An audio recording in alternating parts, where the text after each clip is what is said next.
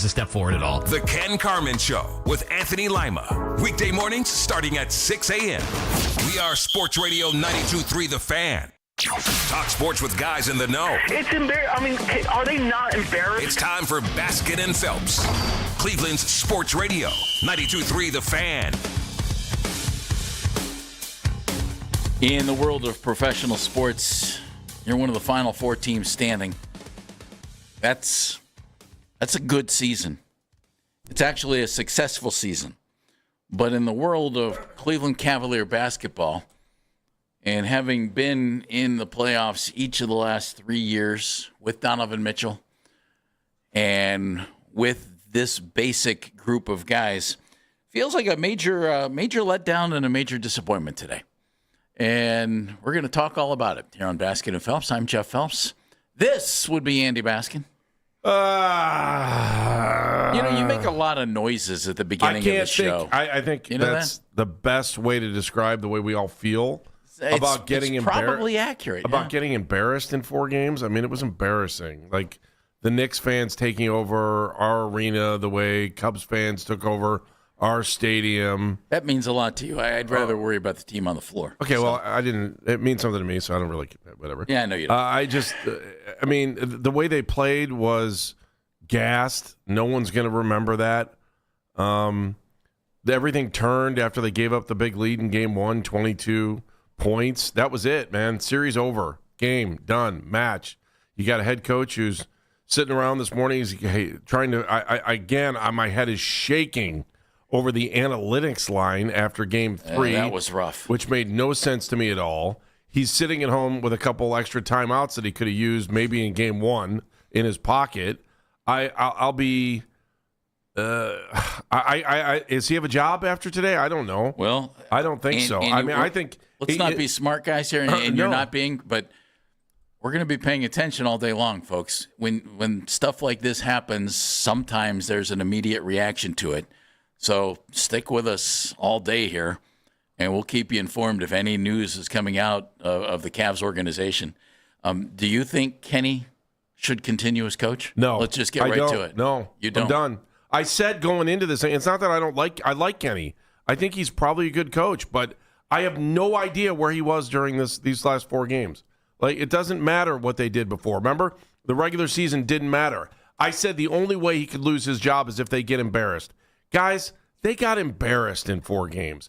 And I don't know how much of it's, I still think there's a fatigue factor that we saw in game 1 that reared its ugly head. I mean, talk about the transition points they gave up. You got to come back and play defense. I just wanted Charles Barkley to have to eat his words in the second half. But they didn't even, I didn't even see a team that was worthy of even trying to hustle against that Knicks team. I think the Knicks are hot right now. When they throw the ball up in the air, that hoop is as big as the ocean. When the Cavs were throwing up threes, they would bang around in the rim and never fall. It sucks. Like, where we are today totally sucks because they did make it into the Eastern Conference Finals. But you want a reality check? Here's the reality check. In the playoffs, they were 2 games under 500. Under 500 in the playoffs. That's where they are. Do I want Kenny to lose his job? Truthfully, as a person, no. But is he? Or should he? Probably. All right, Probably. I'll disagree with you. Knock yourself out. I'll disagree for this reason. You've rolled out a similar-looking team for 4 years. You had a guy who did a great job here, and you fired him because you didn't like his offense. And he goes to Detroit and puts together the number 1 seed in the Eastern Conference and wins Coach of the Year. So, obviously, J.B. Bickerstaff's a good coach. Kenny last year has the best record in the Eastern Conference. Obviously, Kenny's a good coach. This year, you didn't have the season you're looking for. It's time for me, in my estimation, to do a deep dive on the roster.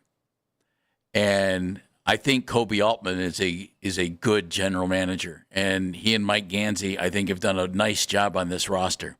And I'm okay with the idea of them being the guys to change it. But this roster needs changed. And I think it needs big changes. And Kenny Smith last night on the postgame show on ESPN, the TNT guys. I still call them the TNT guys, even though they're not on TNT anymore. You mean the let's rip the you-know-what out of Cleveland at halftime, guys? Yeah, you're right. Well, they should have because they were playing like garbage. They went a little over the top, but yeah, they were right. They went over the top. I mean, do you think everybody on that team was a quitter? Do you think everybody on the team was a quitter? No. Well, that's how they define the Cavaliers. Well, that's right out of the break. That's kind of what they do. Well, that's okay. You don't have to agree with it. I agreed with what Kenny said after the game because I've been saying it. He said this team needs major changes. And he said the first change they need to make is their offense. They need a different offense. Okay. He said they need an offense that runs through two good big men. Okay. He said instead you're running this offense, and I'll paraphrase what he said. You're running this offense that has guards in it that dominate the basketball. Mm-hmm. And I do think that the James Harden trade for Darius Garland was a good one for the Cavs for this year. And I said it at the time. Dan said it at the time. We've said it ever since. To me, Harden's a one-year deal.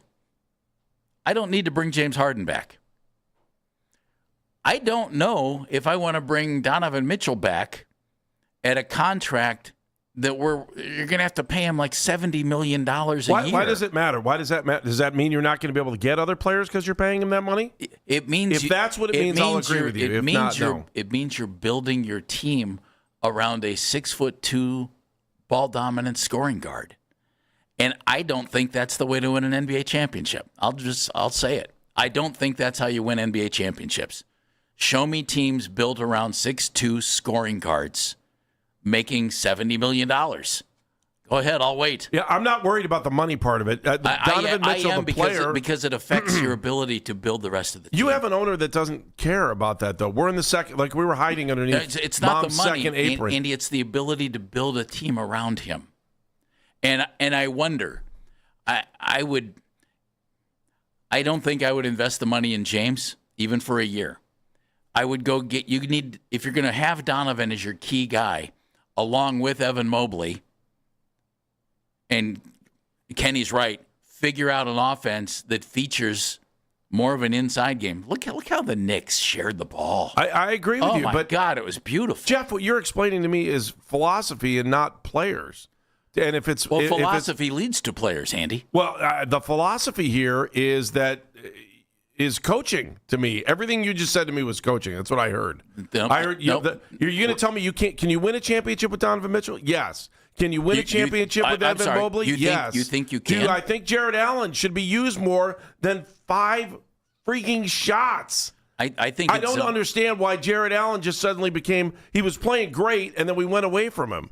I also think you need to have a coach that has a mind to understand that his team had played 14 games in 28 days, and that he needed to utilize the bench a little bit more than he did. Bench wasn't good enough to beat the Knicks. I don't know. I didn't see him. I don't know if they were good enough. I wasn't. I don't know. I don't know. I didn't see him. I know I saw Landry Shamet. Who the hell is Landry Shamet? Beat the heck out of us over a 4-game period. To me, this is coaching. I'm sorry. And I think that we have a roster that is pretty good. But we go into panic mode. Huge holes. Yeah, I think it's coaching. Sorry. I think the roster is over. You've had 2 coaches who have won Coach of the Year in back-to-back years. But you just laid out a fact that you thought the front office is doing a good job. No, I said what I thought was these guys could be the guys to change the roster. They've put together a good roster. Not a great roster. Not a great roster. They had nobody. Most expensive roster. Doesn't mean it's great. No, I agree. How many years do the Yankees have the most expensive means roster? that Kobe Altman has spent Dan's money and he's given him 1 trip to the Eastern Conference Finals. That's not good enough. I mean, again, I'll say it until I'm blue in the face. Dan Gilbert fired a guy that took the team to the NBA Finals and was in first place in the middle of the season. Well, good. So if you think that's the case, that one worked. And if I was Kenny, I would be like, maybe I should be looking for another gig. If Kenny got let go, I'd understand it. I don't think he's the issue. The issue is I think your roster is flawed. I can live with flawed. I do think the pieces are there, though. I don't. Well, okay, you think what you want. I'll tell you what I saw, and I still think I think we're going to find out that something was wrong with Donovan Mitchell. I think you might be right about that. Okay, so I think there was something wrong. I'm not giving up on Donovan Mitchell. And you know what? I just don't know that he's worth $70 million a year, which is the extension you're talking about. $70 million a year. I mean, you'll make him one of the top 5 highest paid players in the game. And he's made it to 1 conference finals in his career. If you're paying somebody $70 million, Andy, he needs to be the man. And the man isn't just the man on a team that gets knocked out in the second round of the playoffs. So tell me, who is the man then? We don't know that he's here right now. That's the point. Who are you giving $70 million to? I'm not. I am not giving a guy $70 million. I'm not. You don't have first-round draft choices, some of them. Oh, now for sure. So now you traded him to Utah. How are you building something? I'm trading Donovan Mitchell. Okay, I'm trading. I'm doing something with James Harden. Probably not bringing him back. You're going to have to be creative.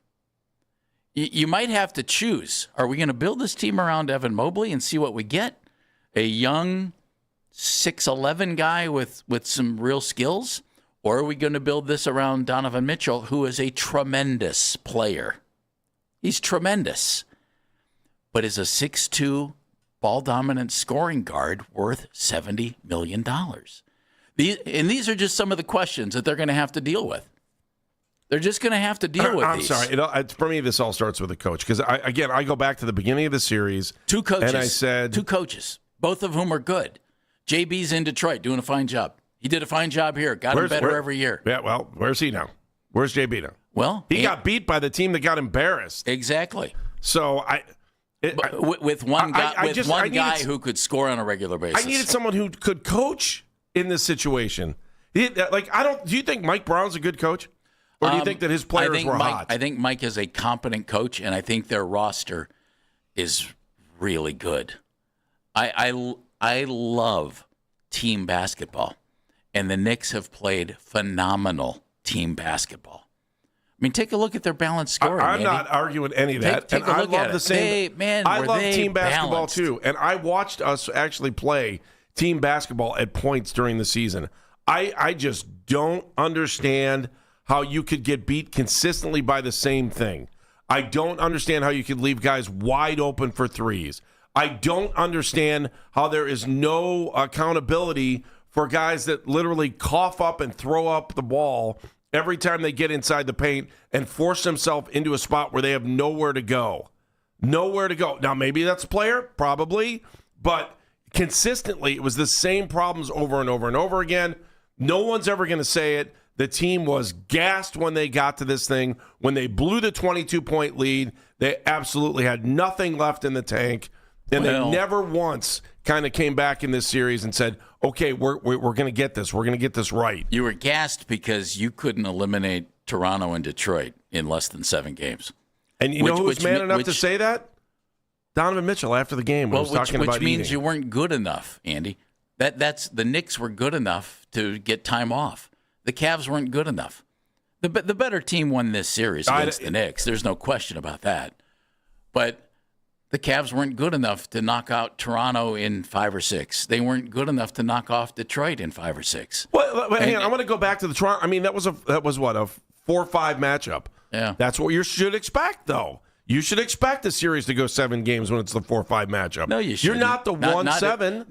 Not if you're a 4 seed and you kind of tried to avoid the 2-3. Yeah, I disagree. Because you thought it was a better path. If 4-5 is, on paper, that should be the best matchup of the first round. Well, on paper, there's no question about it. The Cavaliers are getting ready for Game 5. Well, that's true. I don't know. What time does that analytical tip-off start? You're right. Thank God for Pro Football Talk. Oh, my God. What the hell was he thinking? I don't know. Analytically, we won 2 games. In what world? Folks, I think we can all agree. The Knicks were a better team than the Cavaliers. Okay? Whatever factor, I just think if you want to move this thing forward and you want to win an NBA championship here, it's time to take a real hard look at this team and do some things that you might not want to have to do. 216-474-0092. It's Baskin and Phelps here on The Fan. We have some stuff coming up today. At 1 o'clock, our Odyssey Sports NBA insider, Danny Green, is going to join us. Danny at 11 o'clock. It's Baskin and Phelps here on The Day After. When you're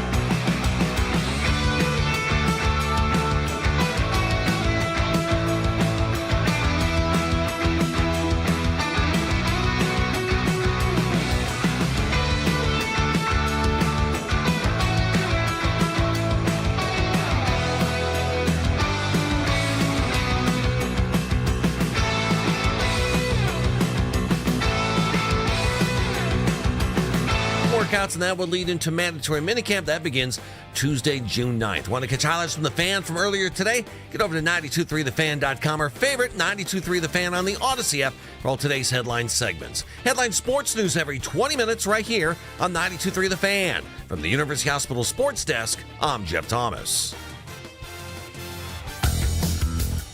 We are going to have opinions for weeks. Ours, yours, folks who send us stuff, folks around the NBA. This is going to be active, busy. Our buddy Tom Withers, who works with us from time to time. Tom, Associated Press Emeritus. Tom has said changes are going to be on the way. Put that out on social media. I have a coach who I really respect sent me this. Said, with OKC and San Antonio owning the league for the next 3 to 5 years, I rebuild around 24-year-old Mobley, trade Mitchell, let Harden walk, building around Mobley, only real option going forward, and listed a team. Another buddy sent me a text, bring in Jason Kidd. Bring in Jason Kidd as head coach. And he said, I miss Darius Garland. I think they were a better playoff team with James Harden. Another buddy said, he agrees you need to really look at the roster, and he would build around Donovan unless the finances don't allow that. All kinds of stuff is going to happen here. I think the biggest questions, Andy, that need to be answered right away, who will the guys be making the decisions on the roster? And I think Kobe Altman is good at his job, and I think Mike Gansey is good at his job. And who will be coaching the team? And I think Kenny Atkinson is a good coach. But I do understand the idea of changing coaches. I understand it. I don't agree with it. I just think Kenny's team was not as good as the Knicks team, and that's why they lost.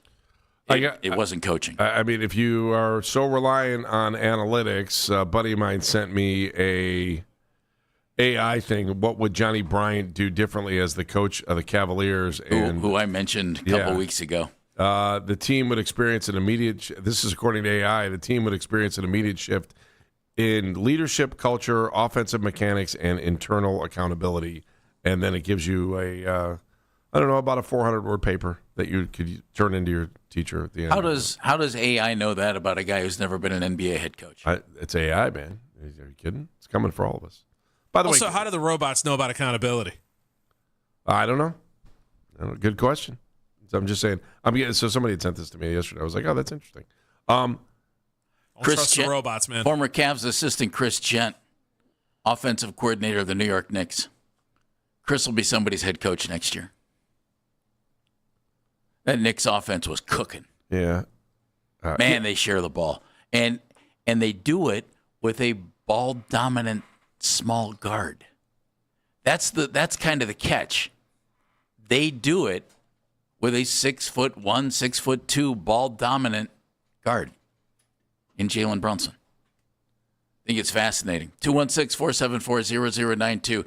This is one of the things I love about the NBA. I hate that you're sitting here doing it because your team just got knocked out. But, man, the building of a team is so, to me, it's fascinating. Especially in the NBA, Andy, where one guy makes such a difference. And you only need, I hate to say this, you need 2 to 5 guys. And then you put pieces around them.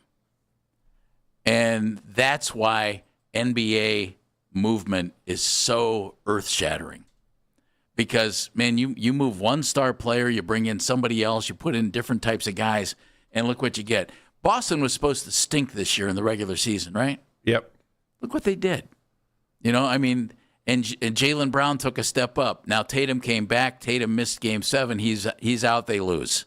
Would that have made a difference? Maybe. It's just a fascinating league to me because there are so few players who are real players of significance. And you put those guys on teams and you build around them. And I think the Cavs need to figure out, are we going to build around Donovan? Are we going to build around Evan? Can we build around both? And I think the answer is yes, but I'm real hesitant to give Donovan the contract extension you're looking for. And if I'm him, Andy, I might be hesitant to take it right now. Yeah, I don't know if I would take it at this point either. I'd probably wait another year. Next year, it makes more sense. I think next for him to do year it next supposedly 5 years, $350 million with a no trade clause. If he signs it this year, it's 4 years, $280, still the $70 million a year. But I don't think he gets the no trade clause. I think that's the way that I got to, you talked about building the roster, and I think it's great if you're the city or one of the cities that are able to build a roster, because I think once you figure it out, you normally can sit there for a while. Think about this century, right?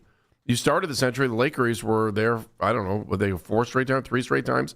The Spurs were there, in and out. I mean, there hasn't been a whole lot of, I think once you build it, you can kind of sit there for a while. Golden State sat there forever, and we were part of 4 of those going towards the stretch run. I don't know. I don't know that. I know you love it. I just don't like. I don't know that it's great for the game because it doesn't give us a ton of diversity. I mean, how many times have we talked about like Celtics, Lakers, Warriors, Bulls forever, Spurs, same kind of thing. Bulls only when they had Jordan. Well, it's still, but it was a pocket. You know what I'm saying? Yeah. It was was 6 times. So it's like, I get it. I don't know that it's always great for the game though. And by the way, we were one of those teams that were there. We were there. We for were a while. there. I mean, Yeah, we were there. one of them for a but while. we only walked away with 1. Yeah, you know what hit me yesterday too? The 2 that the Cavs went to after winning the championship. Man, we only beat them once in 2 years. Yeah.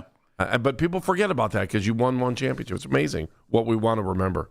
I got an email just now from Tom about 6'2" guards, and he said, "What about Shea Gilgeous-Alexander and Jalen Brunson?" Well, Shea is 6'6", so throw that out. And Brunson is on a team that moves the ball like crazy, much like the Warriors run. Yeah. When Steph Curry is, Steph's lighting it up, but they moved the ball like crazy. How often did that ball stick in that Warrior offense to beat the Cavs 3 times? Not a whole lot. They moved the ball. Jeff, and that's why I couldn't agree with Kenny Smith more. You got to redo this offense, man. I'm looking at what the Knicks were able to do offensively to the Cavaliers, and they never really had a cold spell other than the first 2 quarters, right? When the Cavaliers built that giant lead in Game 1, they never really got cold. I was waiting. Their second and third quarters in Game 1 were bad, and that was it. Yeah. You're right, Andy. You're right. Like I said, it's like they were throwing the ball in the ocean, and it was going in every time. When they needed a big bucket, when they needed to stick the dagger into your chest, they did it every time. And we just didn't. We never had it. Never really got into a flow. Guys you thought could do it. I don't. We were like intermittent wipers. This whole thing, right? They were just constant. I'm just frustrated. How'd that go? Because we got embarrassed. We got embarrassed. It was embarrassing. Yeah. And I know you want to say, "Oh, well, at least we made it." I'm not going to say that. I'm not. To me, if you can enjoy your team, and I have a different outlook on this stuff.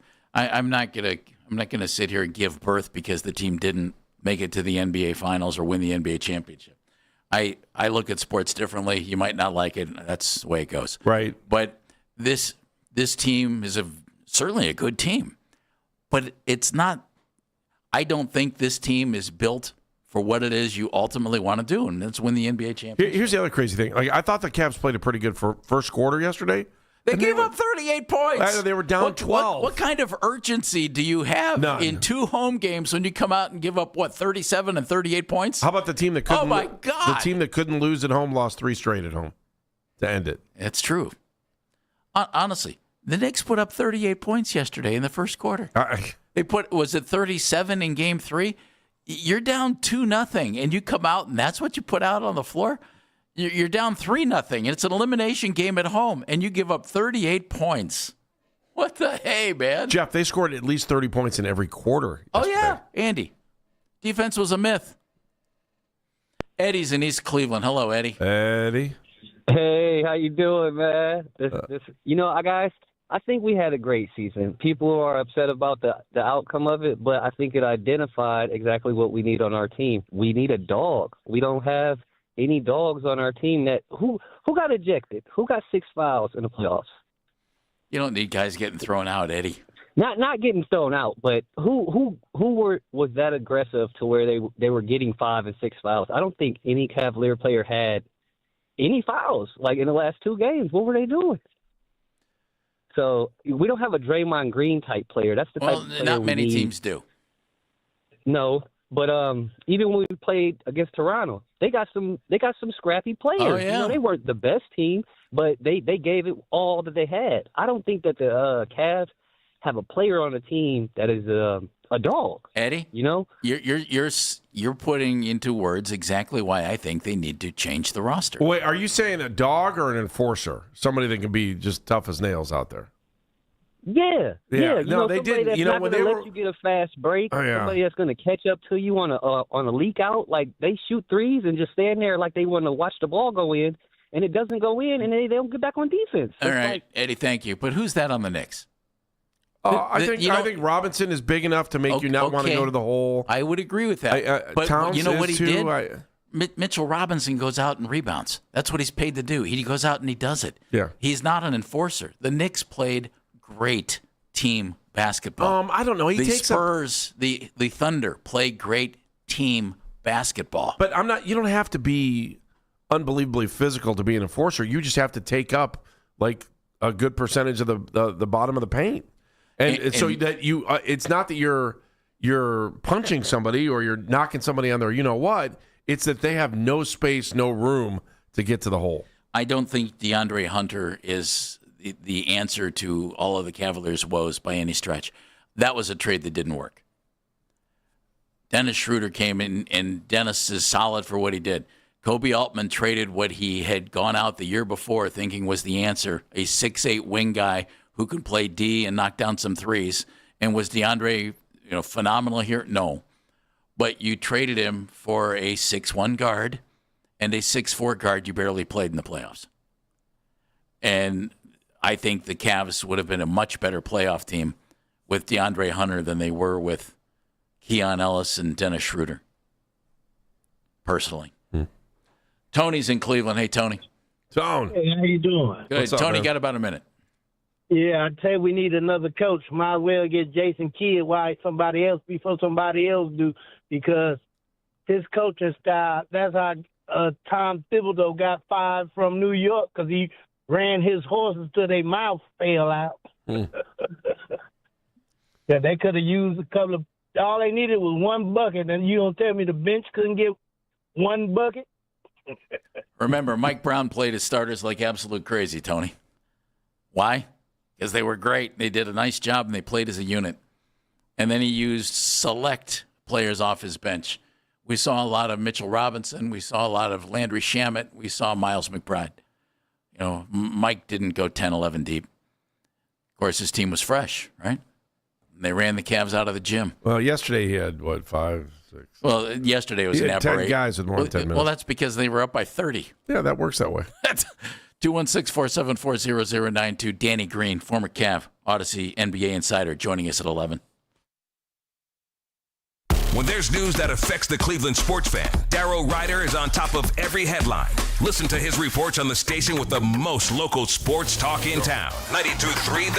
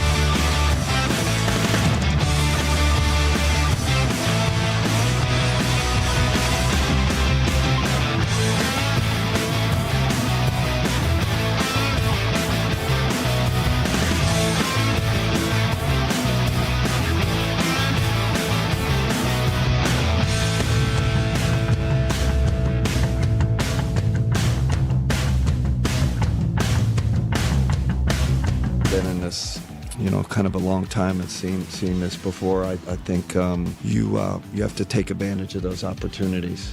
You get on a hectic schedule, and that's not to say, oh, we win those games, we beat the Knicks. I'm not saying that, but I think it gives us a better chance. It was Kenny Atkinson after Game 4 yesterday, and I think he's right. But that's part of it. The Cavs didn't win those Game 6s. They went to Game 7s, and you're playing every other day, and you're gassed. That's part of it. It's part of the equation of you weren't better than the Knicks because the Knicks took care of business and gave themselves some rest. I'm Jeff Phelps. This is Andy Baskin. Yeah, I don't know. Again, we're on. Let's be honest. We're on Kenny watch to see if he survives the day and see what happens next. Now, maybe we're wrong. Do you think he will? I don't know. There's a part of me that there were points during the season where I was like, I don't know. I mean, I could easily see if it doesn't work here. First of all, he'll be well compensated. I would think he'd be well compensated. If they decided to go into a different direction, and I could easily see him coaching on Mike Brown's staff, or going back to Golden State. I could easily see him, if there was an opening in New York, going to coach with Mike Brown. As long as those guys got along while they were at Golden State, I could see him being an assistant. Yeah, where it is they did. Yeah, so I could see that happening. Well, That's home for him. James Harden and Donovan Mitchell after the game talked about Kenny Atkinson. Here's what Donovan had to say. We've done something that we haven't done since 2018, and we're still going. Like, there's going to be criticism everywhere. Like, we're on Kenny, right? But why? We got here.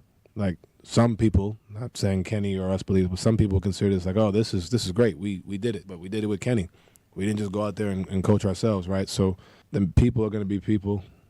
People probably criticize me just as much, and James, but I love Kenny. We love Kenny. We ride with Kenny. And ultimately, that's all that matters, right? Well, it did look like they weren't coached at times. Like there was no game plan offensively. That there was no defensive adjustment. And I mean, maybe that's on Kenny. Maybe that's on there was assistants. no defense adjustment in that Game 1, Andy. That's for darn sure. So, at least not early enough. I mean, I respect him for saying that about his head coach, and maybe he truly does like Kenny. But to the outside world, it doesn't. It looks like it was. If Donovan had thrown him under the bus yesterday, it'd be over. Don't yeah, 100%. If he threw him under the bus yesterday, it would be done. Yep. But he didn't, and it makes me respect Donovan. I don't. He said some things yesterday that percolated with me in the right way. Like, you get embarrassed. He said things, and I know we have a bunch of their sound bites, but he said things that make me think he's a leader, whether you saw it or not on the floor. I saw a guy that was gassed. How many of his shots hit the front of the rim? How many were a little bit short? Shots that he would make all the time during the regular season, and maybe would have made if he just had 2 days off in between games. I'm making the excuse. He's not. I just think he is a better player than what we saw in the series against the Knicks. And I mean, I don't know if they don't, or whether they spend $70 million or not. Donovan Mitchell can play on my team anytime. So, and I don't know, and I'm sure I'll make people mad by saying that. No, but Andy, he can play on mine anytime. Yeah. But it's this. You've had 4 years of that, and 4 years of great play from Donovan, who's been nothing but a great citizen of Cleveland. Mm-hmm. That's not the point. That's not the argument. The argument is the best way to win an NBA championship, and maybe they'll determine it is, and maybe they pull it off, paying a guy $70 million a year moving forward, who is a 6'2", ball-dominant shooting guard. Maybe it is. But then you're going to have to change the rest of this roster and make it fit around him a little bit better. You know, again, and this isn't about Darius Garland or James Harden. Donovan has the ball a lot. That's okay. Nothing wrong with that. That's okay. But do you need another guy in the backcourt who needs the ball a lot? I thought James was an addition and a help and a better fit on this team than Darius Garland was. But I also thought it was for this year for the playoffs. I don't think I'd bring him back. You know, think about the types of guards that you could put next to Donovan Mitchell and might be a better fit. For instance, anybody tell me, could Jalen Tyson be a guard you put next to him at 6'6", and you turn him into a guard and you turn him loose? Maybe that's a better fit than another guy who is going to have the ball in his hands a lot. I'm just throwing that out. Jalen mainly plays small forward, but he can handle the ball a little bit. Maybe that's a better fit. I don't know. And that's what, for now, Kobe Altman's going to have to decide. I think the roster needs tweaked. And I don't know if it's huge, but I think it needs tweaked. Anthony is in Maple Heights. Anthony? What's up, my guy? Anthony, what's up, man? I just have to say it's a Browns Therapy Monday. I disagree with Jeff. You need to get rid of Harden. He had the ball more, so Anthony, I said that. Mitchell. Anthony, I said that. He has to go. I said that. So what are you disagreeing with? Because you said something about trading Donovan or something like that. Well, that's something they might have to do. No, they're not going. Okay. Get rid of the Beard. Get rid of Kenny. Bring in Jason Kidd. Get rid of Harden. He sucks. He threw it for us. He sucks. He has 0 points. Cut the Beard. He sucks. We don't need him. Go Steelers. I was going to try and get you out of there before you did that, but you snuck it in. Nice job, Anthony. And I even said to the guys, Anthony in Maple Heights is going to give us a Go Steelers. Look, I think James Harden did a good job for this team. Did he do a great job? No. Did he help this team get to the finals of the Eastern Conference? Yes. I thought it was an upgrade from Darius Garland. But when they made the trade for Harden, I assumed 1 year and 1 year only for this playoffs, and then you move on. And you use that money to go get a guy who, and I think Kobe Altman needs to look at this. You've now had two other ball-dominant guards next to Donovan Mitchell. I don't think it works. I don't think it works. It's that simple. Levon is in Cleveland. Hey, what's going on? How are you, sir? I appreciate the Cavs, what they did this season. It's an exciting season. I want them to come back with the same players, Mobley, Mitchell, and Allen. We do not trade. You need help on the bench, and maybe the coach need to be changed. But other than that, you just have to play harder and get to the gym and come back again. You don't change a dynasty moving players. You keep the same players. Michael Jordan even would tell you, Phil Jackson was the coach, the head of the ship. You need a coach who's the head of the ship, right? Phil Jackson. So don't change the players. Just come back again. Once again. All right. That's the key. All right. Thanks, Levon. Appreciate it. I don't know if that's the recipe, and I don't think it's likely. They will be changing some players. Well, that happens every year. But the question is, are they going to change the top of the lineup or the bottom? That's all. What are you doing? You want Harden back? I like James. I kind of feel like Harden is. I don't know. I felt like there was a sense of loyalty from Harden to want to come here in the first place, and I do think he made the team better down the stretch. And maybe we wouldn't have made the Eastern Conference Finals because of him. But after watching what we watched over the last 4 games, unless you're going to tell me it's going to be better next year. The thought of having to face Dan and go, you were right this morning about Harden, still hurts my soul. And if he's here, he's here. If he's not, he's not. I'm leaning more towards let him have his freedom and go get some cash somewhere else. You have key guys who I wonder if you tweak the bench a little bit, and I wonder if you need help. It's tough to find guys who are.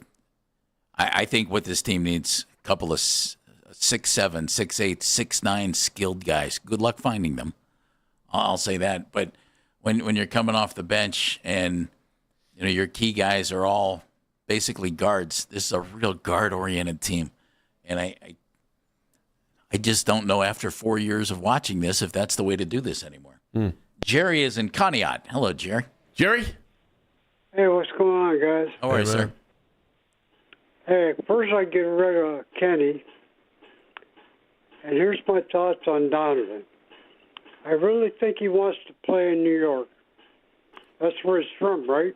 No, it's sort of. I mean, he went to prep school. It's not like people make it out like it's like this end all be all. I mean, I don't know. Not once have I kind of heard him say I want to play in New York over the last year. I think he's happier. I mean, we can play all these sound bites he said about wants to stay in Cleveland. I mean, I can play those over and over. I'm not sitting here saying he wants to play in New York. I think he wants to win. Well, I don't think he's worth $70 million a year. Well, I mean, get me someone who's as good as him that you can pay less for. That's I mean, this is you guys are making the argument you don't want to pay him $70 million, but I mean, get me somebody who's as good as him for $70 million. I'll agree with you, but I don't think so. I think that I don't know. Well, I like him, and I don't care better off what you getting guys- 2 or 3 guys at $25 million. Yep, I've been kidnapped by Kmart. Jerry, is what it thank will you. be. Thanks, man. Thank you. Tom is in Menor, home of the Cardinals. What's up, Tom? Hey, guys. Hey, Great man. show as always. Thank you. Andy, I agree with you. Atkins has got to go. Anytime a coach talks analytics, I get nervous. I just play ball. I mean, just get the guys to play, get them prepared. I think he got. It's not that I want him to go. I just think he got lost. He got lost in the series. He was lost. It was bad. Not just this series. I think all 3 series. I think he looked lost. But as far as like Jeff, I agree with you. I think we got to build the team around a bigger unit. Much more size. I don't know how you get that, but I think giving Donovan Mitchell $70 million a year does not give you the luxury to do that. So I think you got to start thinking.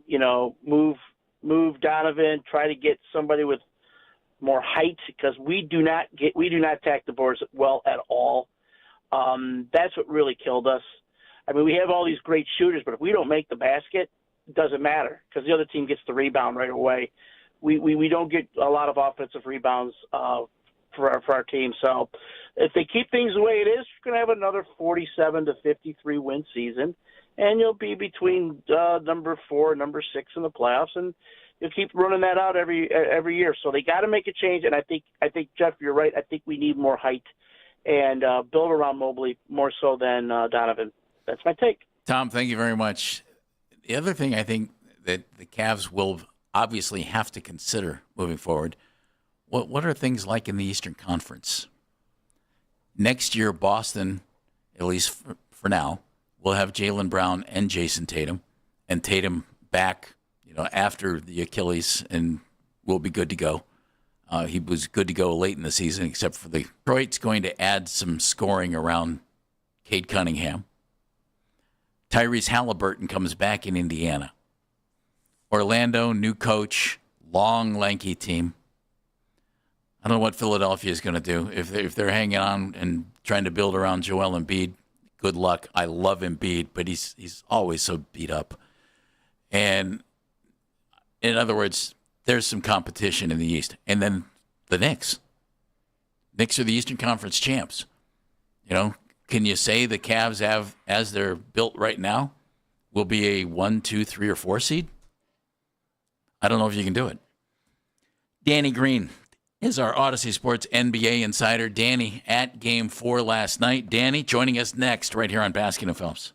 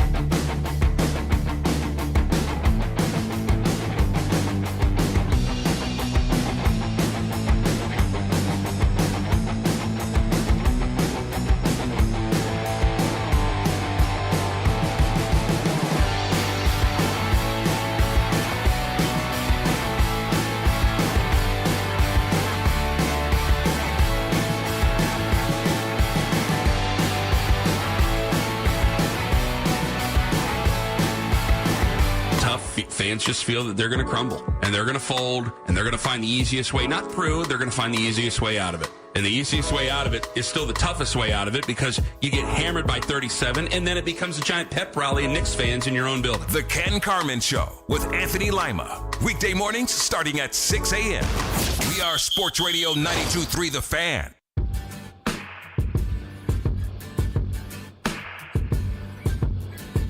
Eastern Conference Finals. You were one of the Final Four teams playing in the NBA. That's a good thing. Not good enough if you're looking to win the NBA championship, and the Cavaliers are. Very, very happy here on Baskin and Phelps to have our Odyssey NBA insider, Danny Green, with us. And Danny, as always, is brought to us by the all-new Hyundai Palisade Hybrid. Make every day epic. Danny, that was a miserable game 3 and 4 for a team that was down 2-0. What'd they bring? They didn't have enough energy, man. They didn't have enough energy physically or mentally and emotionally after going those 2 Game 7s. I'm going to give them a little bit of grace. And you meet that with a combo of a team that's better than you, like significantly better than you.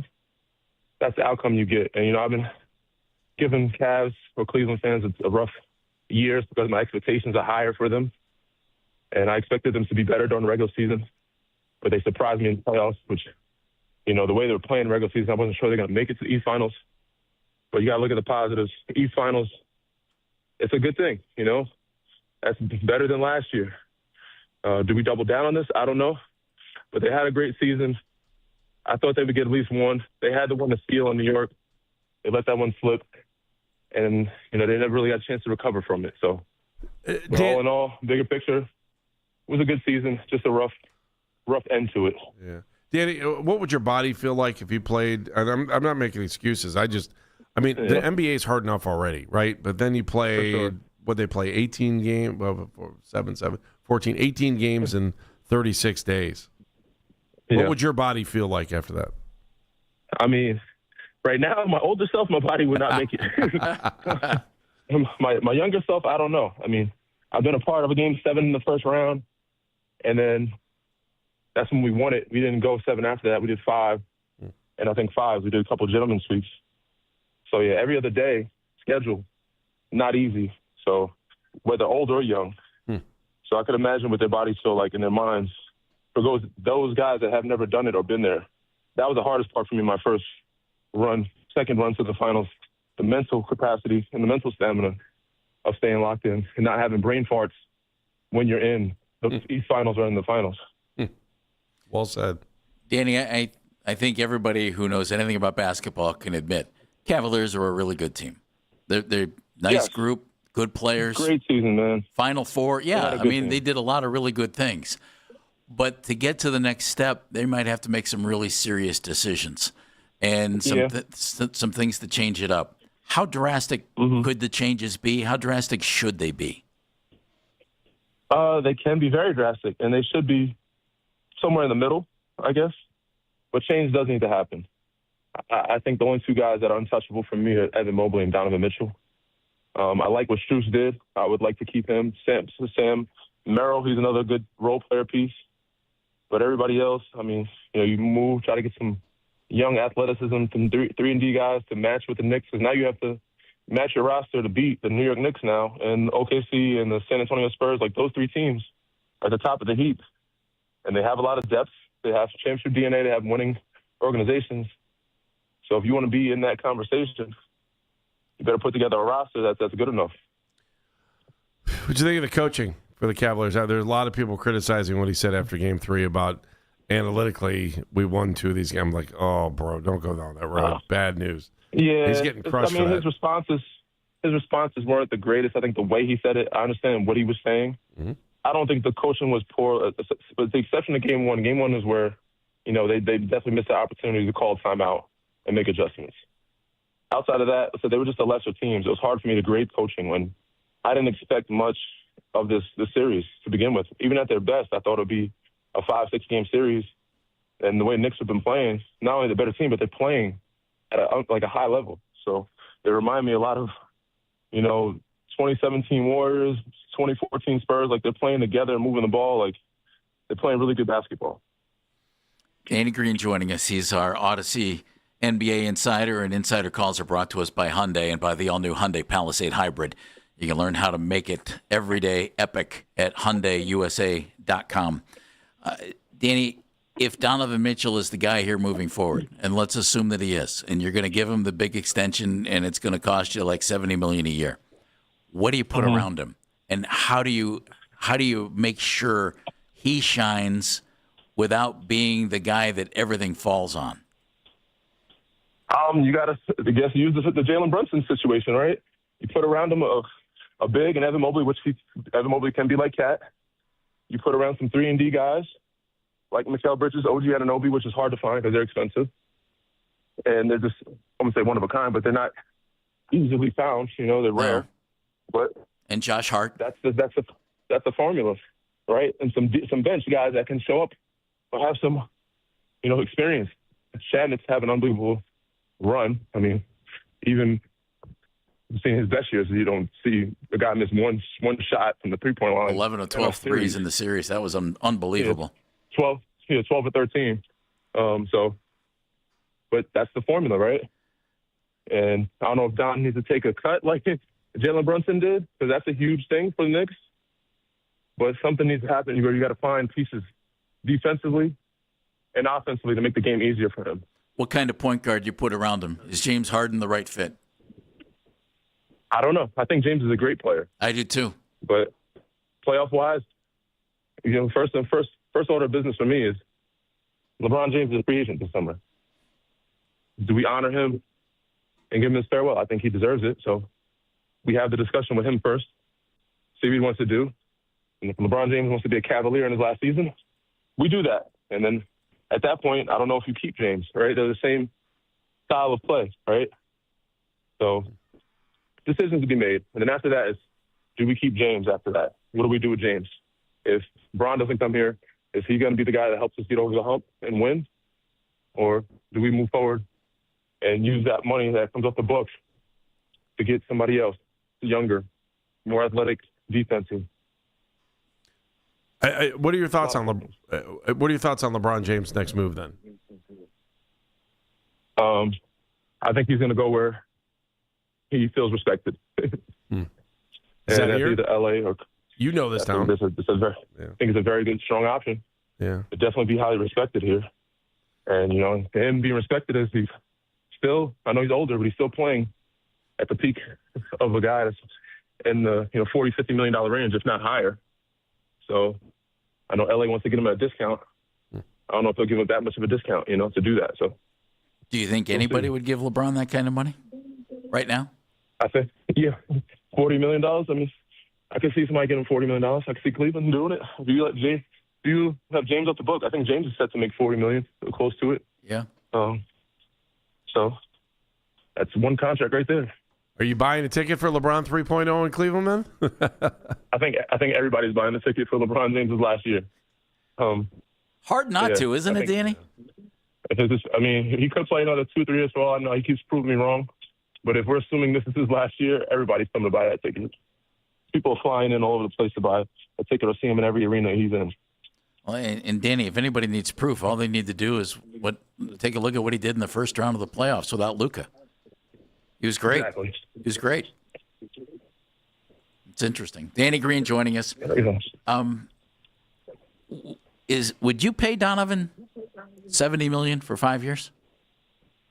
I mean, he's shown to be worth it. He's very good. Without He's question. a major team. He can score. So who can you find to replace him? That's better.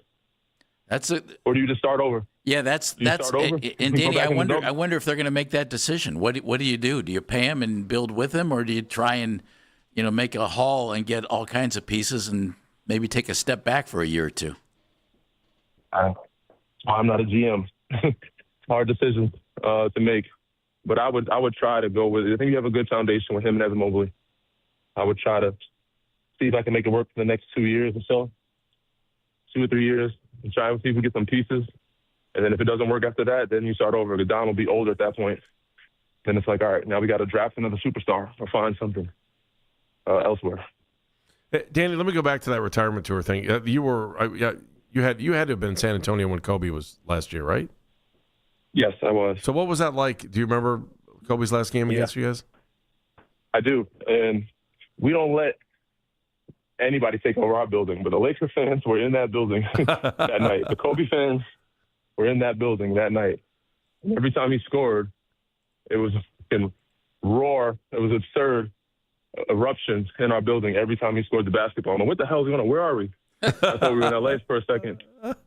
So, yeah, it was, and he also was in a different mode where he was more embracing of other players. And because first he didn't talk to people, he's competitive.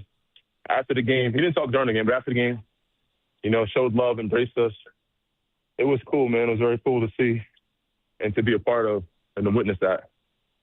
Yeah, I think now when you're on the other side of it, can't you appreciate that a little bit more? I think when you look at, at Kobe's career, and I don't know how they'll compare that with LeBron, but the line that always got me about Kobe was he wanted to beat you so bad that you never wanted to play basketball again. And I always admired that philosophy in sports because there's so few players that can actually do that, Yeah, and still keep that going. While you played against these guys your whole life, career, AAU, you know them. A lot of them are your friends, Olympic, Summer League. To not be friends when that ball goes up, not an easy task. Danny, Evan Mobley turns 25 this summer. I really like Evan as a player. I think he's outstanding. His numbers since he's come into the league have been remarkably consistent.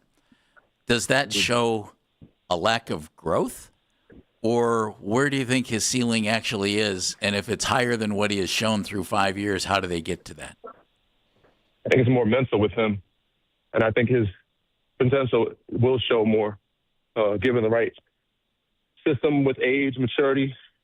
He's just a young guy. He's so used to taking a back seat to guys and not recognizing that it's his team.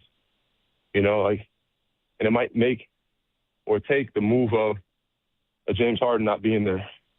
Him deferring to Donovan, deferring to James. It's hard to be that guy you project him or want him to be when he's constantly taking a back seat. But I think he has the potential. I think he has all the tools. His development showed last year, so he can take the steps. It's just a matter of doing it and being put in the right position to do it. Can he be the number 1 or 1A option in an offense, Danny, in your mind? I think so. He's proven to me this postseason. He really, especially in phases, he stepped up. He knocked down shots. He started to stretch the three more, shooting it more consistently. He can be demonstrative on the defensive end. He can dictate a game on both sides of the floor, which is not easy to do. So I think he has the tools to do so. He can be there. He can be your number 2. Danny, hey, and I'm not saying that Kenny's, we're just got our eyes open on it, but is there a hot young coach that you see that might be an assistant or somebody who's sitting out that might be out right now? Jason Kidd's name keeps flying around here, that you think would be a good coach next, there, whether it's in Cleveland or somewhere else? Because I don't want you to, I'm not looking for you to throw any, but is there a hot assistant right now that you say this guy's going to be a winner wherever he goes? There's nobody that comes to mind. Okay. So the new young guys I haven't been able to watch. I just know about the guys that are older and have been recycled. I'm happy for Taylor Jenkins. He can turn it around. Yeah. I know Jamal Mosley got turned around very quickly. J. Kidd, I'm sure he'll get another one quickly. Tibbs is still out there. I don't know. He's not young. No. But I don't know if there's a young coach out there. So I'd have to do some research. But, you can't find a Jordan Ott. I didn't know who that was until he got to Phoenix. Sure. Until he's proven himself. So, I guess it's hard to find those guys. It's we have faith in him and we know he can do the job unless you have some inside scoop on him, like Matt Ishbia did. Good call. Danny, when you played for the Cavaliers your rookie year, Mike Brown was the head coach and Chris Gent was on the staff. Yes. How is Mike grown? And boy, does Chris run an offense that probably is going to get him a head coaching job. Yeah, they're great, man. I love Mikey. They had that thing circulating that he has the longest tenured gap between finals. We forget he was in the finals multiple times with Golden State as an assistant. Just because he wasn't there as a head coach doesn't mean he wasn't in the finals. So he knows what it takes to get there. He knows what it looks like. And you can see they're embodying that mindset of his into that culture there in New York. So I love what he's doing. I'm happy for him to go do this in year one because a lot of expectations, a lot of pressure as well.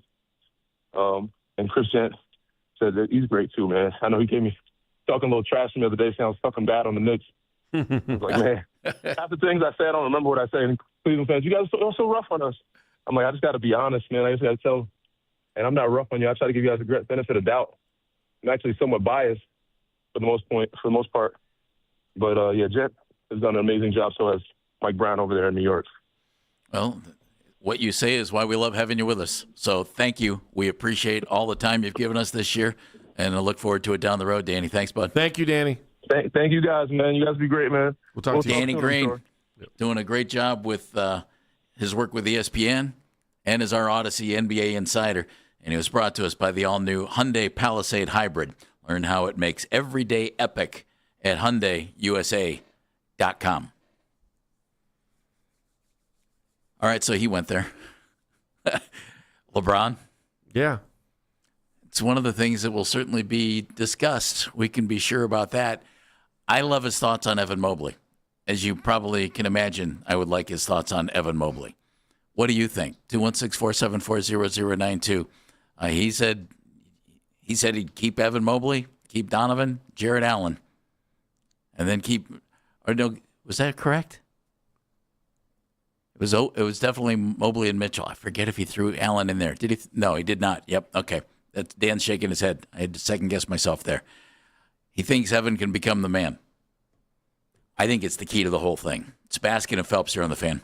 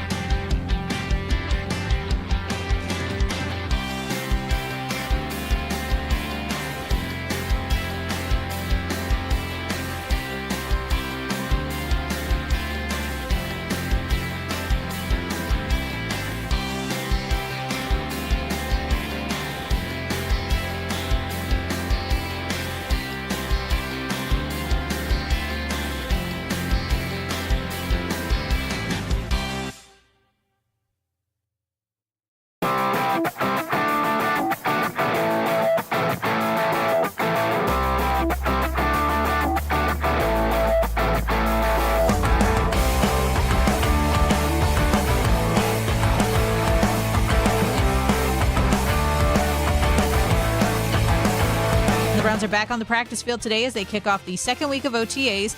Today's practice will be the first of 3 this week. Next week, the team has 4 workouts, and that'll lead into mandatory minicamp that kicks off on June 9th. You can listen to the Fan Rewind weeknights from 11 p.m. to midnight. All the best segments from all our shows, and you can always listen on the Odyssey app. Headline Sports News every 20 minutes on 92.3 The Fan. From the University Hospital Sports Desk, I'm Meredith Kane.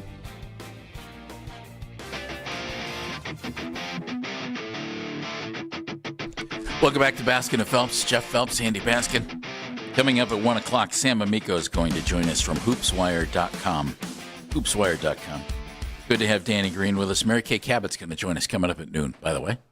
As always, you can listen to the show and any of our local shows on The Fan on Apple Podcasts, Spotify, or wherever you get your podcasts. Big questions coming to the surface after this series against the Knicks. And there are huge decisions that the organization is going to have to make. One of them is coach. Is Kenny the guy you want, taking this thing forward? Donovan Mitchell seems to think so. So does James Harden. At least they said so publicly. I like Kenny. I wouldn't have any problem if Kenny were back as coach next year. I think more than anything, it's a tweaking of the roster. And it's weird to say because I like these guys as players. I like James Harden. James is one of the best players in NBA history. I think it's clear that having another ball-dominant guard next to Donovan Mitchell is not a recipe for getting to the NBA Finals and winning the whole thing. And I would come up with somebody else at point guard, or even think about playing Donovan a lot with the ball in his hands, as a more Brunson-like maybe, Mm-hmm. as a facilitator, but not completely facilitator. Who's the point guard of the Knicks?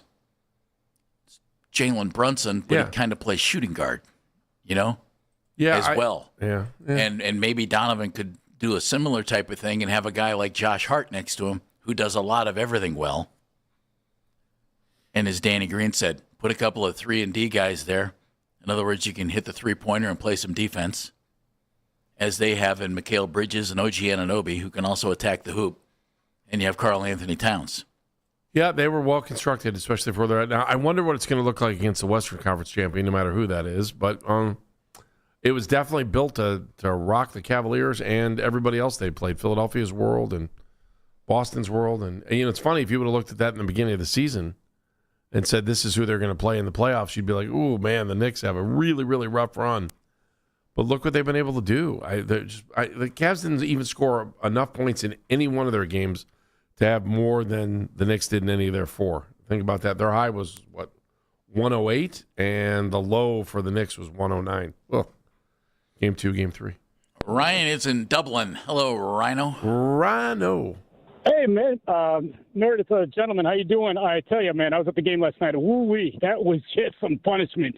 Not only did I have to witness, obviously, the debacle, the embarrassment of not showing up, just the Knicks fans, man, in droves. I mean, everyone sounded like Tracy Morgan or Robert De Niro. Yes, you did. Yeah, we did this, that, and the other.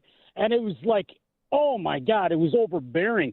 I don't mind New York, when it comes time to, New Year's Eve or Madison Square Garden or maybe Coney Island for the hot dog eating contest. But I don't want these New Yorkers invading our city, and that's what they did yesterday. And, again, hats off to them for showing up in droves again. At the same time, my God, just want to watch our Cavs. And at the same time, they were not only not winning, they're the Knicks fans just destroying us when it comes to just blank our city, this, that, and the other, and that they were not friendly walking out of the arena.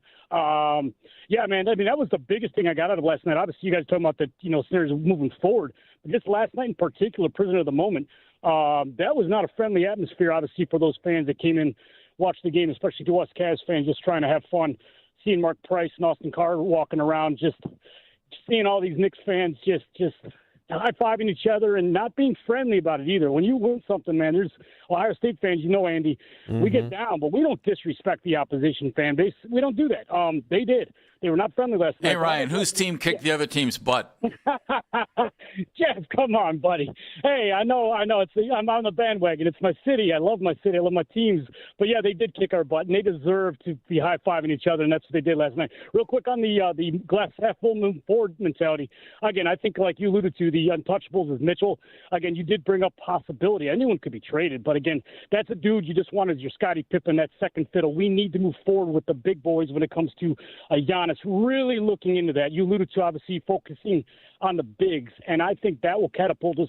Just look at the Knicks. They lost in the Eastern Conference Final last year. They rebounded, pun intended, and obviously they got the things rocking and rolling. I think we can do this. I don't like the fact that we lost in the way we did, but at the same time, there is still optimism. Hey, guys, great show as always. Thanks for taking my call. All right, Rhino, thank you very much. I'm not that concerned about the Knicks fans taking over. If the Cavs hadn't been down 3-0, there wouldn't have been seats available. And by the way, I mean, is that not karma for what the Cavs did to the Pistons? 25 buses, Andy. Yeah, I mean, it's just the way it is. I agree with you. They had reason to cheer. We didn't. Our team didn't give us a reason to cheer. So I didn't care that the Knicks fans were there. Nothing better than keeping them quiet. Now, do I ever want to watch a Ben Stiller movie again and do it? Timothy, I've seen enough of Timothy. I've seen enough of him for a lifetime. You can bring his girlfriend around, though. Ken's in Brooklyn. Hey, Ken.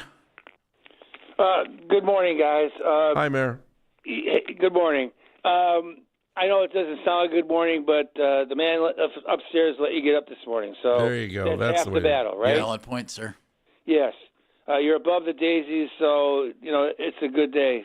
Here, I don't want to keep bringing up a beaten drum, okay?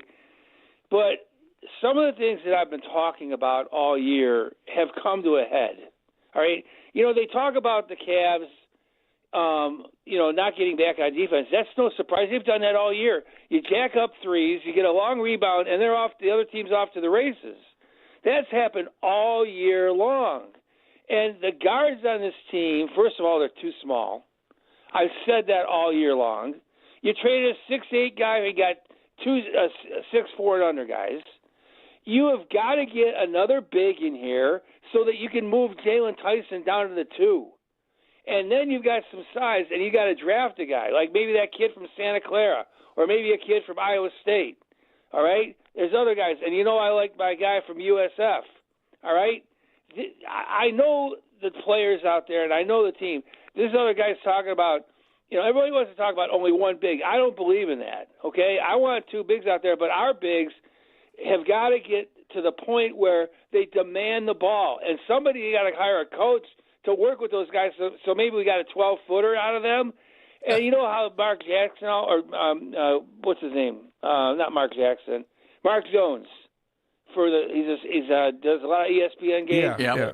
Nice the guy. Voice of the Sacramento Kings. Yeah. And he says, playing with your food. Those guys were saying that after the game. They need to take care of business. When you can shut a team down and end a series, you got to do that. This team needs some urgency about them. And now they realize when you play too many games, what happens? They're gassed. They're totally gassed. But you're the team that didn't put the other guys away, Ken. That's on you. Yeah, exactly. And that's why you feel the way you feel today, because you played too many games like the Knicks didn't. And you know what? The biggest thing the Cavs never did is they didn't hire me. Oh, yes. I would agree with that one. Ken, thank you, buddy. Should have hired Ken here. Yeah, what were they thinking? He could come in and be our hoops consultant. He's just a mayor. Just With no mayor? election, yeah. Just the mayor. Dan is in Cleveland. Dan, welcome to the show. Hey, Dan. Good morning. I agreed a lot with what Danny Green was saying, and just for some credibility, on my own personal level, on an amateur level, I've played with and against some ex-NBA players. Okay, so my thinking, looking at the at a level what the Cavaliers are playing right now. See, if they were in the Western Division, they're in the weaker division. See, they instead of being 52-30 with the coach, the players, and the system that they have, they would only have been, in my opinion, in the Western Division, because they'd be playing better teams differently. They probably would be right around a 500 team, the way everything is constituted. And what needs to be done is change the coach. We need to have defensive players, sort of what Danny Green was saying, okay? Harden is not the answer because he's not athletic. You need closers, intense people that when you're up by 40, they're still playing at a high level on defense. And then the third thing we need to do is we have the bigs. Mobley's only 25, and Allen, okay, is also a good player. they need to be playing underneath all the time and having other people shooting threes. And I think this is a time to relieve ourselves of Harden and bring back LeBron James because he can still shoot threes, and he's 6'8", and he would give us the mentality and the mindset to change this team around, and that's what needs to be done. All right, Dan. Dan laid it out right there. Oh, man. I just wish the Indians would have stayed in the East so they only would have made the playoffs twice. I don't. So what if they were a 500 team out west? Right? Like that doesn't. You play where you're at. You can't. That is correct. You can't change that. That kind of mindset is just like. I don't know. It's just weird. I get it. I understand why people do it. I do it too. Like I look at things and I'm like, wow, if they were in this division or that. But when you really think about it, there's nothing you can do about it. How many teams from the, I don't know, NFC South got in because they had 8-win seasons? And I think about that. I mean, there were times when the whole AFC North would have made it in if the fourth place team was in. It's just world doesn't work that way. So I agree with you. Dan was throwing his hands up. I wasn't sure what he was doing there, but it's all good. Yeah, okay. Good. Mark is in Cleveland. Hello, Mark. Hey, Mark. Fellas, Kenny got to go, man. I mean, what is his calling card? I mean, most guys lay their hat on something: defense, offense, and I mean, Kenny's is supposed to be offense, Mark. Couldn't tell, man. Couldn't tell. And then you got this guy, Kobe Altman. I don't want him in here no more. I mean, him and the rest of his crew. I know he's not the GM, but, I mean, it was the best thing he did was getting Donovan over here. But he bundled that by not keeping Lauri Markkanen. I mean, get him out of here. We looked at outclassed. We didn't look athletic enough. And, Jeff, you keep on talking about these small guard, ball-dominant guards. Unless you're a point forward or a point center, your guards are going to be dominant the whole time. I don't know any other team that don't have their guards don't dominate the ball unless you have a superstar like Giannis. The New York Knicks. Okay. That was pretty easy, wasn't it, Andy? That didn't take very long. Jalen Brunson has the ball a lot. Okay. Jalen Brunson has the ball a lot. Does he not, Andy? Yeah, and when he gets double teamed, he knows to get rid of it. Yeah. Like he did. Like he destroyed us. Yep. Look, it's not that difficult of a sport. If you have good players and you play team basketball, you win. It's not that difficult. In the 4-game series, okay, and I think this is a decent number. In the 4-game series, Jalen Brunson took, now in the overtime game where he was getting ISO'd on Harden like crazy, he took 29 shots. That's a lot of shots. Game 2, 16. Game 3, 19. Game 4 was a blowout, 14. That's a decent number of shots. He doesn't hog the ball. Now he can take over a game, but he moves the basketball. And the Knicks have guys around him who he can move the ball to. I really like the way they're put together. I really do. 216-474-0092. That's why I thought the Knicks would win in 5 or 6. And I'm sorry to say I was wrong. Wasn't even that many. It's Baskin and Phelps right here on The Fan.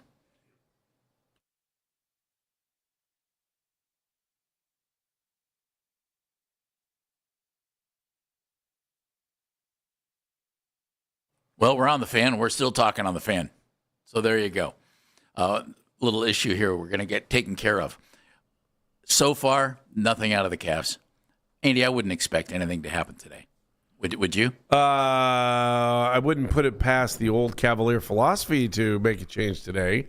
Maybe they wait till after the NBA Finals. I don't know why you would. If you really felt you weren't going to bring your head coach back, then today would be the day. Just cut the cord right now and give him a big check. Give him big check. Give him a big check. Big check. It's Baskin and Phelps here on The Fan.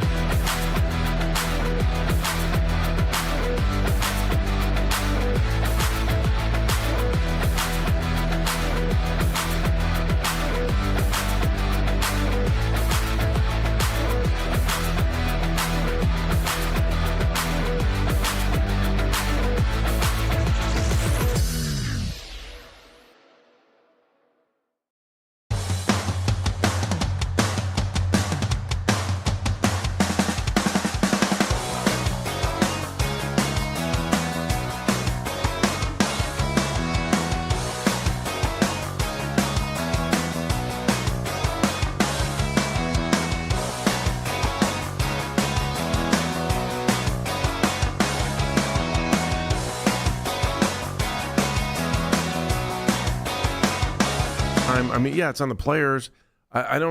You had players that were tired, and you didn't sub them out. And I'm not saying that the players on the bench were better than the players on the floor, but sometimes you take a guy that's a starter and let him rest for 2 or 3 minutes, let him get a chance to get his legs back, and then come back out on the floor again. There were just too many times where it was embarrassing. Like, I mean, the way they lost at home yesterday was embarrassing.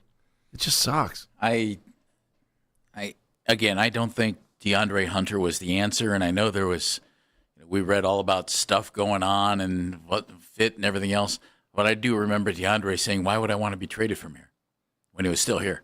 His name was being floated around. Why would I want that? He said, I like it here.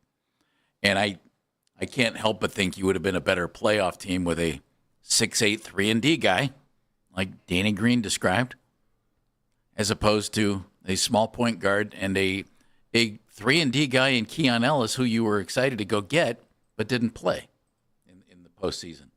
Sam is in New Jersey. Sam, you're a Cavs fan in New Jersey, though, aren't you? Sammy. Unfortunately, I am, yeah. That's harsh. It's all right, man. No. I don't know. I'm just responding to the end results. Yeah, so I just wanted to mention that assuming, there's some combination of Donovan, Harden, and LeBron are on the roster next season, I think the roster that the Cavs have right now, they have way too many low-motored non-athletes. We need more naturally high-motor athletes.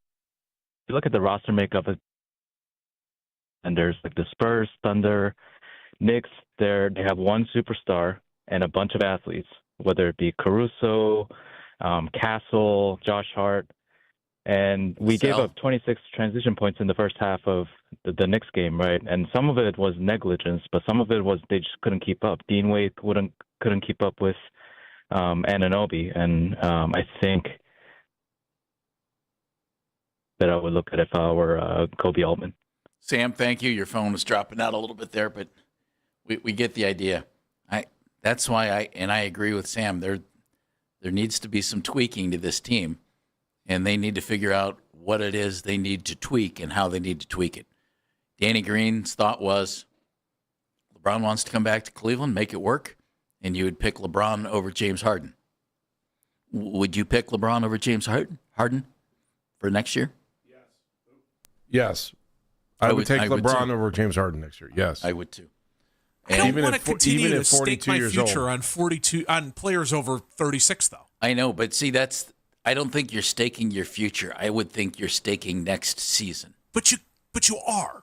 Because then what are you going to do? If you hit the fast forward button and you bring in LeBron James, you're immediately getting rid of every single asset, knowing you've got a year or 2 years, and then you're going to dump, and then this thing's going to go right into the dumpster. And I get that, because if you're holding a trophy over your head, they've done before, and NBA teams have done before. Right. If you're holding the trophy over your head, you can get over the fact that you're in the dumpster. But the difference is that you're doing it for a 42-year-old player. And I know he's a space alien, but he's still a 42-year-old player who, at the tail end of that run with the Lakers, did not look like the same guy he started with. He did in the playoffs.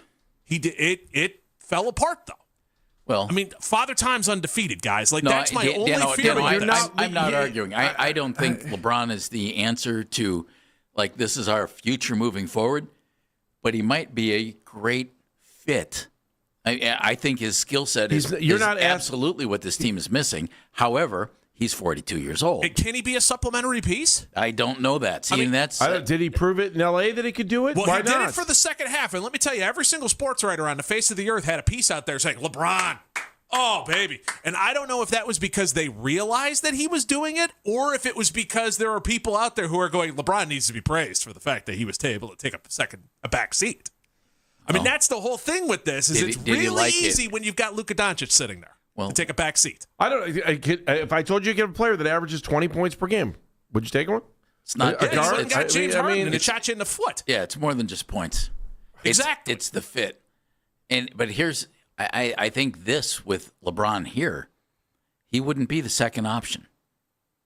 To make it work, let's say Donovan's back. Donovan and Evan Mobley, with LeBron as the third or fourth wheel on the team. And would he be willing to accept that? Because if he did, it It would take the heat off of him. And I think he would be a perfect fit. But I don't know if LeBron, even at his age, mentally would be able to say, "Yep, I'm just here to I'm here to fill in the cracks." I don't know that, but I think that's what would make this team the best team it could be. I think you're looking at two other. There are two other. Hitching my wagon to 42-year-olds is not a way to make a healthy franchise. Only for 1 year. And you guys are all talking about how you're boxed in because of the salary. You can't do anything. You're asking him to take a pay cut, right? He's going to have to come in on a league minimum or something not as lucrative as what he's been doing. I can't imagine him doing that. And then you have to truly ask yourself, is that what Dan Gilbert wants? Does Dan Gilbert want LeBron to come back? I think that's go around. You've got to ask yourself that. They've tried so Andy, hard. You're absolutely right. They've tried so hard to get to where they are now in a post-LeBron era. And it's okay. We'll bring him back. Well, there's a part of me that says, well, that's not such a bad idea for a guy that bought a team for $375 million, and now it's estimated to be worth somewhere around $5 billion. He paid $375 million, and the team was estimated, I think CNBC had him at $5.1 billion. And if it means LeBron coming back to up your value, well, good business tells you would do that in a minute. 41, 42 years old, who cares? If you think you've got a guy that can come in and be a piece of the puzzle that can take the core group that you have now, with the exception of Harden, and move forward, go for it. I don't care. Andy, I'm a fan. I'm not counting billionaires' money unless they're going to start sharing it with me. Well, I mean, that's the thing. I'm a fan who wants to watch my team hold the title over its head. Are you going to go back and listen to what Danny said? If LeBron comes back for one more year, fans will fill the stands. We saw it with Kobe. Sure. We know exactly what's going to happen. They're going to make cash. But how did that Kobe season end? Stop living in a world where we don't think that owners aren't trying to make more money and trying to. I mean, I think Dan is probably an exception to the rule. No, I'm going to finish my statement, then I'll answer your question. That these guys are in it to make money at the end of the day. And by the way, what do you think it costs the NBA for this series not to go 5 games? Not to go 6 games, not to go 7 games. It costs them money. It costs them ratings. It costs them a lot of stuff that you just don't think about or see. But at the end of the day, the owners do. They see what's going on. They want to make money. They're not in it to lose it. I will say, though, that Dan's not afraid to spend money to try to make more money. And if that means bringing LeBron in, that would mean bringing LeBron in. And whether that would mean settling down your ego, and I don't know what Dan's ego is like right now anyway, but and LeBron's ego too. I mean, LeBron walks back in here, if he could help the Cavaliers get to an NBA Finals next year or win an NBA Finals next year, which I don't see in the near future because I think the West is way better than the East. I think the Knicks are going to have trouble no matter how much rest they're going to have. It's about money. At the end of the day, it's all about money. I hate to say it to you. It's all green. We can live here in fantasy and talk about analytics, and we can talk about this and that. At the end of the day, it's all about money. It makes me sick, but it's the truth. Now, what was your question? That was my other point. How'd that last Kobe season end? That wasn't good. As far as his playing or what the Lakers did? All of it. I can tell you that I will always remember Kobe for that last season, for the sit-down interviews that he did before the games, him in Cleveland being so gracious and sitting in that room, and I'm sitting here watching an NBA rock star get a farewell tour. I thought it was awesome. It's about the entertainment. Don't think that it's about wins and losses all the time either. Hate to tell you that too. Sorry, burst your bubble. But there's a reality to it. Kobe goes down as one of the greatest players that ever played this game, no matter what happened in his last season. I think ultimately this is going to come down to this for the Cavs. And this is real big picture here. Forget front office, forget coach. If you make changes in those areas, okay, you make changes. I think it's going to come down to this. Do the powers that be, whoever those powers are going to be, feel that this team, as it's built right now, to some extent, in other words, basically Donovan, Evan, and anybody else who you might want to throw into the mix, James, Jarrett, whoever else you want to throw in, do they think it's close and can win an NBA championship? And if they do, then they're going to make slight alterations. If they don't, then you're looking at big moves, and you're going to you're going to change things and try and rebuild this thing with a vision of a team that can win an NBA championship. And I think it's one or the other. And to me, that would mean then trading Evan Mobley or trading Donovan Mitchell. It's that to me. If you don't think this is going to work, then you got to trade Donovan or Evan. If you think this can work, then you keep Donovan and Evan and anybody else from this team, and you tinker a little bit. And I think it ultimately is that easy of a decision. Yay or nay on this group? I'm as a whole, is Harden in that group or not? Well, no. He could be, but ultimately, I think it comes down to, do we want Donovan and Evan together moving forward? Because that would mean you're going to pay Donovan a boatload of money. You're paying both Donovan and Evan about $50 million each now. And it's not just the money; it's what the money does to the rest of the team, that's what they have to decide. So, ask me what I would go with. I would stay with Donovan. I would stay with Evan, and I would stay with Jarrett.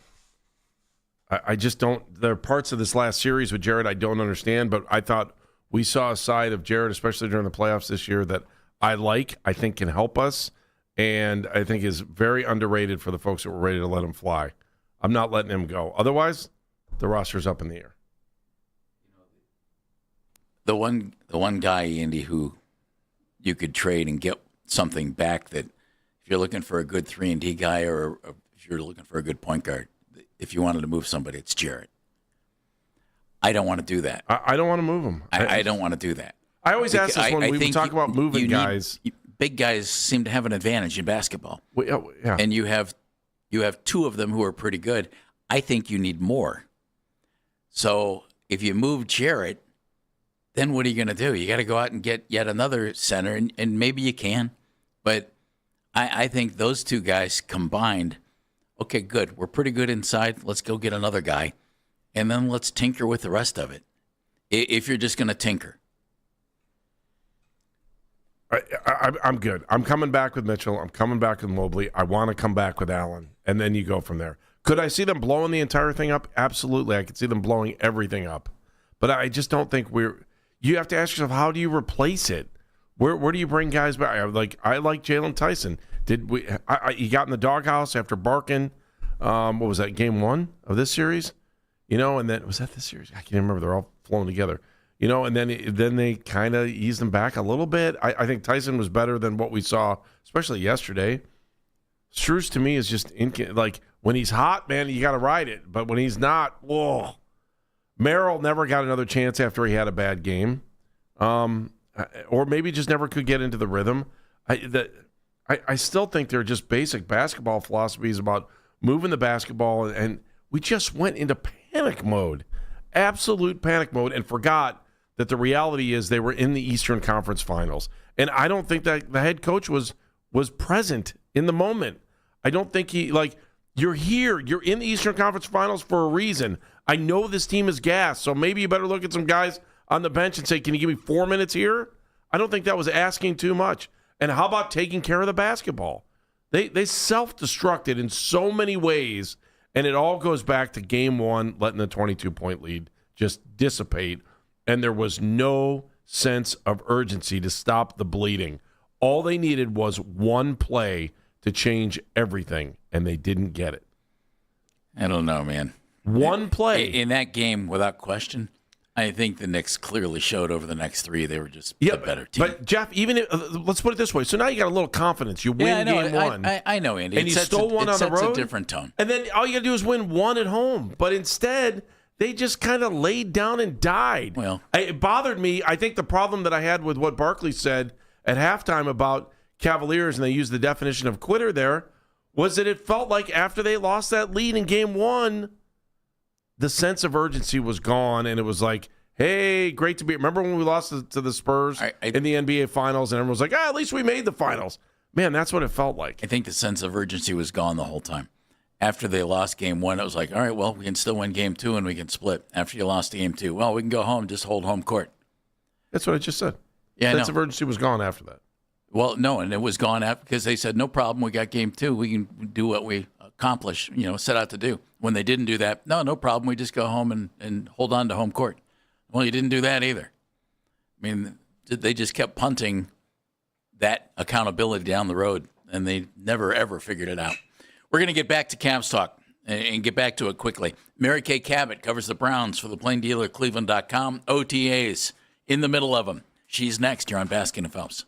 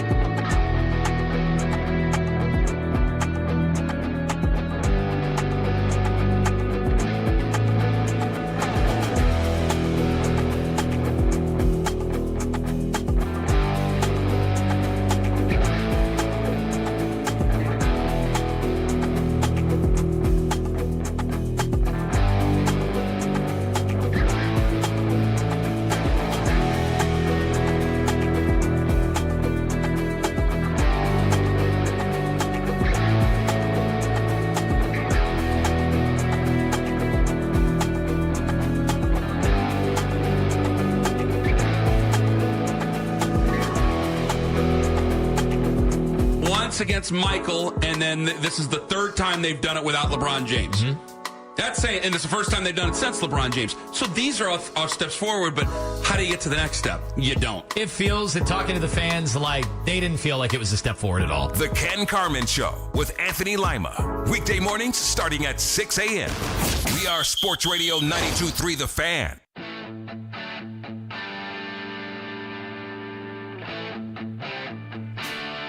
It's that time of the year where you think, oh, yeah, the football team's allowed to have voluntary workouts. And they're doing voluntary workouts. And that stuff's going on in Berea. It's kicking up this week, and they'll have things open to the media coming up a little later on in the week. And folks will be there watching, including the lady who joins us right now on the Weishart Right, We Make It Right, Call Kyle Wright hotline. She covers the Browns for the Plain Dealer and Cleveland.com, and you can hear her on the Orange and Brown Talk podcast. She is Mary Kay Cabot. Mary Kay, thanks for adjusting today. Hey, Mary Good to Kay. have you with us. Hey, happy to be here, guys. OTAs, they don't inspire a whole lot of enthusiasm, but maybe they should, Mary Kay. What do you think Todd Monken's number one thing that he's trying to accomplish during this time of the year with his team out on the football field, at least the guys who want to be there? Lots of installation. They are installing a completely new offense, and they're repping it over and over and over again, and you can see that. They're stopping, they're starting, they're doing perfect plays until they get it right. They're just really, really working hard, plenty of 11-on-11s, and that's basically what you're seeing. It's different than if a team already has their offense down pat. This is a teaching camp, teaching OTAs, and you see a lot of that out there. What does it matter then? Who's taking the snaps? Or are they doing it until every quarterback gets it right? What do you think? Well, I do think that you can glean certain things. I think it's significant that last Wednesday when we were out there, when they were doing most of the installation in the two spotting sessions where they had Deshaun on one field and then Shedeur down on the other field, Deshaun was mostly working with the first-team offense, most of the first-team line and receivers and whatnot. And Shedeur was mostly working with the second-team offense in those periods. Now, they might change that up from day to day. We were only out there one day. But it looked that, at least on that day, that Deshaun seemed to be at least slightly ahead in the competition. And again, maybe they changed that up from day to day. We don't see those other days. But I did see online that it looked to me like Deshaun was slinging it around pretty good the following day based on clips that I saw on the Browns YouTube channel. And he was hitting some deep passes to the likes of Casey Concepcion and Jack Stoll, Jamari Thrash. So it still seemed like perhaps he was maybe taking most of the first-team reps the next day. But again, there was a very important period last Wednesday when we were out there where Shedeur did go first, and that was the first full-field 11-on-11. And so I thought that was pretty significant. He got his chance to state his case in that drill. Mary Kay Cabot joining us from the Plain Dealer, Cleveland.com. You can follow her on X at Mary Kay Cabot, all spelled out, where 32 minutes ago you posted that Janarius Robinson visited the Browns today, defensive end. And that in and of itself, I don't think is earth-shattering news, Mary Kay, but I'm glad you put it out there because we keep hearing about defensive ends. And, they're looking for another one, looking to add some depth. Is it more than that? Is there anything there with Myles Garrett that you think, wait a minute, they seem to be really focusing on that position for any reason that could be a big trade down the road? No, I just don't see that. And I've been consistently saying that, reporting that. I just don't think so. I know a lot of people read a lot into Todd Monken's very terse no when asked if he's met Myles yet last week at the OTAs, but I still don't think that there's anything to it. I just don't. I'm not feeling it. I really do still hold true to what Andrew said when he told us last month or whatever month it was at the owners' meetings that he believes that Myles is a career Brown, and I don't think they have any intentions of trading him, at least certainly not this offseason. It's funny, though, you're talking about the install and trying to learn and go to school and go to this, and then You have guys that aren't here. I mean, does it matter that much on defense as it does on offense? Well, normally it might if you were installing a completely new defense, but they're playing the exact same defense even though they have a new defensive coordinator. So I don't think it matters as much to the defense as it does to the offense right now. I mean, it's important to be here. But for Myles Garrett, as we've talked about so many different times, he marches to his own drummer. He does his own thing in the offseason. These are voluntary OTAs. He follows that sort of to the letter of the law, and he'll be here when it matters and when he has to be at mandatory minicamp. Quinshon Judkins, will he be healthy at the beginning of the season? Are you confident that if he's healthy, he's the guy? He's definitely the guy, and he looks really good. So, yes, I think he's going to be ready by the beginning of the season. And, they might not give him 25 carries in the first game, or maybe they will. I mean, some people heal really fast and just come back really strong from their surgeries and injuries, and maybe he's one of those guys. But I do think he'll be ready for the opener, and I do think he will play a significant amount. I don't know if it will be quite as much as if he wasn't coming off of a dislocated ankle and fractured fibula, but he will be out there, and he'll make a big impact. What did you think of those wide receivers, and which wide receivers were running with the ones, especially the rookies? Were they with them? Were they running with the ones? Start there. No, they weren't. They weren't in the practice that we were out there. They were running with the second team, so they got more time. Most of the time with in the 11-on-11s, they were mostly with Shedeur.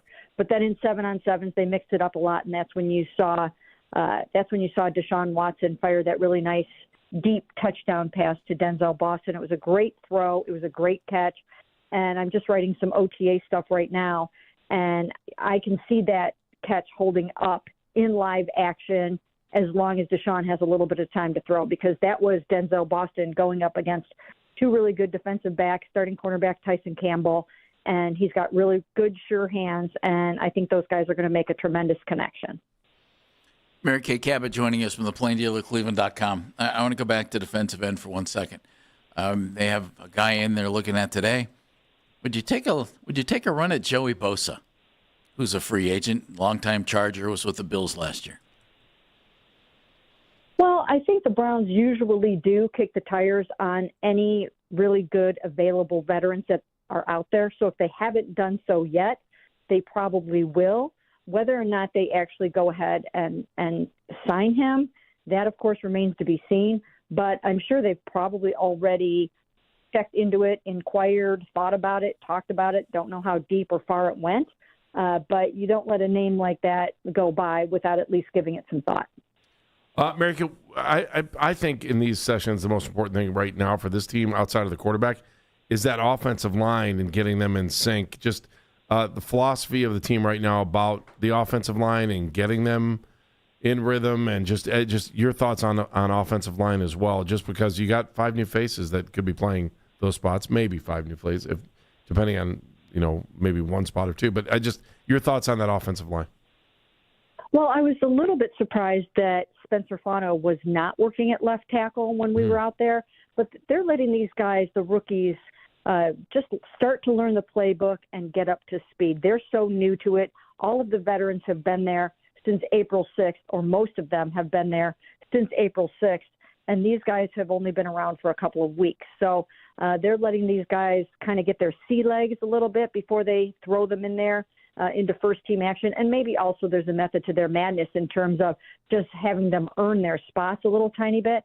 But maybe we'll see Spencer out there at left tackle when we go out there tomorrow. I'm curious to see if that's one of the things that we will see, and maybe we will see the rookie receivers more with the first team tomorrow. But as of yet, they haven't really done that. And I do think that as soon as they can, they do need to get those 5 guys working together in concert. Mary Kay, I'm going to give you the answer before I ask the question. I would think it's Dillon Gabriel. If this team doesn't keep 4 quarterbacks around, who's the odd man out? That's tough to say. That is tough to say. I think some of it is going to depend on how quickly Paylen Green comes up the learning curve and shows what kind of potential he has, and whether or not they think that they could possibly get him to the practice squad if they needed to. So I think this all remains to be seen. If you want him to be the quarterback who can go out there and play some wildcat for you, then you're going to have to put him on the 53-man roster. But he has to show that he's ready for that and that's actually going to work out for them. So, we'll see how that goes. I think part of it, again, is up to Talon and how quickly he can assimilate the new offense and things like that. Because, Dillon has merit as a quarterback in the NFL. He's already showed he can go out there and hold his own in very tough circumstances last year as a rookie. And I do think that someone, you might be able to even get something for Dillon. So we'll see. I don't know how that's going to go, but it definitely has to play out, and they have to figure out how they want this whole thing to work out in terms of the quarterback depth chart, which Todd now backed off a little tiny bit on in terms of wanting to have that done by the end of spring ball. Now he's saying, we'll have it set by Jacksonville. So I guess he probably just doesn't want to be asked about it every week. Mary Kay, you said something last week about Dillon, and I agreed with you I agree with you on that point. And it's that he didn't get a great chance to show himself either last year, and then Shedeur didn't because they ended up splitting the time. And I just wonder if the front office, if the new coaching staff look at last year and think this should be a wide open competition. I know Shedeur and Deshaun are going at it right now, but I wonder if Dillon should be involved in this to maybe to a greater extent than he is right now. Well, it'll be interesting to see what happens when they do get to training camp. But because they just don't have really enough reps to go around, or at least enough starting reps, quality reps to go around, Sure. Dillon at this point just really isn't going to get the chance to show how far he's come. And that's probably unfortunate because I think, like I said before, I think that there's something to Dillon, and I think that given the right opportunity in the right situation, he can be a player that might end up hanging around in this league for a while. So, he's not probably going to have that chance to excel or shine in the offseason program or even necessarily in training camp. But when you put him out there, perhaps in some preseason games, if he shows out pretty well, another team might just see something in him. Always a pleasure. Enjoy the week. You too. We'll have plenty of to talk about. I'm looking forward to it. Mary Kay, thank you very much. Take care. Mary Kay Cabot joining us on the Wise Heart Right, We Make It Right. Call Kyle Wright hotline. So there you go. There you have it. We'll follow up with a couple of Browns thoughts. Still, the quarterback stuff is still fascinating to me. Yeah. I just don't know where we're going with this thing. Well, let's sum that up, and then we'll get back into Cavs coming up next right here on Basket of Help. Sam Amico from HoopsWire.com joining us at 1 o'clock. Whoa. Okay. This one says you get a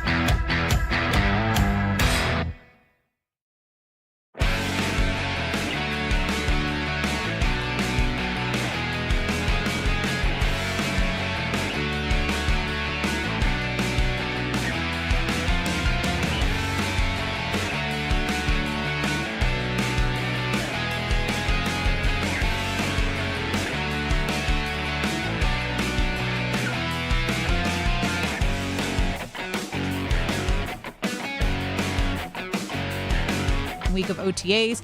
Today's practice will be the first of 3 this week. Next week, the team will have 4 workouts, and that'll lead into mandatory minicamp kicking off on June 9th. You can listen to The Fan Rewind weeknights from 11 p.m. to midnight, all the best segments from all our shows, and you can always listen on the Odyssey app. Headline Sports News every 20 minutes on 92.3 The Fan. From the University Hospital Sports Desk, I'm Meredith Kane.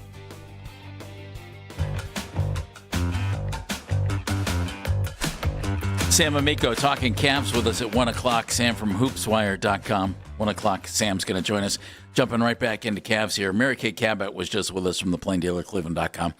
I want to touch on this before we jump right back into Cavs. If you're on hold, stick with us. We'll get right to your phone calls. You think Dylan Gabriel deserves a bigger look? I think Mary Kay is right. There aren't enough reps to go around. You're trying to get Deshaun and Shedeur up to snuff. But I just wonder.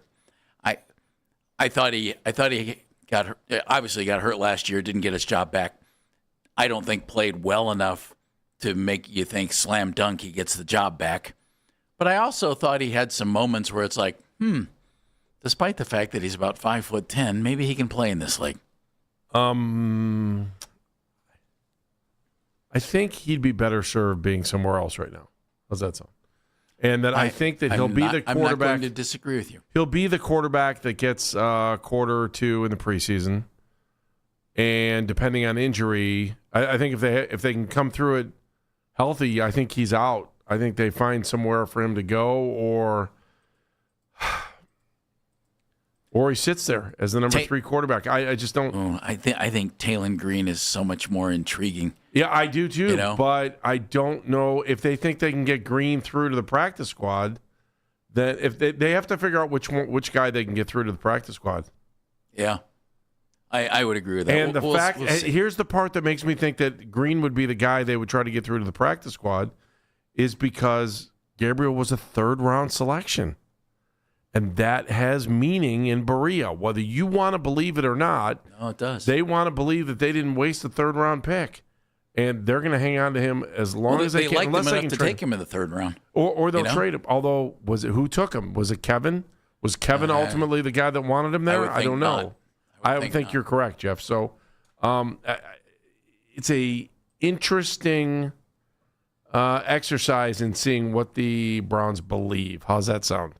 Because right now, no matter what you say about Shedeur, there's still an investment value to every player they bring in. And to walk away from a 3rd-rounder is not generally healthy for a front office. Yeah. We'll be talking more about this, as you might imagine, down the road. Mm-hmm. Cavs last night getting eliminated by the Knicks. And I think it exposed some flaws in the roster. Did it expose flaws in the coaching philosophy or the coaching staff or whatever? Lack of philosophy? Maybe. Did it expose flaws in the construction of the roster and the people who are constructing it? Do you think Kenny gets fired today? No. I think if he does, it happens in the next 24 hours. So it could happen today, could happen tomorrow. I think if he makes it through the week, he's back. Let me be honest, I don't want Kenny fired. I don't. I think Kenny's a good coach. I think he's an okay coach that absolutely disappeared this last series.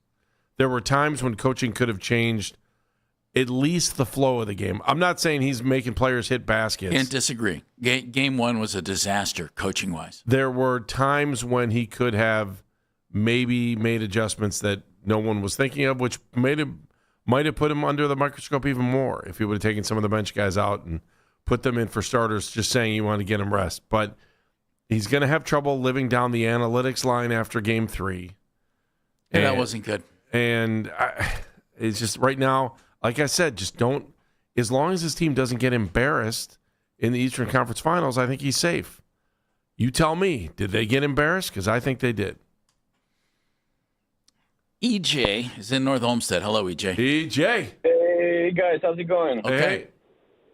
That was a slap in the face for all the fans, Cleveland fans. I mean, they got embarrassed pretty bad. Okay, from everybody. Not just the coaching staff, the players too. I mean, yeah, Kenny, he made some mistakes in the first game. But he can't go out there and shoot for those guys. Well, they are you the had ones that gotta make it. you had another 18-point run in game 2. You had times where maybe you could have put guys that were on the bench on the floor. Last night there was a 20-0 run. Yeah, I mean, who is he going to put? He put Schroeder. Anybody who's got fresh legs at that Merrill. point. If you see guys that aren't hustling back on defense, it doesn't matter who you have on the bench; they get to play. Because there was one play that got specifically called back for jogging back on defense. You got to take them off the court at that point, because that means either A, they're tired, or B, they don't care that they're in an Eastern Conference Finals game, which is ridiculous. Tired, let's not talk about tired. Those guys making way too much money. Money to has be tired, nothing to man. do. I tempt you to go out and do the same thing and run as hard as you possibly can for what the 30 16. minutes. I mean, 16 games in 30 some days. Man, no one's doing that. Nobody. Money doesn't even matter. I mean, but that's Mitchell- not on those guys. That's on the coach to realize that as much as you want to believe that playing is important, resting is important too in every sport. Absolutely, I agree. But when you're making $70 million, I don't want to hear complaining and being like, "Oh." I didn't hear them complain. They better not. They better not. EJ, thank you. Thanks. They were gassed. Well, I they love were when gassed people because throw away other they people's- couldn't eliminate teams in a more timely fashion. The only reason that I think we have a world to talk about how much money they make is if it's, and like you brought it up in the beginning, if you're going to pay a guy $70 million, is that stopping you from getting somebody else because of contract restrictions and because of salary cap and stuff like that? That's where it matters. So what? I hope EJ makes $70 million a year.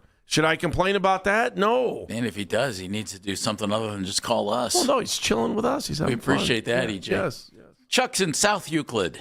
Chuck. Go Arcs. Welcome to the show. Go Arcs. Hello, guys. How you doing? Hey. We're all right. Yeah, listen, who's giving out these big contracts to the Cavs players? Is that the ultimately Kobe the Altman? owner? Isn't Ultimately. It? Yeah.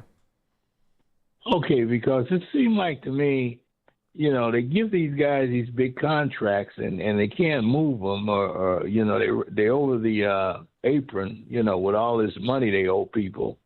And it's hard to trade these guys or it's hard to get, move them because of the contracts. And they really don't, they're not worth the money they're playing. These guys are overpaid. I mean, seriously, the way they played the whole series against Toronto and Detroit and the Knicks, they just seemed like they were just, I don't know, they're not worth the money, it just seemed like. And another thing is that we had guys, those wings like Marketer and Hunter and everything. Then they move those guys, and then they got to go look for them again. I mean, Would you rather have not Marketing being- or Mitchell? Marketing? We had Marketing. I know remember you would have rather before. had Marketing over Mitchell. Well, Over Donovan maybe, Mitchell. maybe, you had Mark, to trade to get maybe him. Market and Sexton and all the draft picks. I'll give you the whole Yeah. thing. I'll give you the whole thing. You can question, but I still like Donovan but- Mitchell. I'm not but turning my we back had, on but him. we had, but listen. We had Garland. I mean, you can't just say, for Mitchell. Remember, Garland was here before Mitchell, so Garland wasn't doing that bad, when No, Mitchell and Chuck, wasn't you're here. Chuck, you're right about that. And thank you, Chuck. I can't say anything but great things about Donovan Mitchell because he's a tremendous NBA player. He's having a Hall of Fame career, Andy. He's having a Yes. Hall of Fame career. Yes. But I said it the day they made the trade, I thought they gave up too much. Could you have been as successful moving forward with, at the time, Jared Allen, Evan Mobley, Lowry Markkanen, and Darius Garland, and hanging on to all your picks? I don't know the answer to that. None of us know the answer to that. I know I loved what JB did when he threw out all three of those big guys together and said, here, defend this. Because that was a different thing going on. And it gave the Cavs a matchup nightmare against teams each and every night. And Markkanen is close to 7 foot tall, and he can play small forward for you. You put good basketball players on the floor and you go see. Now, that's a long time ago. But maybe if you would have hung on to Hartenstein, you might not have had him either. Just saying that for you. That was just for you. By the way, I heard him introduce himself the other day, and he said Hartenstein.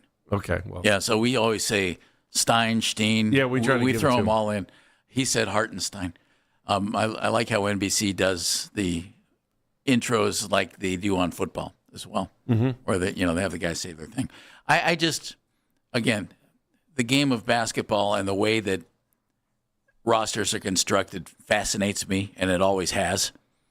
And I just wonder, could you have made one Eastern Conference Finals and been swept had you kept Lauri Markkanen, Colin Sexton at the time, Abaji, and all those draft choices, and Darius at point? I would have rolled the dice with the team we had with this. Current over that. Would you? Yeah. I hate giving up so much, but I get it. Jim's in Strongsville. Hello, Jim. Hey, Jimbo.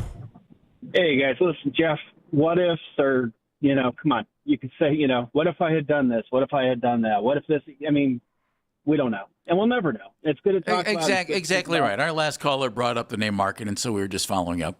No, I get it. But he also brought up the name Garland, and everybody forgets that Garland, for most people, was overpaid, and he was overpaid over the course of a lot of years, whereas Harden's overpaid, but Harden's overpaid for a very few years. So, I mean, no, look, I get it, but Jim, Darius Garland was not a bad fit when Donovan Mitchell wasn't here, No, I agree. I agree with all that. My point is, listen, here's what I was really going to say is, yeah, Adkins has to go, and I don't think it's all his fault.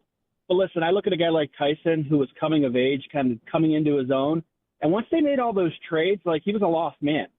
Instead of building on that, you found these pieces, parts of these other teams that you knew what they were, and you put them ahead of him. And I'm to me, that damaged them in this playoff run because Tyson's the kind of guy you needed, but you needed him playing at a high level. You crushed his confidence. And I'll go into this and say this. Yes, he had very little time to figure it out, but Kenny Atkins never figured out who his best players were. He never figured out what his best rotations were. He just never figured out the stuff that you got to figure out. And last but not least, listen, I look at this team, and here's just a fundamental problem I have with them. When I'm watching my best player, Donovan Mitchell, make careless turnovers, dribbling the ball off his knee, you as the best player on a team, and I know James Harden's a turnover machine, but you as the best player on the team have to be better than that. I have never seen a star player make these uncontested errors like that. It just drives me nuts. And I look at it, I'm like, great players don't do that. They just don't. They just don't do that. So, okay, boys, have a good day. I'll talk to you. I do Jim, remember, thanks, bud. when LeBron was first getting going, everything wasn't exactly perfect either. But, Mitchell's past that point. Mitchell's like a 9-year vet. Yeah, I know. But, LeBron had games like that every once in a while. Well, he was 20. No, even past that. Yeah, I get it. 216-474-0092 is the number to join us. Sam Amico is going to talk Cavs with us coming up at 1 o'clock. More Cavs talk and headlines straight ahead right here on Baskin and Phelps. FanDuel is giving you better pay.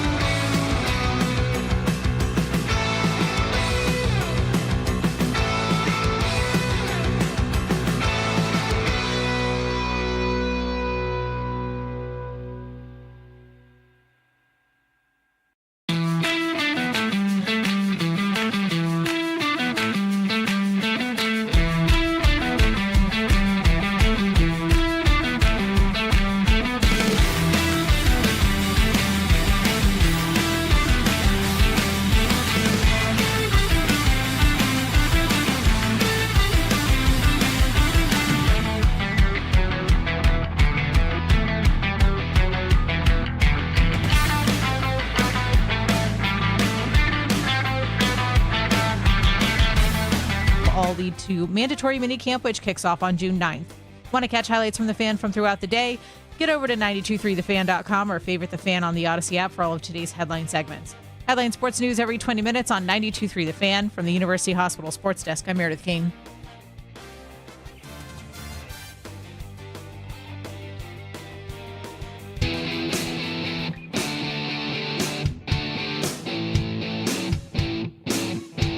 Sam Amico is going to join us at 1 o'clock from hoopswire.com as we talk about the Cavs and what's ahead.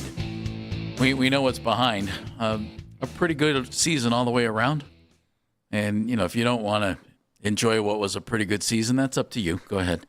But you made it to the Eastern Conference Finals. You were one of the final 4 teams playing in the NBA. There are 26 other teams who would have traded places with you. Yeah, that's a good point, too. Hey, I just want to give a shout-out to Jim Jones. I didn't realize he was going to retire at the end of the season. Jim's like the only color analyst the Cavs have ever had in my lifetime because Joe Tate did all the games by himself. Joe went solo. And I got to tell you, and I've said this to Jim straight up, I think he is probably one of the best color analysts in all of sports. I've never, ever, ever listened to a game on the radio for the Cavaliers and not learned something from Jim or got some kind of unique perspective. I think he was outstanding, and I don't know, how he'll go down in the history of Cleveland broadcasters, but I just thought Jim was excellent. And if you didn't hear him, you missed a lot, I'll tell you that, because he really made you smarter. We play that game every day, Why Are You Smarter? There is not one game that I went by without listening to Jim and said, oh, man, I didn't realize that, or that's a really smart perspective to try to figure out. So I wish him the best of luck in retirement, and I think he was just one hell of an analyst. So congratulations on a great career. I think he'll be doing some other things with the organization, but won't be doing games anymore. I had the pleasure of doing, 4 or 5 games with Jim. Yeah. What a treat. It was an awful lot of fun, and Jim's outstanding to work with and a class act. I think it would have been tough to play against him, Jeff. Yeah, you know why? I mean, he was nasty. Yeah, that's why. I don't. Maybe that's why I kind of idolized him too as a player, because when he was playing for us and I was young, I just assumed that he was toughest guy on the floor. So me, I've got a little. I do believe little hockey in me. So. I do believe that he probably was. Yes. And I don't. I think I have most of the details right. Jim came out of school and was all set to go, and did go to Marquette, and he's from Wisconsin, and I remember Al McGuire. He got drafted by the ABA. I want to say the New York Nets at the time, I think. And Al McGuire, who recruited Jim and everything else, said, Jim, and he knew Jim's family situation growing up, he said, you got to go take the money. Yeah. And sent him to the ABA. And that's where Jim started his career. So, Jim, nothing but the best wishes. Tip of the cap to an outstanding, too short of a career. I wish I would have encouraged you more. And your family. Yeah. Great guy and great family. Yes. Dano, shall we do it? I guess that's a yes.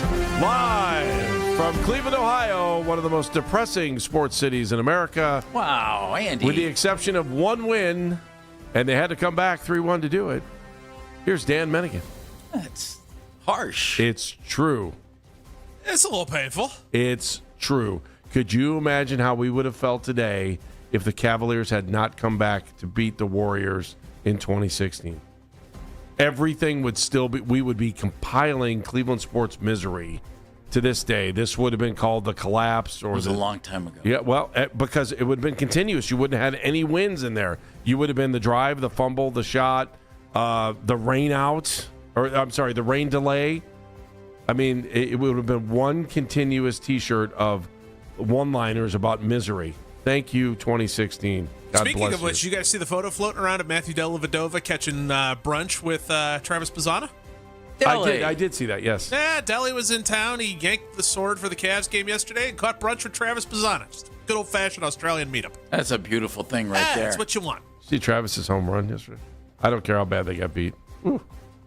Blistered. Yeah. Blistered. He's hitting leadoff now. Nice to see. Hitting leadoff. Funny how that works.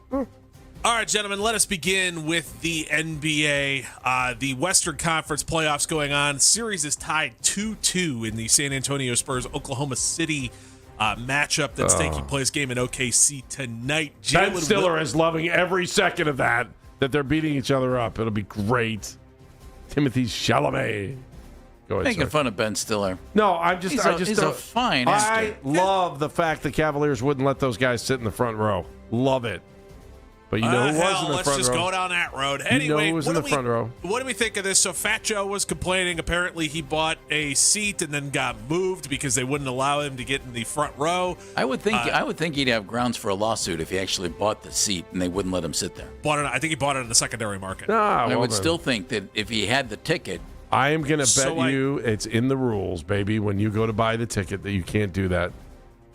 That's exactly I bet right. it's in the rules. It is in the rules. It's in the fine print when you buy the ticket. So if he wants to That you cannot. That they have right of. I think they have right of first refusal to who you sell it to. Huh. It's something along those And so lines. if Fat Joe wants to sue anybody, he's got to sue the person he bought it from. I'd sue somebody over the nickname he gave me. I don't know. I just want to know how celebrities are allowed to go on the floor after the game. Didn't they pay? They're just like regular people, right? You're very. And he's got this fan thing. Well, I'm just saying. It is what it is. Again, it's that whole thing of like I've got a giant burning building right now, and I'm turning around and looking at the kids and going, "Who didn't load the dishwasher? Why didn't you load the dishwasher? Well, why didn't they we load wouldn't the be here dishwasher? right now if you didn't load the dish." Like it just feels like one of those things. It's like, yes, it's on the list of complaints. It's something that we should look at right now, but it doesn't fix the flaming building. I'm just saying.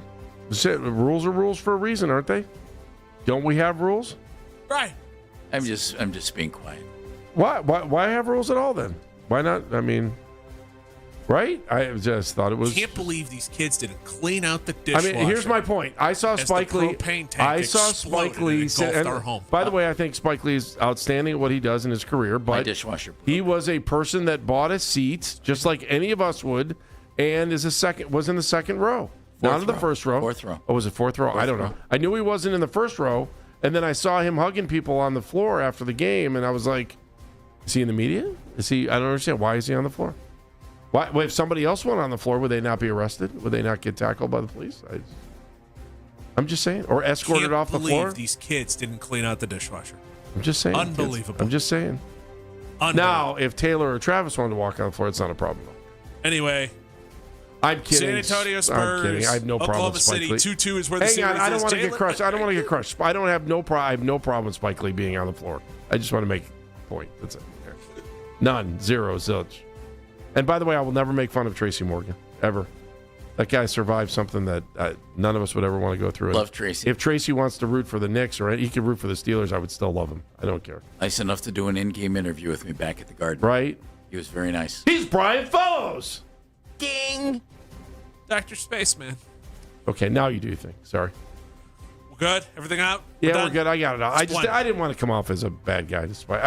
No one would ever confuse you for a bad guy. You'd never be surprised. Some people don't like me. If you believe Anyway, that. Jalen Williams questionable for this Started game. with my AJ family. Mitchell She is married you. Yeah.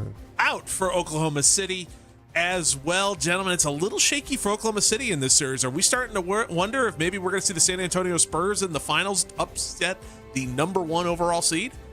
Quite possible.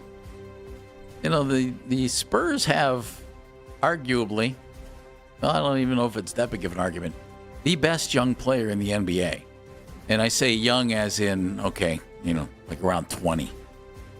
And he's going to be a force for years to come. Now, Shai Gilgeous-Alexander, MVP, phenomenal, everything else. But that Spurs team's a really nice young bunch. Funny how that happened. Who do you like then? I'm still hard pressed not to take OKC.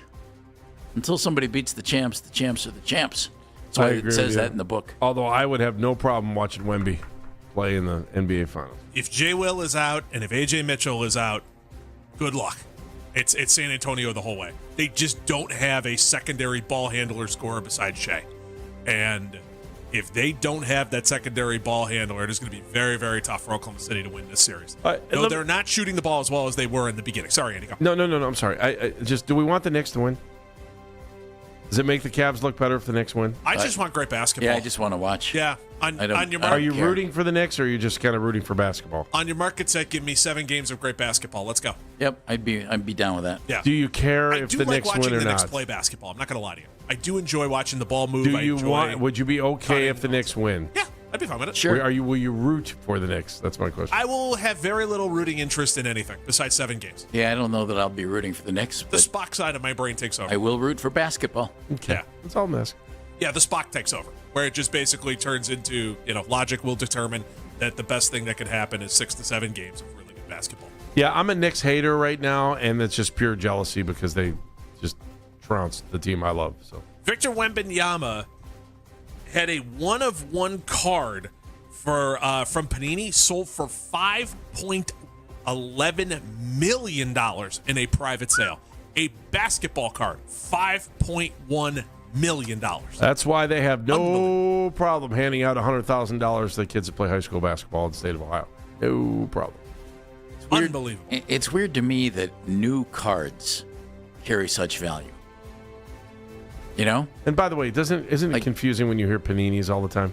I'm thinking sandwich. I could see, you find the Honus Wagner card. Yeah. And you find a Ty Cobb card or something, something ridiculous like that.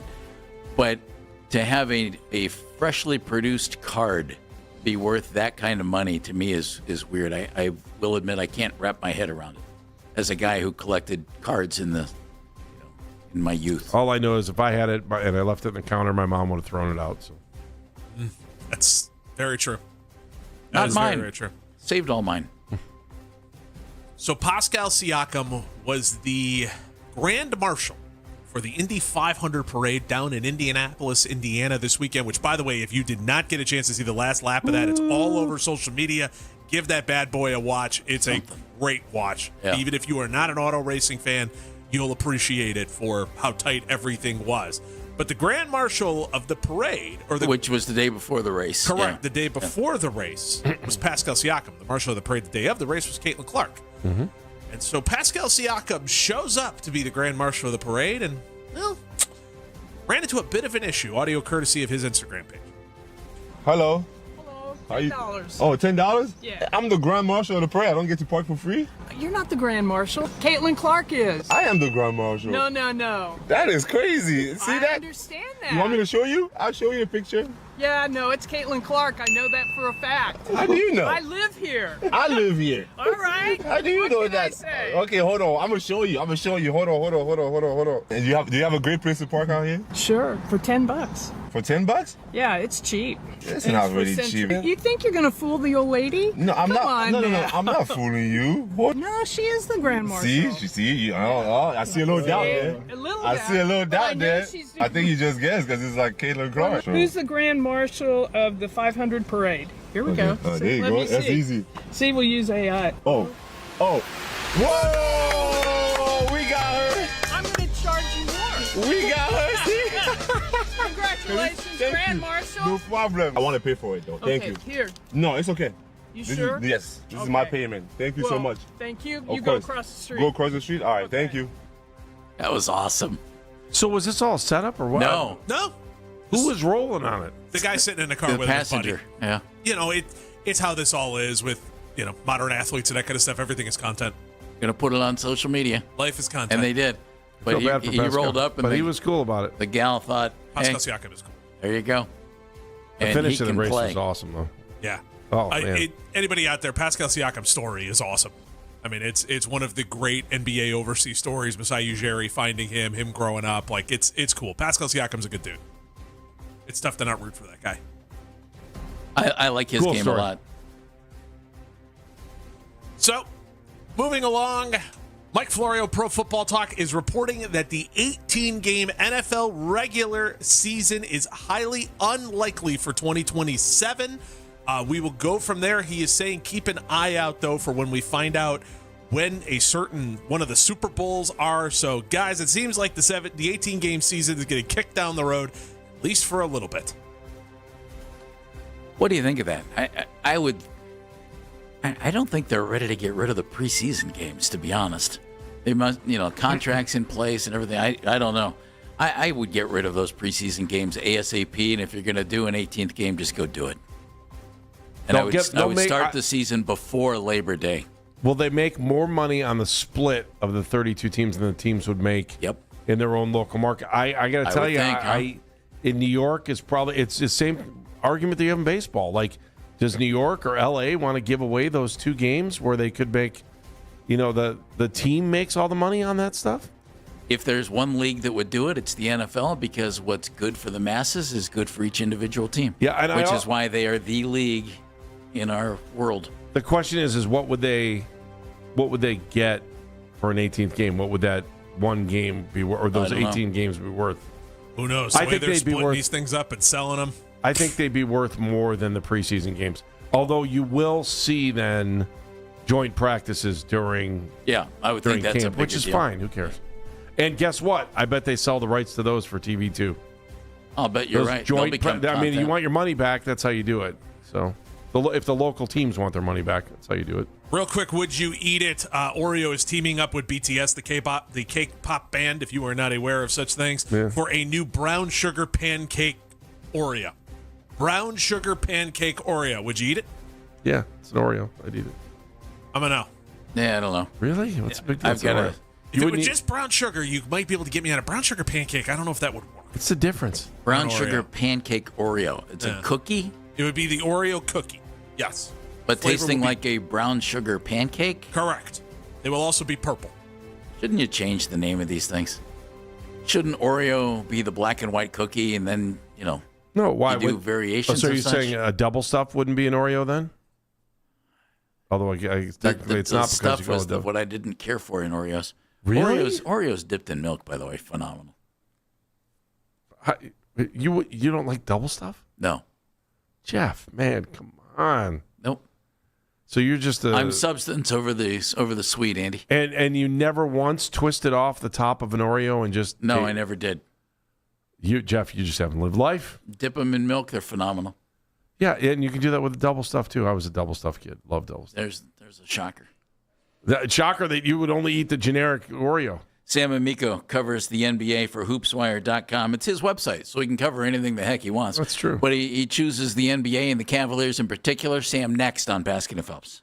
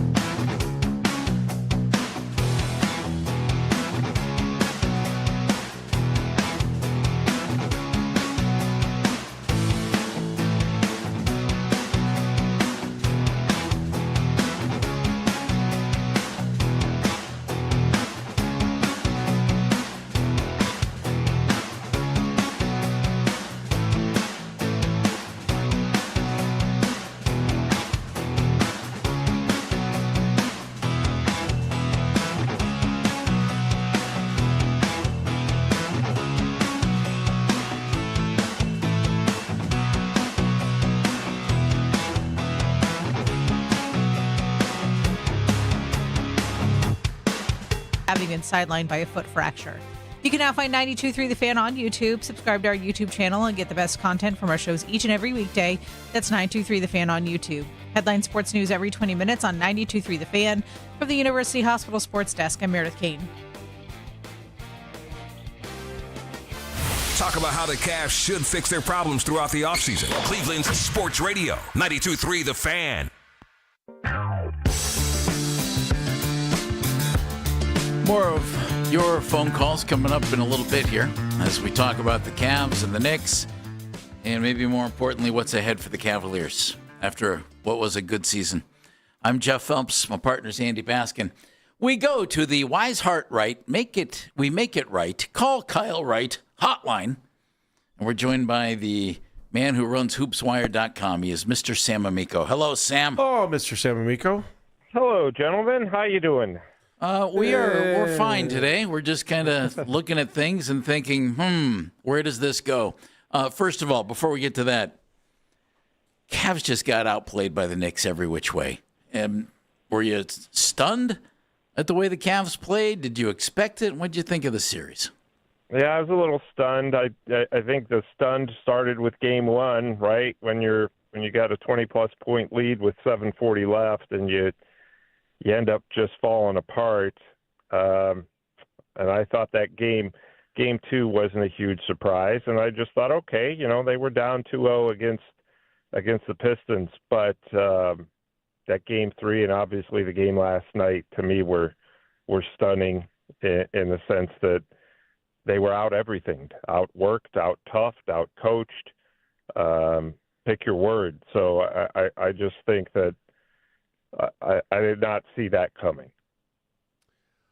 Oh, man. I look back at the series and I wondered in the beginning what Kenny had to do to make sure that he was going to be back for next year. And the only scenario I had was being embarrassed and getting blown out in 4 games. Kind of happened. What's his future? What do you think? Listen, I don't pretend to know, but my gut tells me that he's safe, at least from everything I can, gather, is that he'll be back for another year. Now, that said, that could change tonight. I don't know. But, I thought once they got out of the second round, I said, unless they have a complete meltdown in the East Finals, I think that he's safe for next season. I would strongly feel that way. Well, then they had a complete meltdown in the East Finals, and some of the stuff he said that's gone viral about analytics and all that is probably not done him any favors. But going into that series, one scout told me the Knicks are playing so well that the Cavs are going to have to get not just their best from Harden and Mitchell, but also from Mobley and Allen and the role players, and they didn't get that, and is some of that on the coaching staff not putting them in positions to succeed? I think that the coaching staff would be the first to tell you yes, some of it is, but some of it's also on the players themselves. So I don't know. I got the sense last night, was told Kobe Altman, he's safe, and I think if he's back, he's probably going to be willing to give it one more run, or at least another half a run with Kenny Atkinson. Sam Amico joining us, hoopswire.com. Kobe Altman made 2 trades before the trade deadline. He picked up James Harden for Darius Garland. I thought that made the Cavs a better playoff team this year, even though James wasn't perfect. I thought it made him a better playoff team. And they traded DeAndre Hunter for Dennis Schroeder and Keon Ellis. Sam, I don't think that made them a better playoff team. What was that trade all about? Yeah, I think at the time you had hoped that you were adding some toughness and tenacity, and I think you did in that area. But again, to your point, Jeff, I don't know that toughness and tenacity, resulted in them being a better playoff team. I think, listen, we saw why Dennis has been on 11 teams, and that's not necessarily a knock. He is what he is, and that's a guy who plays hard, but is wildly inconsistent when it comes to results, can get into foul trouble. So, and Keon kind of fell out of the rotation there. Probably a little bit undersized for what they needed in terms of a wing defender, and was a little inconsistent even in that area. So I thought they needed to trade DeAndre Hunter. I don't think that they were getting what they had hoped from him. He was probably the least, and this is not necessarily a shot, it's just his personality. He's probably the least tough guy on the team, which was not what they hoped for when they traded for him. And I just don't know. That trade to me was mish for mash. That's the way it turned out to be. So the James Harden deal, you said it, Jeff. There were moments in the playoffs where he really looked really good and really important. And then there were moments in the playoffs that, we saw the defensive issues. We saw the turnovers. So I still think that, you had to make that trade, because I certainly don't think they were getting any further than they did in this series with Darius Garland. But now you have a big decision. James has a decision. Or has the decision already been made? Is Harden more than a one-year guy here? Yeah, I think so. I think that, first of all, we've been hearing for about a month now that he's going to decline that player option, opt out, which would be a best case scenario for both him and the Cavs, because then that allows the Cavs to pursue some deals. If he were to just pick up the option, they'd really be in trouble financially and structurally, and that would really, really inhibit their moves. And they'd have these taxpayer exceptions or whatever, but they wouldn't even be able to use them because they'd be over the second apron. So the best thing that he can do, and it sounds like he is going to do, is opt out and sign a 2-year deal for less money than the player option would be. Where do you think Jarrett Allen stands now compared to where he was maybe even in the beginning of the season? Well, I think he had a better playoff run than than he had been criticized for in the past. There were still too many times. There were times he was highly, highly impactful in the playoffs, right? Mm-hmm. There were still times where he was pushed around too easily. And I think that that's something they're going to, I don't think they're going to trade Evan Mobley. I don't think they're going to, trade Donovan Mitchell or James Harden. But I think Jarrett Allen, again, has moved into trade candidate territory simply because of the reasons we just said. He had moments of great impact in those Game 7s. He had other moments where he, played very well. And you don't expect Jarrett to be your number one or even number two dominant guy. You just don't want to see him get pushed around. And sometimes that still happens. Now, is that correctable? I don't know. But I certainly think when they're taking and making calls, Jarrett's name will certainly be in there. They all will be, but I think the Cavs will be a little bit more, maybe we can still get a little tougher, a little more consistent, maybe not from that position, but maybe we can, find some wings or something along those lines with Jarrett Allen without mortgaging the farm. But Sam, that would leave you, if you trade Jarrett to fill a hole maybe on the wing, then you've created a hole inside. Yeah, you would be looking at a couple wings and a center if you were to trade Jarrett. Now, can you get that? Perhaps. Listen, the New Orleans Pelicans love the guy, and that's been made very clear to the Cavs, and frankly to me. And listen, they've got some really nice wings there, and Herb Jones, who's a great, probably the best point of attack defender in the NBA, and Saddiq Bey, who's coming off a fantastic year, and you would always like this is all game. Obviously theory. You have Missy at center for them, who's starting to become a starting caliber center. So, these are the type of things that you would be looking at is getting a wing, you would demand a center of some sort in return. Is there anybody who's untouchable? I think Donovan Mitchell's untouchable at this point. I mean, listen, he's a 1 or 1A, 1B guy in the NBA. You generally don't trade them. Who's still in his prime? You build around those kind of guys because those are the kind of guys you're looking for. So I would say Donovan for sure. I would probably say, we've heard the Evan Mobley, the honest stuff. I would say Evan Mobley, except for potentially in a situation like that where it's a guy where it's like, okay, we're going to go get another older guy and really, really make a push. So I would say Donovan's untouchable. Evan's going to be untouchable in most scenarios. But beyond that, no. I mean, I would think that, we know Kobe Altman, and he's going to explore everything. Sam Amico joining us from hoopswire.com. Last thought. The Cavs have Sam Merrill. Love the way Sam shoots. Max Strus, love his energy and what he can bring to a team. Tyrese Proctor, Jalen Tyson. Are all four of those guys back? Because there seems to be some duplication in game to some extent there, Sam. Yeah. I'd be surprised if they were all back. I think they really like Merrill.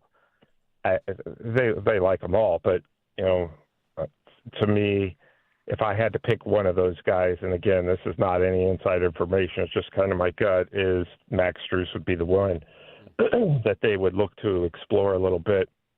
Plays with great energy, plays super hard, right? Yeah. And it's not a criticism, but in order to try to make improvements to the roster, you've got to, like I said, Jeff, that's really a lot of duplication there with those three guys.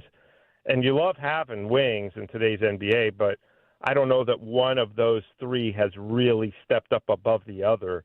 So can you use one of them to go fill another need? And maybe it's another wing who's an improvement. I don't know. But certainly I think that's going to be something that's very much explored, whether it's Max or I doubt Sam or Jalen. I think if the guy that gets moved out of those three, it would be Max. And listen, they got Dean Wade as an unrestricted free agent too. What do you do there? I don't know yet. I think they're still figuring that out. Thank you, sir. All right, guys. Thanks for having me. We'll talk to you soon. Thanks, Hoopswire. Hoopswire.com. Sam Amico's website. Go read Sam's coverage of the NBA and all things Cavaliers. 216-474-0092. The offseason is underway, folks, for the Cavaliers, and it will be a busy one. What do you want to see? It's Baskin and Phelps here on The Fan.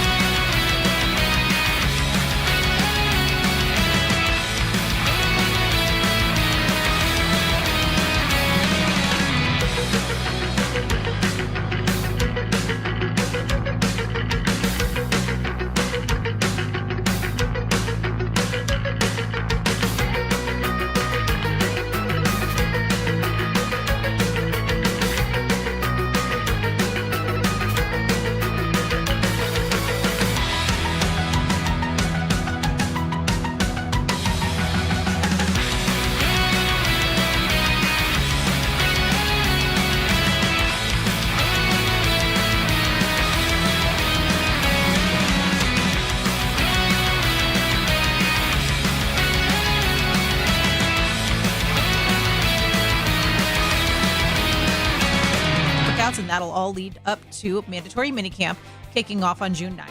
You can listen to the Fan Rewind weeknights from 11 p.m. to midnight, all the best segments from all our shows, and you can always listen on the Odyssey app. Headline Sports News every 20 minutes on 92.3 The Fan. From the University Hospital Sports Desk, I'm Meredith Kane.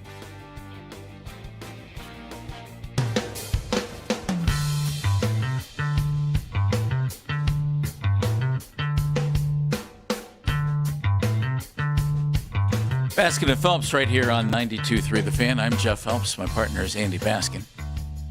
You know, Jeff, you can listen to The Fan anytime, anywhere on the free Odyssey app or by telling your smart speaker to play 92.3 The Fan. And now you can find 92.3 The Fan on YouTube, including the Ken Carman Show with Anthony Lima from 6 to 10 a.m., our show from 10 to 2, and Afternoon Drive with Nick Wilson and Jonathan Peterlin from 2 to 7, live each and every weekday on 92.3 The Fan's YouTube channel. Subscribe to our channel for free. Isn't that the best price? Yes, it is. And watch all the best content from your favorite shows on The Fan, live and on demand now. Sam Amico from hoopswire.com was just with us, and Sam laying out that he thinks basically it comes back as is with some tinkering. I kind of had that feeling. Harden, Mitchell, Mobley. Okay. He thought Allen is a guy that could be moved. I agree with that. I hate the idea. Allen's the one guy I don't want to move. I'll be honest. It's hard to replace big guys, Andy. Yeah. That's I like Jarrett. I like him personally. Just got to get him the ball. I like his game. He's not a huge offensive threat, but he could be a lot more of an offensive threat than he is if you get him the basketball. And I just wonder, is this Harden-Mitchell backcourt a long-term, and long-term by even 2 years, is that a combination that will actually get you to the NBA Finals?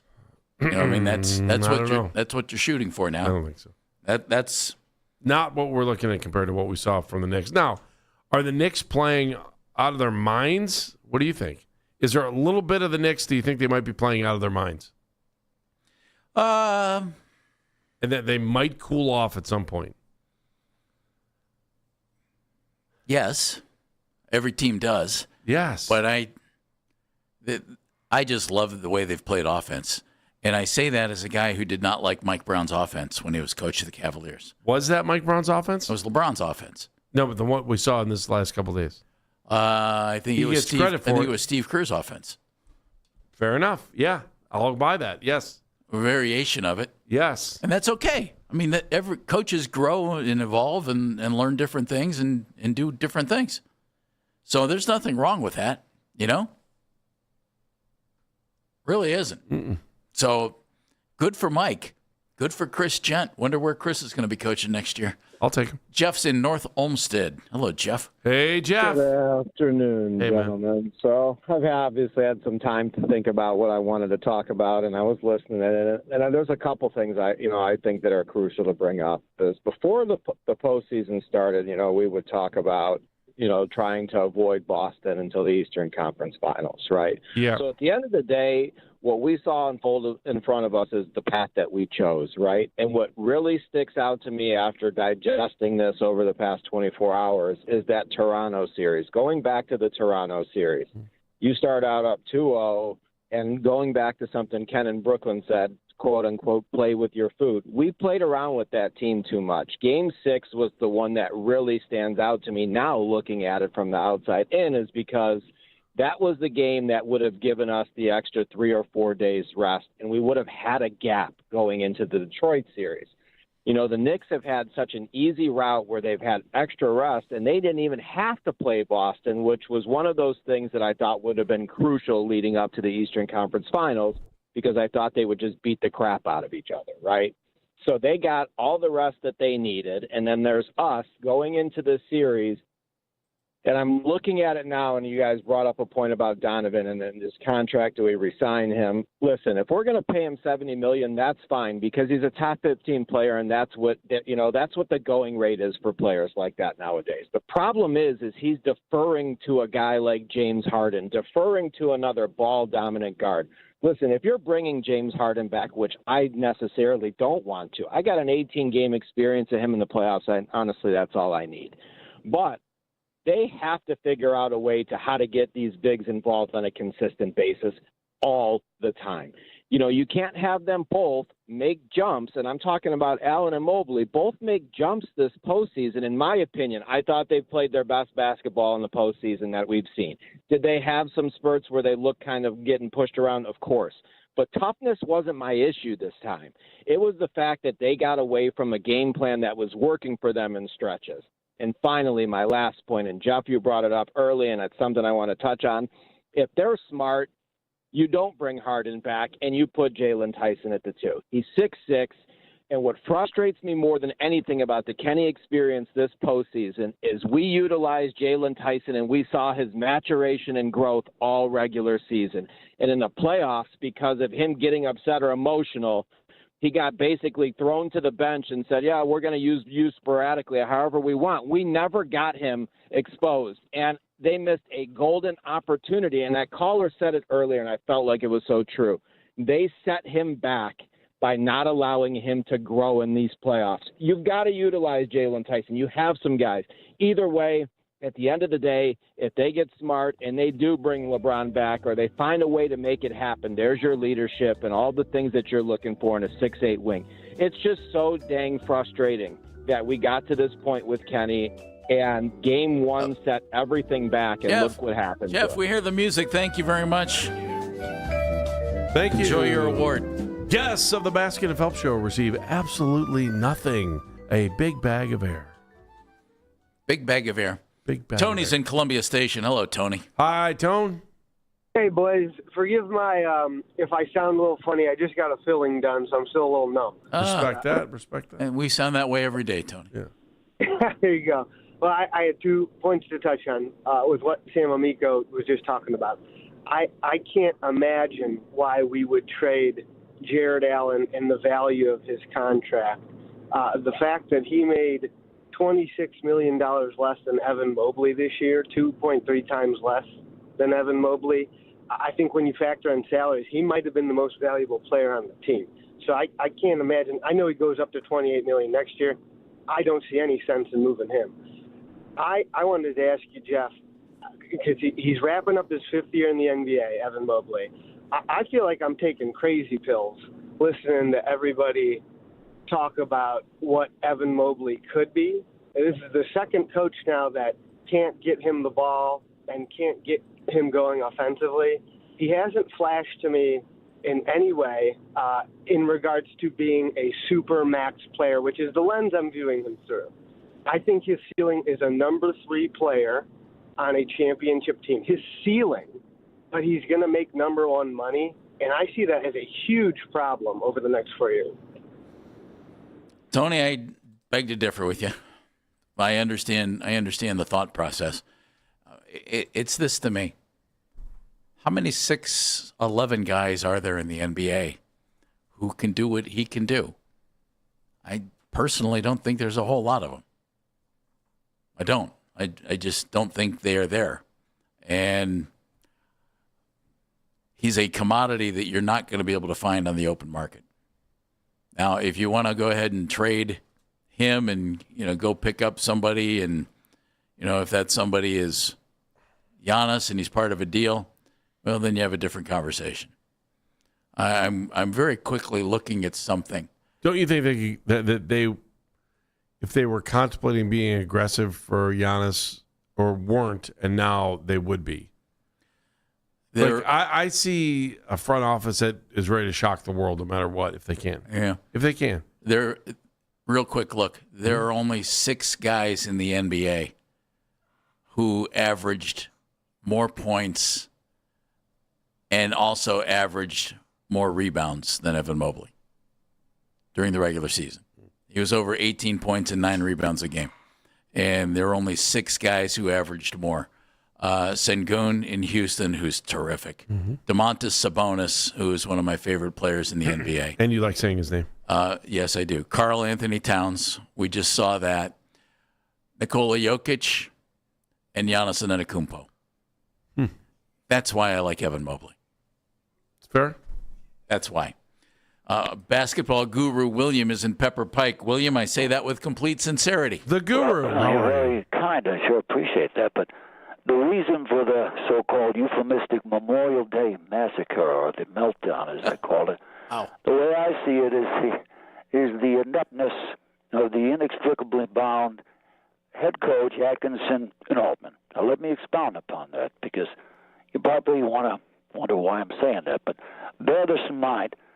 The head coach had been using four-guard lineups. Sam Merrill was playing forward. He even had Craig Porter in one game playing forward. And Keon Ellis, 185, played power forward occasionally. Didn't want to use Nance, didn't want to use Tomlin. Strus was playing power forward, and so was Tyson.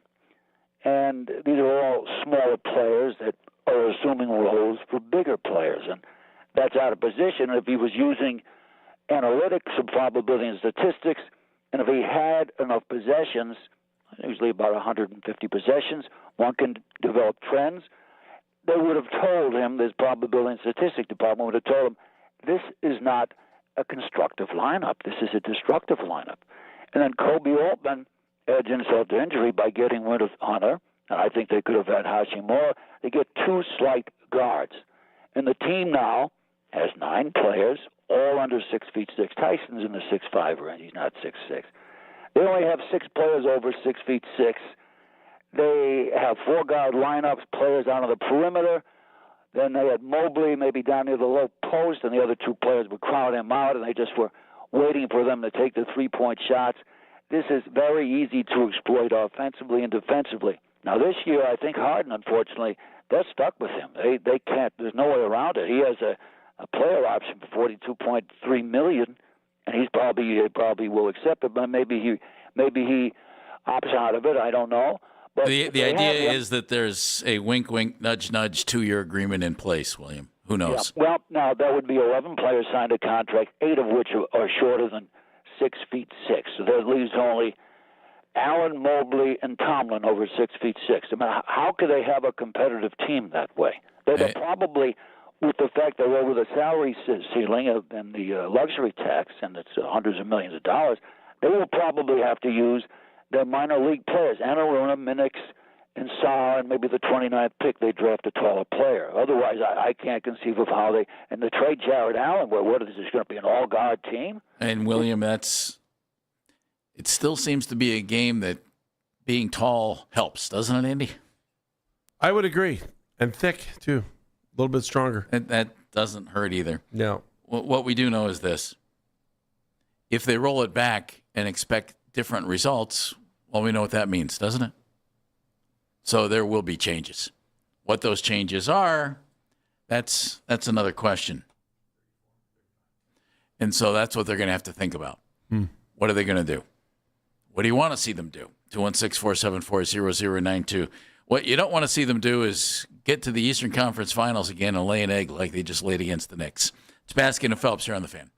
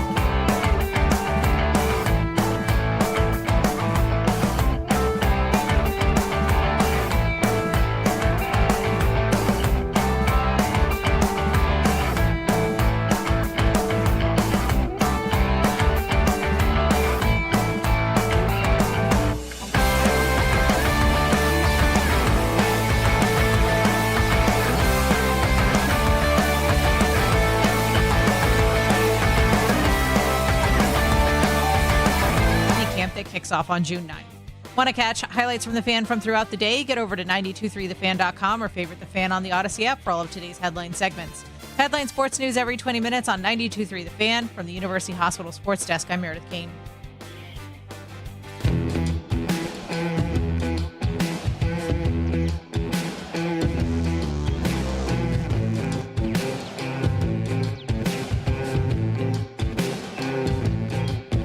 One thing about the NBA offseason, it gets on you quickly. And I don't mean even, like the Cavs are in the offseason now because they lost. Yeah. I mean, as soon as the NBA finals are over, boom, get ready, man, because stuff's going to start happening. And they start rebuilding teams and making moves and drafting. And it comes on fast. And so we're not going to have to wait a real long time before we start to see some major moves. It's the beauty of being one of the Final Four teams, right? Your offseason is a little bit shorter than everybody's.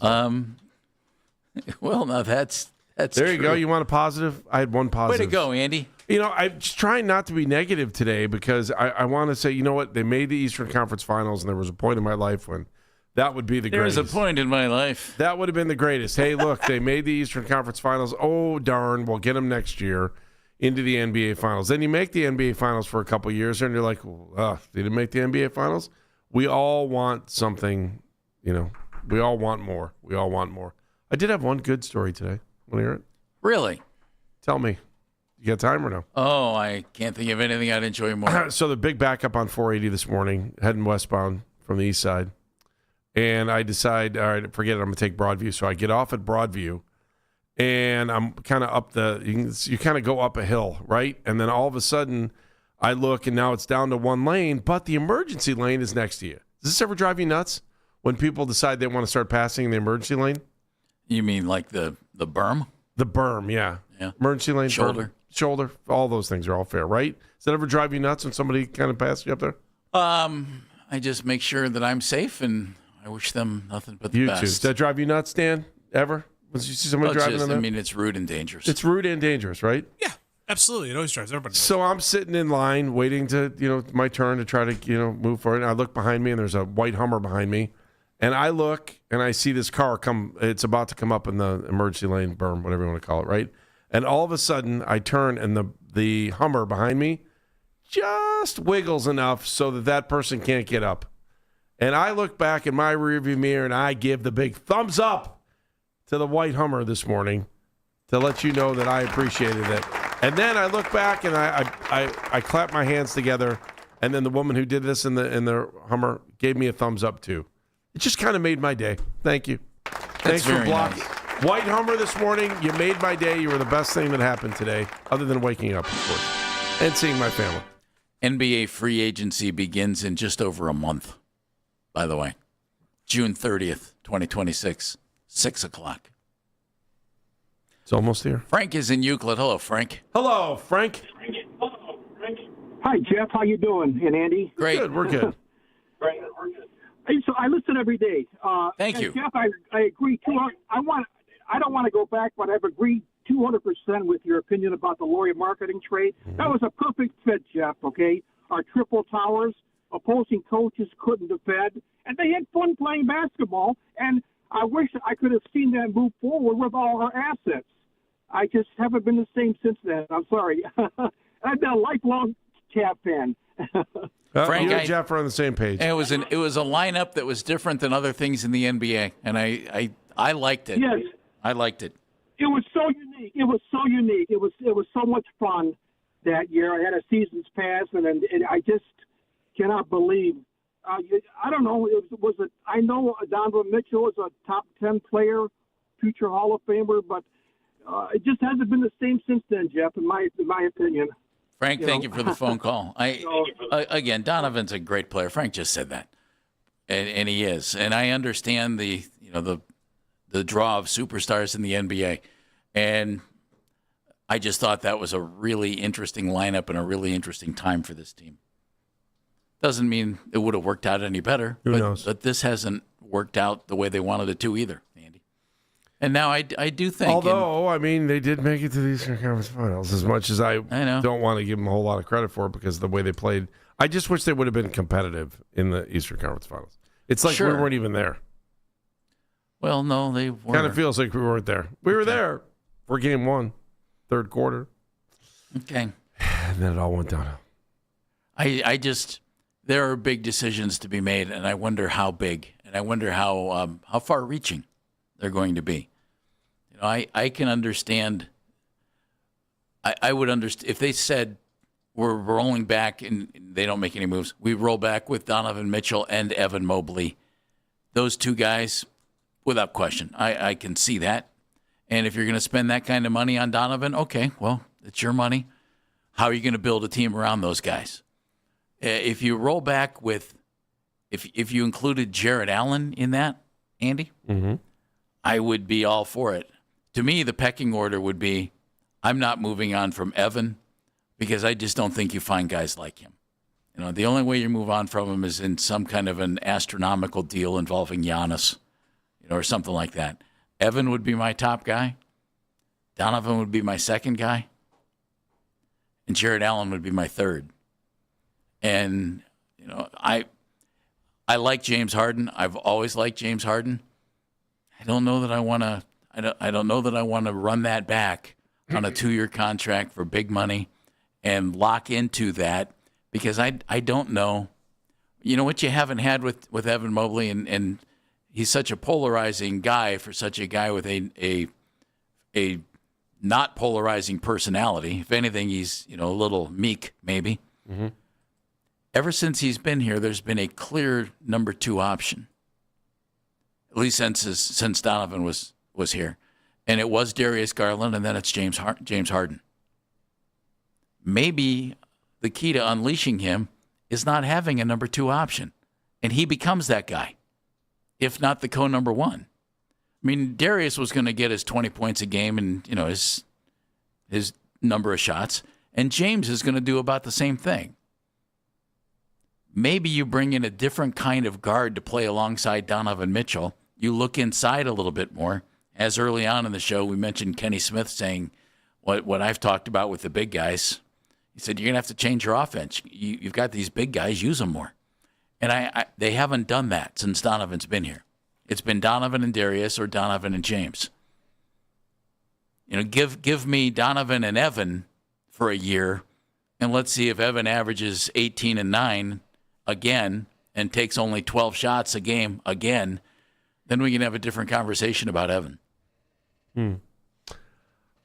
I'm just really interested to see where they go with this thing. Do you think, because there's a part of me that really believes that you know, and you said we've heard this kind of rumblings about Harden already being locked in for another 2 years. Do you think Harden is back next year? Like, I think sure sounds like it.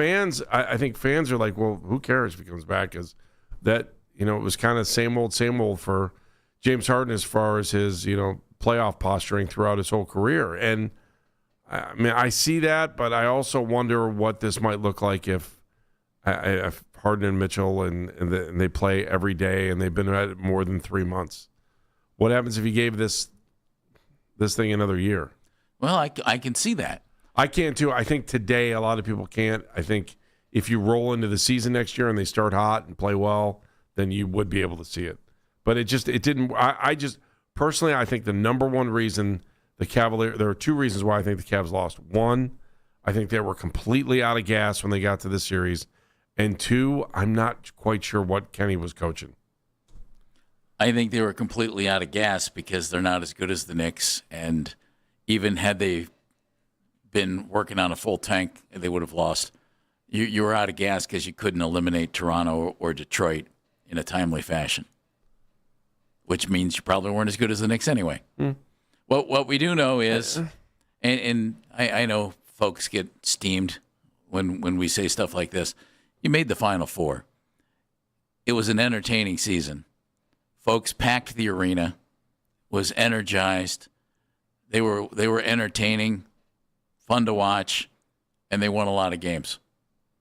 That's a good thing.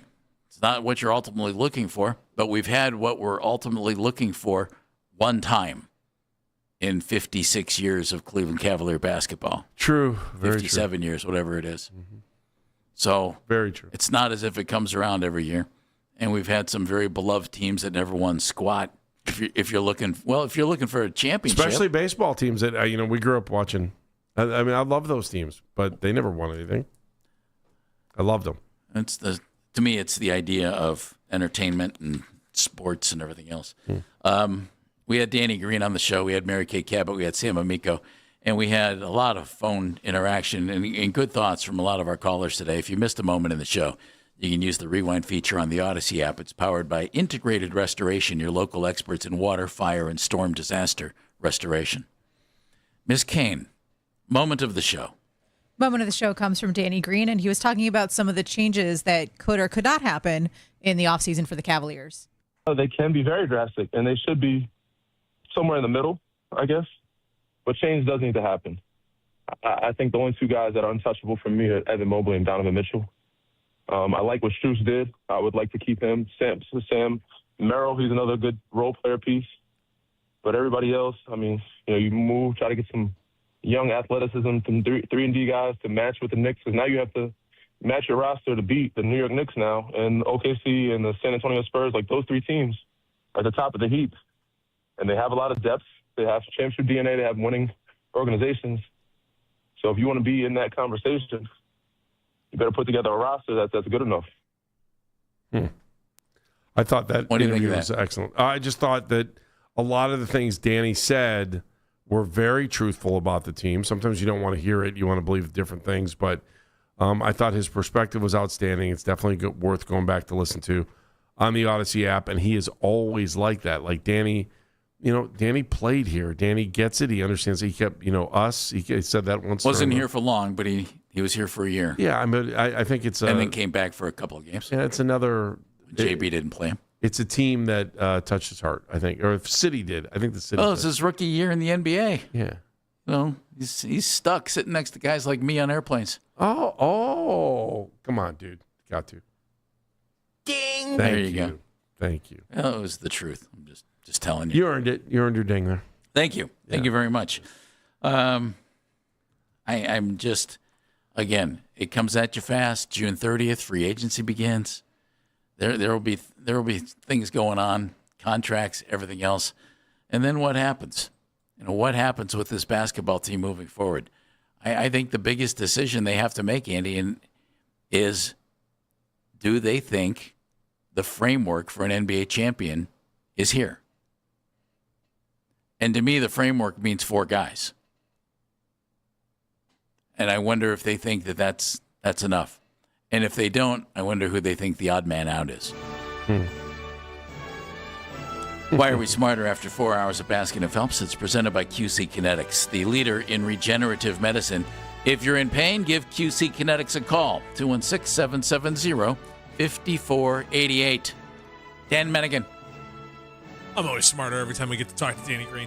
I mean, just so intelligent, so well thought out, a guy who has sat in many a locker room and hoisted many a trophy and has seen many a playoff game. It's always good to get that insight. 923thefan.com, wherever you get your podcast, and of course our social media mentions are powered by Shive Insurance. Miss Kane. I'm also smarter because of Danny Green. I think he had some really, really good analysis on the Cavaliers and what caused them to fall short. And I think he also had some really interesting ideas of what the team should be doing this offseason. Mr. Baskin. I'm going to go with Mary Kay Cabot. Although Danny Green was excellent, I think I told you why just a few moments ago.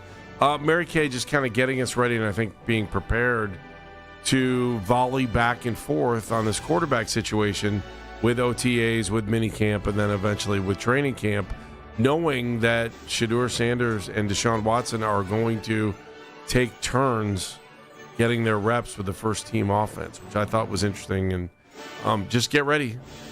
Hold on to your hats. Smarter after our conversation, ours and with interaction from all of our callers today. Overriding thought, Andy, you tell me, seemed that the biggest thought folks had today, move on from Kenny. Yeah.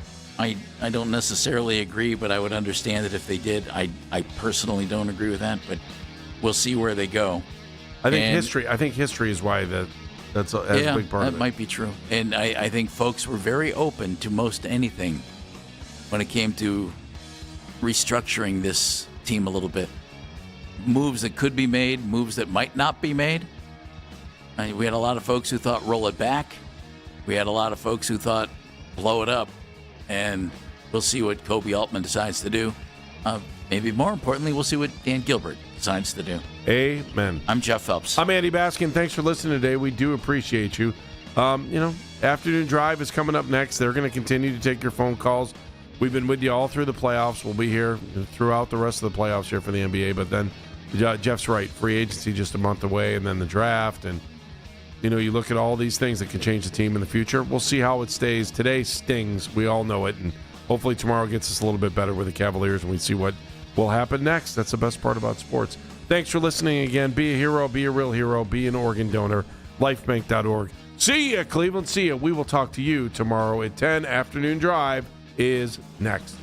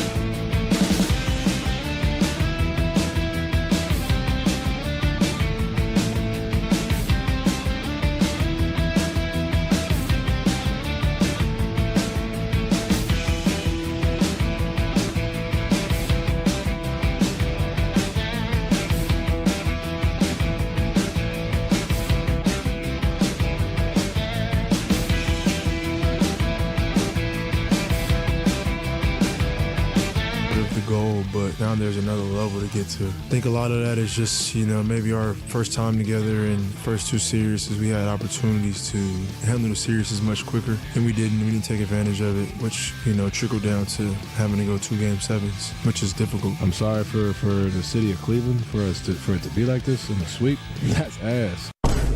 It's the Afternoon Drive with Nick Wilson and Jonathan Peterlin on Cleveland's Sports Radio 92.3 The Fan.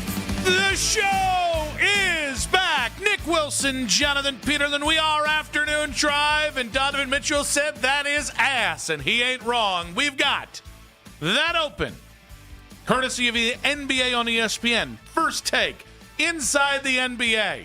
Half the damn national media and Mac Robinson on the board. Yes. We salute the Supreme Leader, because if we did not, there would be consequences. And we got Jake Merman on the 92.3 The Fan YouTube channel. As always, like our videos. We just desperately like to be liked around here. And subscribe to 92.3 The Fan's YouTube channel. Ring that bell. Not you, Cornlito. Suck it, Cornlito. Suck it, Cornlito. And Meredith Kane on the 2020s there. Hi, JP. Hello, how are you today?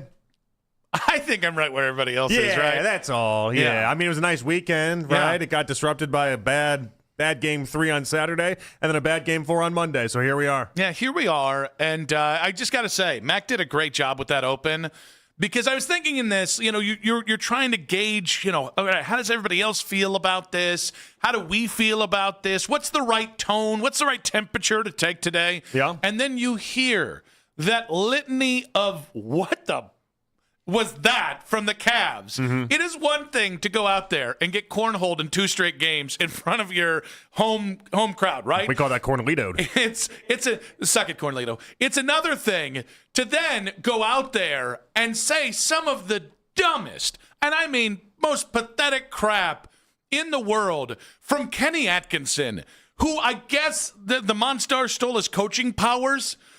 Like, at no point, whether you believe it to be true or not, at no point should you ever utter the phrase, well, it's really analytically, we're up 2-1 in this series. At no point should you say that. When you get James Harden, little common sense for you, buddy.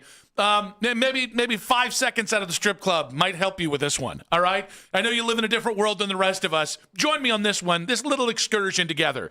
Maybe, just maybe, after you got swept and dog-walked by the New York Knicks, maybe, just maybe, don't say, I think we're the better team than them. Yeah, it was it was an all-star-esque performance out of them for how to be the worst podium I've ever heard in my life. Atkinson, what are you doing? Atkinson, how in a matter of like 2 weeks did he expose himself as the biggest fraud in the NBA history? Like, how did this happen? How did this happen so quickly with him? It's not like I was ever the biggest Atkinson defender, but my goodness, you sounded like an absolute schmuck all weekend long. And here's the thing. You might be able to kind of stay under the radar if you just do dumb things in the game. You're not going to stay under the radar if you do dumb things during the game and then say dumb things between games as well.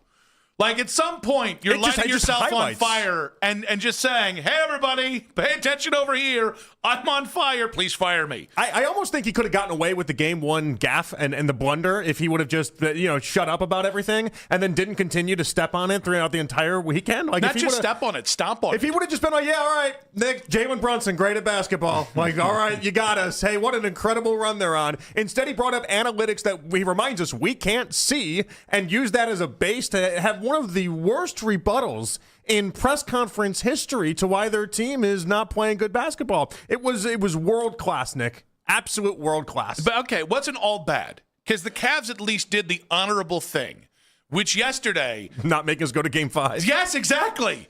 And they laid down and just were like, you know what? We don't want it either. It's funny. I was telling my in-laws before the game. They're obviously massive basketball fans. And they're like, oh, so what's going to happen tonight? And I'm like, I have no idea. But I don't trust the NBA. Like, the NBA, typically, 4-game series, networks lose money, okay? 5-game series, they break even. Game 6, Game 7, they start to make a little coin, right? That's why we never see 4-game series. And I'm like, you have to get shot out of the building to lose a Game 4 in this scenario. And then they got shot out of the building. And here's the thing. I'm not mad that they quit yesterday. I'm actually, again, I'm relieved. There's Thank no other you. way to describe it, though. Thank Zero you. other way to describe it. They absolutely quit. If today we had to come out and be like, we got one. We just got to get 3 more. I was thinking yesterday, I'm cooking burgers and dogs. Daryl's flanking me on the right. Mac is flanking me on the left. And I had this odd thought. How in the hell can I sell if they win tonight that they actually, I couldn't. You can't. No, I'd you have can't. to come out and be like, well, they're still ass, but you know what? They're our ass. That was going to have to be my entire pitch if the Cavs had won last night. But here's the thing. So it doesn't bug me that they quit last night. Because in fairness, all of Cleveland quit last night. That was very close. Cleveland? All of Cleveland. I want to go to Cleveland. Oh, that's a Knicks fan. I've never been to Cleveland before. But no, all of Cleveland quit on this team. Look at what happened in game. That was a home game for the Knicks last night. So I can't be mad that the Cavs didn't show up to this game, or they showed up for like a quarter and then were like, I don't really want to do this. I can't be mad at them because half of the Cavs fans, the wine and cheese crowd, did the same thing. Nay. I am furious about game 3. That's the one. If you want to be mad for this team for quitting, be furious about game 3. When our Celebrity Row came out, and by Celebrity Row, we just mean Kelsey and Taylor Swift. Hey, a lot of our friends in the media, a lot of them got a lot of nice moments with Taylor Swift. I can't wait to talk to Ashley tomorrow. Ashley, Cam Justice, apparently. I know Spencer German was right there. Was he just like, you're hi? I think so. I don't even know. Like, she's like complimenting Cam Justice. And he was in the mix. Complimenting everybody. He was in the mix. You're also here, Spencer. And we appreciate you. But no, in the like mix. the way that they laid down in game 3, and we were at me and my buddy Jeremy. We're at a bar watching game 3, and we're sitting there. We've had a couple Cool Rushes. That's a Colorado beer. Oh. We've had some wings. We're enjoying ourselves, right? And then at some point in the probably third quarter, the Cavs just decided, I don't think this is going to be our series. That's the one. That's the one. When I tend never to leave games early.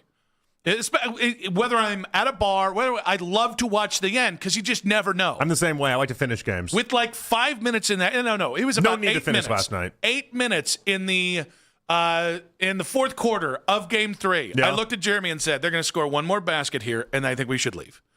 Because there's no need. The Cavs have quit on this. That's exactly what happened. So it's tough for me to balance these two truths, which are you finally broke through in the Eastern Conference and got to the Eastern Conference Finals, right? So you did things we didn't think you could do, and you did it, and yes, it was complicated, and it took longer than it should have. Oh, well, no, the bottom line is you made it to the Eastern Conference Finals. That is a success versus then every negative thing that we had said about this team. They don't really have heart. They wilt easily. Kenny Atkinson's a bit of a dodo from time to time.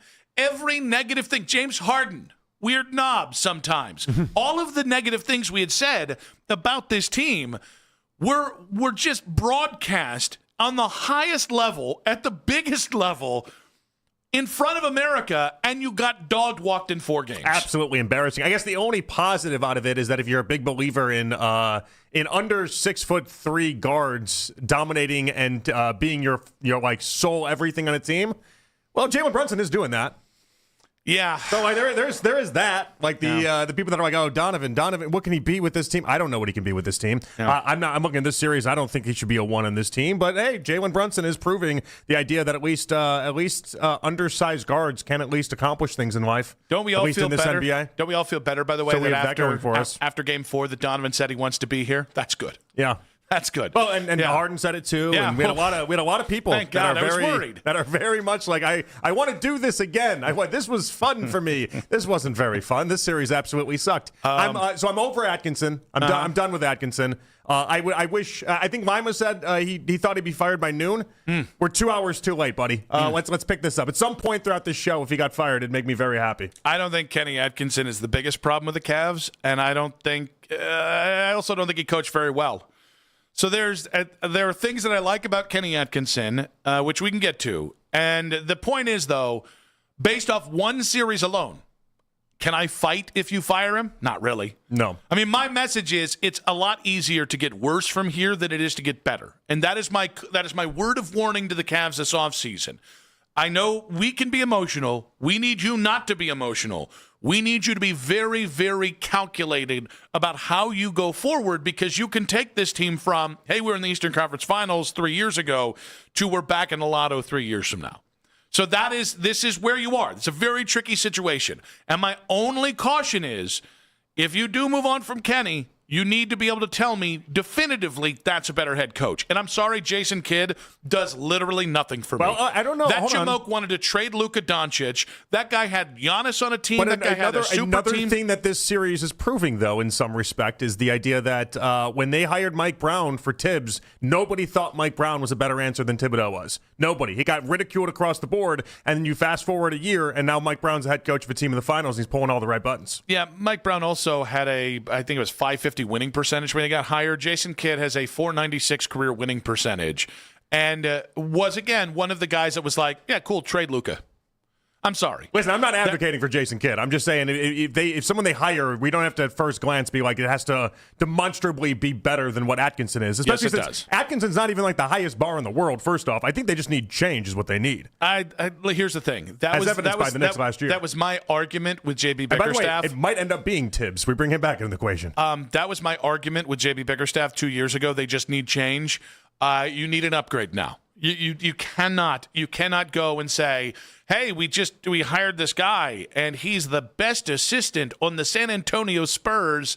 He's going to be an upgrade. Not bleep that. You better get somebody with real cachet to coach this team. And I think we're getting Billy Donovan on the hotline. I like Can Billy we call Donovan up Billy a lot. Donovan? That's the guy I want. The guy I would want is Mike Malone, and he took the North Carolina job, so that's not happening. That would have been my hire. And unfortunately, that jerk took a college job 2 months ago. How unfair of him. Not great, I would say. Basically, 216. everything's on the table, though. Even the table's on the table. The table's on the table. Yeah. Anything you want to dream up. I just don't think we're in position to be like, no, that's dumb. No, they can't possibly make that change because they have to stay with X, Y, or Z. Yeah, no. That sounds like change for the sake of change, which is in fact dumb. Change because that's not we're what I'm pissed. driving at. I'm not driving at change because I'm pissed. I'm driving at change. If they decide to make some sort of change because they feel like this roster is flawed, I'll say yes, okay, I agree. Yeah, but no, that not all change is equal, and I do think that's kind of what I'm driving. Here's the thing, though. The point is, the Cavs quit on this series, and they quit when they were at home. That is offensive to me. This team who says the right things a lot of the time suddenly stopped saying the right things and said a lot of either cover your own ass things or started just basically bus tossing. Oh, it was the circumstances. Oh, we got to get to Kenny Atkinson and what the hell he meant by analytically we're winning this thing, because I do think he was trying to throw somebody under the bus on that one. And in all the while, this is a team that I think a fair amount of Clevelanders had 1 foot out on. And then this series is why, right? Like, I after getting through the second round, I was ready to say, all right, let's see what this team has. Like, all right, you got me here. Let's see if we can put just a compelling series together. Mm-hmm. And the fact that you couldn't means a lot of the allegations that were thrown their way after this thing was made are fair. Yeah. And true about where this team is. And that, again, like, I think it's easy to suggest a lot of radical change. It doesn't mean it's going to fix a damn thing. No, your end result still might end up being a team that's not good enough to win an NBA title. It's just how deep do you want to take this, and how much do you want them to really be aggressive about making a bunch of changes, making a bunch of radical changes, and then ending up in another Eastern Conference Finals next year. We're not that kind of show. 216-474-0092. At Nick Wilson says, at Jay Peterlin on social media. Social media reactions on X, powered by Scheiben Jewelers, Cleveland's premier jewelry store. We've got a loaded show. Nick Friedel, Odyssey Sports NBA insider at 3 o'clock today. We'll get his take on why it didn't work this year for the Cavaliers. Quick hits coming up at 3:40. John Fanta, NBC Sports. He's a fellow emotional young man. We'll get his take on the Cavs playoff exit, some Guardians love as well. That was a nice weekend yesterday. Just kind of stunk, but that's okay. I didn't know. I was a little under the influence. And Albert Breer of the MMQB at 5:20. Why won't the Myles Garrett stuff die? I keep trying to kill it. It just is not dying. We'll get to that with Albert at 5:20. But did the Cavs quit? And were you offended by Game 4? It was not offended by Game 4. It was offended by Game 3. More from you guys and Kenny Atkinson taking the fall in 5 minutes on 92.3 The Fan. Dustin.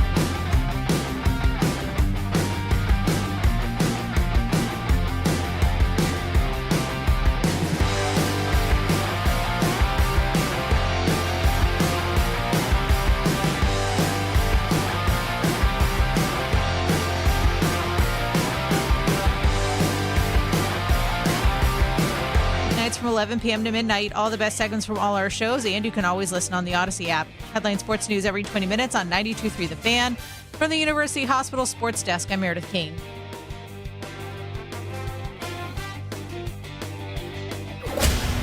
Talk sports deep into the Cleveland night. Overtime with Jake Volnick. Weeknights at 7. Sports Radio 92.3 The Fan. Analytically, I think we've won the I said 3 out of 3. We're 2 out of 3 in the expected. I don't know if you guys follow that. There's an expected score, and we won 2 out of 3. If you believe in process and all that, take that later. I know I don't throw that on them. I see it for myself. We have this feeling, then I can go to our analytical table and be like, I think last night it was, the expected score was like 1 point or 2. Kenny Atkinson, currently the Cavs head coach. He's just a schmuck. It's just a schmuck answer. It's a schmucky answer. I it hate really is. Absolutely hated every bit of it. Well, and here's the thing.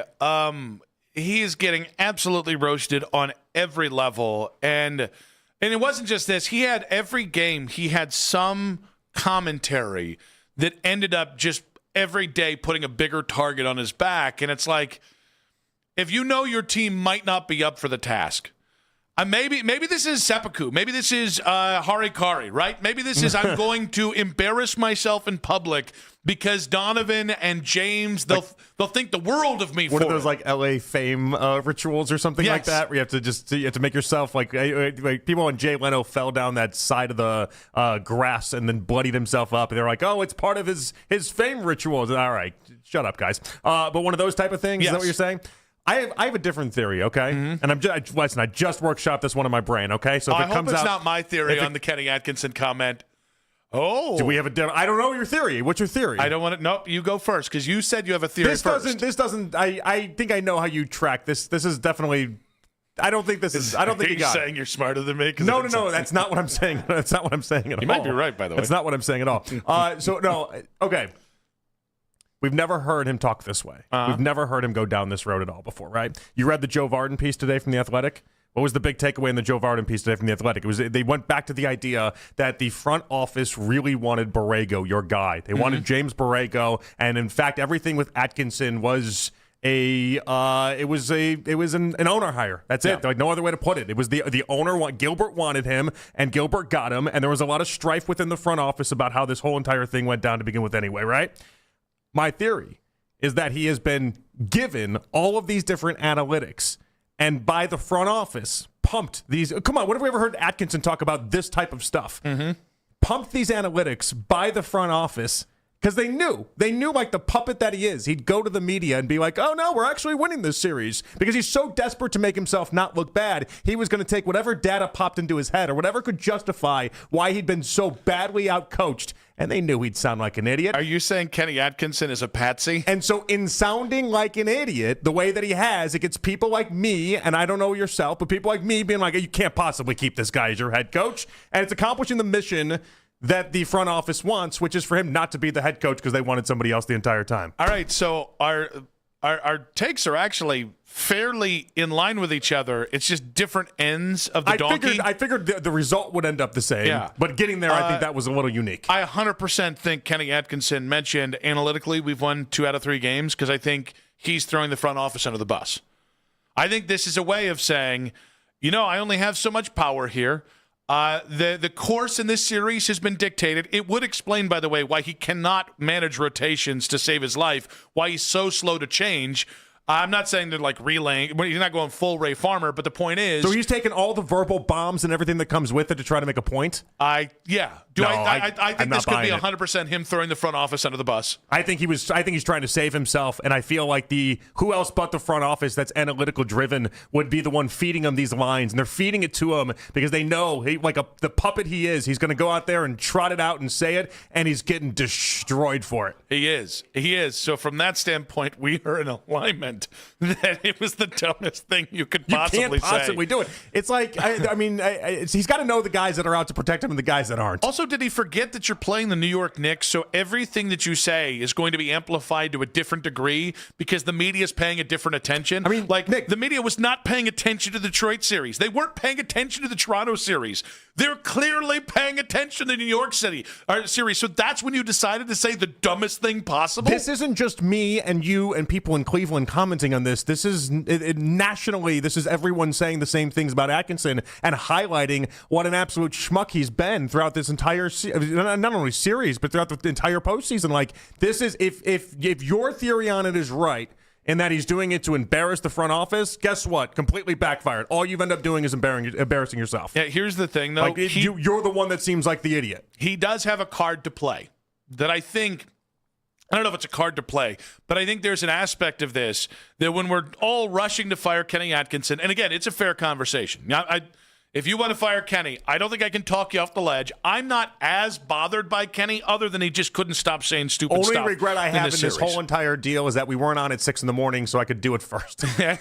Want to be first in the mood with that take? That's the only regret I have, is that it's like, all right, get in line. Another guy wants to fire Kenny. Don't sleep on the fact that Dan Gilbert made this hire.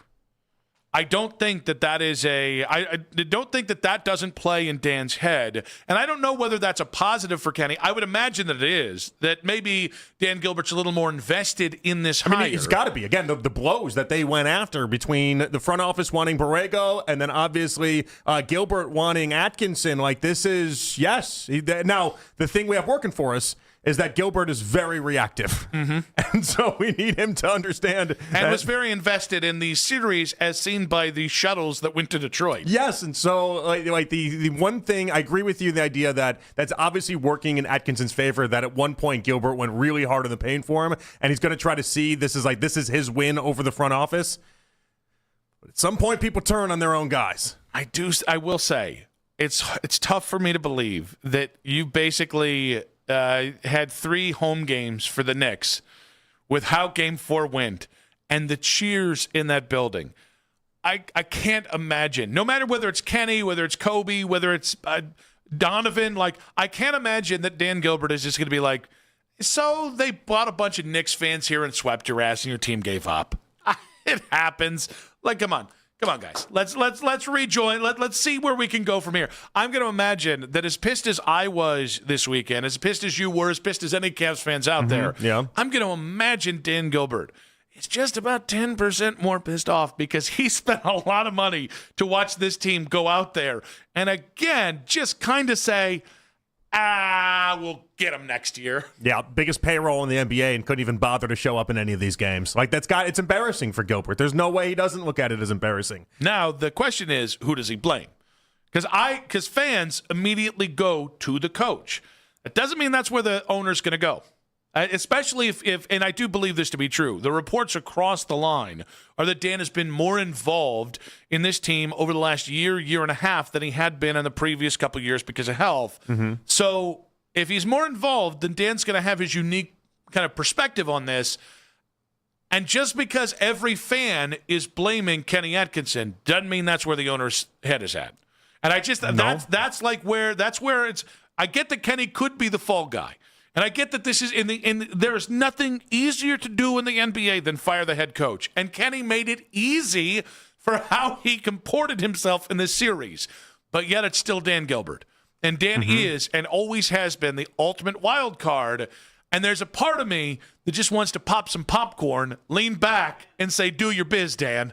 I want to see what you can do. Surprise me. Marvel me. And you put that with the idea that Altman likes big swings. Yeah. Kobe likes to go for it. He does. He doesn't sit back. He likes to really be aggressive. And so that's why the next 6 weeks or so it's just going to be fireworks trying to figure out what they do. Do you trade for Giannis? Do you hope on LeBron? Like, what exactly do you do to turn this team around? And by the way, I'm not automatically counting Kobe Altman as safe. No, I don't think you can at this point. It's been way too long And now this would be his 4th head coach. That's a lot of head coaches. You don't get to go through 4 head coaches. Does this count as half one and Beeline counts as Beeline's half a one? half. No. Atkinson's a full. Because Dan clearly made those hires? No. Beeline might be a half. Okay. We might look at that as a half when it's all said and done. But no, like you as a GM, you don't get to make as many decisions as he has. What I don't want to hear, I don't know when they're doing their end of season press conference and meeting with everyone and doing that. Oh, I'm going to show up with bells and whistles to that one. Are you? No. I didn't. But will I be listening? Yeah. Yeah, I don't want to hear the linear growth line. I don't want to hear that, where they just try to tell us that the conference finals, well, we made it further than we ever have, so we're just going to regroup and we'll see y'all in August. Okay, don't want to hear that. My problem is I know what I'm going to hear, and it's going to rhyme with excuses, and I know that because I heard it last night.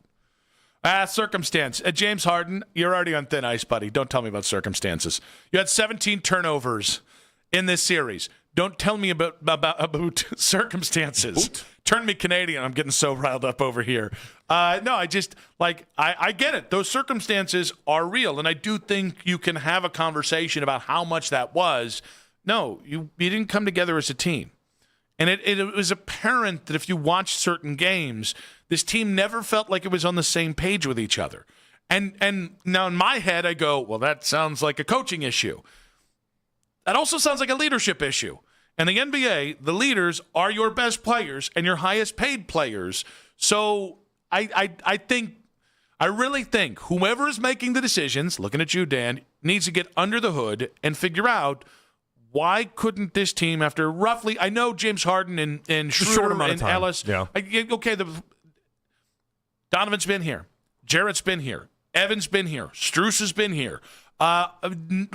7 of the 10 guys that played in the postseason have been here. Kenny has been here for 2 years. Several of his coaches have been here the whole time. I get that there are circumstantial things here, but you got to get under the hood and figure out, because the idea that it's just the head coach doesn't have the ear of the players, or the head coach, nobody likes him, or it's the front office thing, that's a little too on the nose for me. When this is a superstar-driven league and your superstars really didn't consistently show up, which then, of course, made your role players worse as well. The problem is that you're staring the same situation the Knicks were in last year at this time. They did make the coaching change, and then all of a sudden now they're in the NBA Finals. Like that's going to be in the back of Kobe Altman's mind. He's going to look at what the Knicks just did and accomplished, and he's going to think to himself, is that all we need to do? I would beg to differ at this point, but I could easily see him getting up on the podium and saying that was a good first attempt. Now next year is going to be our real attempt. 216-474-0092. Should Kenny Atkinson take the fall for the outright embarrassment of this Eastern Conference Finals approach and just the whole damn thing? Let's go with Jen in Akron. Jen, welcome to the show. Hey, how are you guys doing? Honestly, we're having a little therapy today, so feeling pretty good today. How about you? Doing pretty bad after that game last night, but I just had a quick comment. I didn't know if you guys watched the post-game show and heard Charles Barkley make the comment in defense of Kenny Atkinson. The Cavs only lost by 12, and it was quite funny, and I had to laugh, but at the same time, it was really incredibly painful. So that's it, and thank you guys. Love listening. Jen, we appreciate you. Thank you very much. So here's how you know how badly the Cavs screwed up this series is that by the end of the series, the last 2 games, when Inside the NBA was making their jokes, when countless national people were making their jokes about the Cavs, I didn't really it didn't register with me on an emotional level, because I was like, that's a funny joke. 2, they got us. Yeah, I did want to see who they put in the boat for the Gone Fishing segment. Mm-hmm. Drew Carey was on there. Travis and Taylor were on there. Oddly enough, Evan Mobley was a no-show, and they did they did 3 Cavs players. It was Harden, Donovan, and Jarrett Allen. Okay. No Mobley. Mobley was just out. I think they looked at Allen and was like, the fro. It's funnier for visuals. Yeah. Maybe is that all that is? Not really sure why they went that route. Mobley got snubbed though. Was MGK in it? I didn't see him in it, no. Right. There was 2 people in the very, very back, and I was trying to figure out who that was, and I just kind of gave up. It'd be also very funny if Vrabel and Rossini were also in that one. Yeah, they did that as well. Yeah. Because he's from just down the road, and They could have gone that route. But your point is right, though, is that all the jokes just kind of came and went, and it was just obvious, because after last night, there's just no defending it. Now, will I take solace in the idea that the Knicks are on the best 10-game stretch of playoff history? No, I won't. No. That's actually what might chap my ass harder than anything, is just that while watching this Knicks team, I'm like, yeah, they're good. This is a fine Knicks team. They're fine. But it's not like they shot like crazy is the point. It's not like you got beat by a juggernaut. You know what I mean? Like, they keep shooting like that. That's the best team the NBA's ever assembled. If they shoot like that, they won't. That's what everyone said after the first two series. Yeah, because then the Cavs were closer in line with the first two teams they beat. I want to see what people do, the mental gymnastics people take if they go against the Spurs or the Thunder and still shoot the same way that they did in the first 3 rounds of the postseason. At some point, we'll just have to lay down. You got to win a championship then. Desmond in Cleveland, welcome to the show, buddy. What you got for us? Hey, y'all. As much as we want to blame Kenny, yes, I blame him wholeheartedly because he didn't keep the players accountable, But we have to hold the players accountable as well because no one really wanted it as much as no one wanted it at all. Donovan played up to par because that's what he does. But no one else is on the team played up to par as far as with high energy, with a high motor. Someone said that this morning. Like, we got beaten offense and defensive transition the whole series, the whole playoffs. You want to blame Game 3 on us giving up. I want to blame Game 1 because Game 1 they gave up in the fourth quarter to give up that 22-point lead. So we got to hold the players accountable because they have to put that energy out there to say, oh, we want to make it to the finals. Oh, we want to beat the Knicks. Like, that's my whole point. I'd rather have dealt with DG over Harden.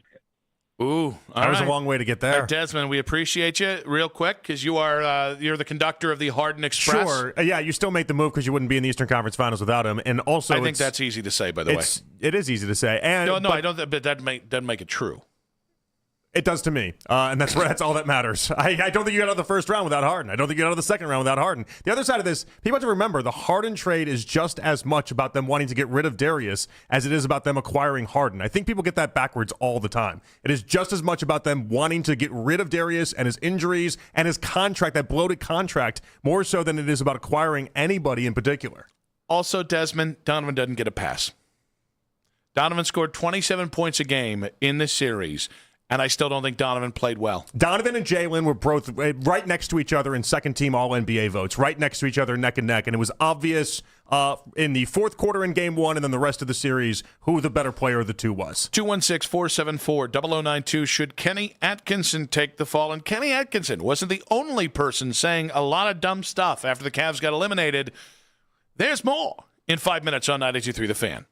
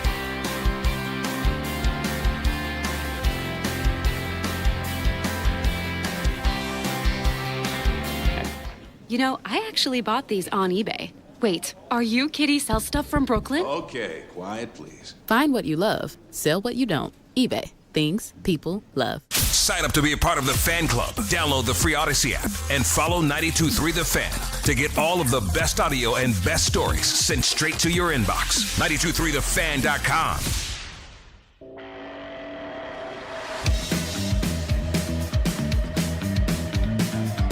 Back on Afternoon Drive, Nick Wilson, Jonathan Peterlin with you. We got Nick Friedel, Odyssey Sports NBA Insider, in about 15 minutes here. But if you missed a moment in our show, use the rewind feature on the Odyssey app, powered by Integrated Restoration, your local experts in water, fire, and storm disaster restoration. With all this being said, Kenny Atkinson, not the only guy saying stupid things after the Cavs got swept out of the Eastern Conference Finals by the Knicks. Here was James Harden talking about the Cavs v. Knicks and how he felt this series could have gone. Yeah, it was 4-0, but I don't think we had a chance as far as our best shot from a standpoint of the circumstances. You know, obviously they dominated us 4-0. Just because genuinely I do feel like we are the better team. Series-wise, you know, it didn't show it. So, all right. So I agree that the Cavs didn't put their best foot forward in this series. Yeah. I agree that the Cavs and Knicks, and I think the gap between those two teams is probably not as big as it feels like today after the way that series went. You cannot possibly say, though, after you just got finished getting swept out, and James specifically, who was caca in this series. He had great moments in the Raptors series and some caca moments in that series. He had some great moments in the Pistons series and some caca moments in that series. It was all caca in the Knicks series. You can't then come out and say, I mean, I think we're the better team. I might agree that they might only be a negligibly better team than you, but you can't say better team. And the fact that James doesn't know that kind of sums up the essence of James Harden's lack of self-awareness as well as anything I could have put out today. I mean, I never hate when athletes have confidence in themselves. You just can't voice that, though. Yeah. You just can't let that come out at the podium. You can say that to your buddies. You can say that to your friends. Be like, I swear, man, if we weren't gassed the way that we were going 7 games in the first 2 rounds, like I really think we have a good chance to take down the Knicks team. They're not that good. All these type of things. You get to say that. You do. But like, you don't say it to a microphone. Also, you just sound not great. Say it at media days in September. That's when you say it. Isn't that when Darius said last year, if I hadn't got injured, we would have win been the title. Yes. Yeah. Which again, nonsensical thinking. Enough time has passed too, where people are just sitting there thinking, "Oh, you just got dog walked by the Knicks," and this Knicks team did. They shot crazy. They did. They shot out of their mind. Which is the other part of this. How do you watch them shoot the way that they did and think that we had any sort of defense on that? Well, I generally think that the part of the big problem with this defense was a lack of defense. They turned Pistons, one of the worst shooting teams in the NBA, into a good shooting team for 7 games. Yeah. Same thing with the Raptors. Raptors had no 3-point shot at all. Welcome Cleveland Cavaliers, and all of a sudden that perimeter defense we talked about is a real thing. And so it's just a disappointing stretch. I also do think that so many of the reports that are coming out today are it is fait accompli. James Harden will be back this summer on a team-friendly deal, not just for a season, but for multiple seasons. There's a deluge of reports going on right now about the Cavs team, and I don't think any of them are on accident because I think today, and we'll see what comes with Kenny Atkinson, we'll see what comes with the rest of this team this week. I do think they're trying to project confidence. Yeah. That I don't think that's just, by the way, about Kenny Atkinson. I think Kobe. I think there's a lot of like, hey, we gotta show everybody how okay we are, and that hey, we knew this could happen. Yeah, project your strength somewhere else because nobody here's buying it. Well, I think Kobe is trying to play the long term with this, which makes sense. He wants to keep his job for as long as he possibly can, and so I think it's a smart tactic by him. I just don't know it's going to pay off for him. 216-474-0092. We're the Cavs, the better team. Don't know how we're feeling it right now. Cool Ray in Cleveland. Welcome to the show, buddy. Hey, what's up, fellas? How you guys feeling? Hey, Cool Ray. Doing all right, buddy. Welcome to the show. Hey, first of all, Cavs ain't a better team, man. Well, wow. But here's my thing. Kenny Atkinson ain't going to take the fall. Kenny Atkinson, you failed. That's what it is. If you get fired, you get fired. You did that. And it's not really because of the series. It's because, just like what you said, They take the worst teams who can't shoot threes and make them all-stars. People coming off the bench scoring 25, 27 points. You can't stop it. But I blame this loss on three people. One, obviously the coach. He got out-coached by Mike Brown, hands down. Two, Harden. You should have been retired. You old and slow, and they exposed you after the game. After the game, when they picked on you, and you should have been over with. But Donovan Mitchell, my man, this was your house. You don't let people come into your house and run your team or you defer. That's you. Have y'all seen San Antonio playing? That young boy, woman, what was him is calling for the ball and let everybody go play off of him. We don't have a leader here, and we'll never win as long as we have Mobley. The reason I say that is Mobley is positioned himself as a power forward who can't shoot threes. In the era where three-point is coming from everywhere, this is the problem. You got two centers clogging up the middle, no movement in the ball, and that's all on coaching.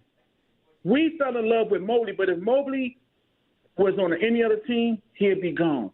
They was yelling, you didn't know if this is Madison Square Garden or the arena. You had so many Knicks fans cheering. That is an embarrassment. Remember in Rocky IV when he was fighting the Russian and Dragoff coach came up and said, get cheering from him? That's what it felt like. It felt like everybody quit. And to the last caller, wrong. Strus played his tail off. Strus was garbage. He did try hard. I can make an argument he was the worst player on the court for the 4-game stretch in this series. I'd like to point out that Coolray called and said, I got three guys I'm going to blame. And I think we're getting ready to blame pretty much everybody individually on the roster. Yeah, he would have made the whole entire roster if he could. Except for Strus for some reason. Here's the thing. Firing Kenny Atkinson might be the right thing. It also happens to be the easy thing. And we have to, across the next 6 weeks to 8 weeks, we need to have some real uncomfortable conversations about Donovan Mitchell. Because Donovan, in that series, and you said this in the last series, and it is 100% true, we had always, man, Donovan, he's not getting the love. Jalen Brunson's getting all this love. And then Jalen Brunson went out there in that series and was the far better player. He was the better defender. He was the better shooter. He was the better scorer. I do not give a rat's behind what Donovan's stat line says. I think he averaged about 27 points in these 4 games. It doesn't matter. You have one thing. You are a scorer. You are not a defender. You are not many other things. You didn't do those other things well, by the way. You didn't facilitate well enough. And you sure as hell, if you're going to be, I don't want to say one-dimensional player, but if you're going to be not a 3D player. It was pretty one-dimensional. You sure as hell better score 50 points a game. Yeah, very disappointing. The reality, I think, for a lot of people listening is that Donovan is going to be, I think I mentioned this like a couple months ago, like the fear was that Donovan would just kind of show you that he's always going to be, if he's ever going to be on a title team, it'll be as a number 2 and not a number 1. And I think that bore out this past playoffs. All right, let's go with AP in Strongsville. AP, welcome to the show. Hey, fellas, good afternoon and happy Black Monday, even though it's really Tuesday. You hit on it, Nick, and there's 2 things I want to mention. You hit on the point, though. Why is Kobe Altman not getting a lot more blame than he should be? I mean, you have an owner that hands you a blank checkbook, and 4 years later into this process, I could argue that the roster is even more flawed than it was 4 years ago. You have turned a roster of young into old. You have no cap flexibility, and I get that the talent has gotten better, but this is a team without a third big, without a third ball handler, without any athleticism on the wings. Why are we like? Why is Kobe Altman getting a pass in this thing, especially when you have another guy, Mike Gansey, in the front office, who is probably a couple days to a week away from getting picked off by another franchise? And you ask anybody around circles, Mike Gansey is the smart one in there, not Kobe Altman. That scares me. So I think what's interesting, and AP, we appreciate you. Sorry about that. I do that all the time. Quick trigger, can't help it. I'm like Sam Merrill, but I actually make my threes. here's the thing. He's not wrong about the Kobe stuff. And I think the Gansey stuff's interesting because when they let David Griffin go, Kobe was the third man in that front office, and even there was a lot of concern about him replacing an experienced NBA GM. Gansey is primed to get another job. Well, Gansey already got to interview for the Bulls job. Yes. Like that's they're speaking about him in positive ways around in the NBA right now. I would love to know the conversations about from Kenny Atkinson to Kobe with Dan Gilbert there. You also hold on. You also can't really make the claim that Gansey's the smart one pulling the trigger while then saying Kobe's not doing his job for reasons X, Y, and Z. You see how that's not congruent? I see it.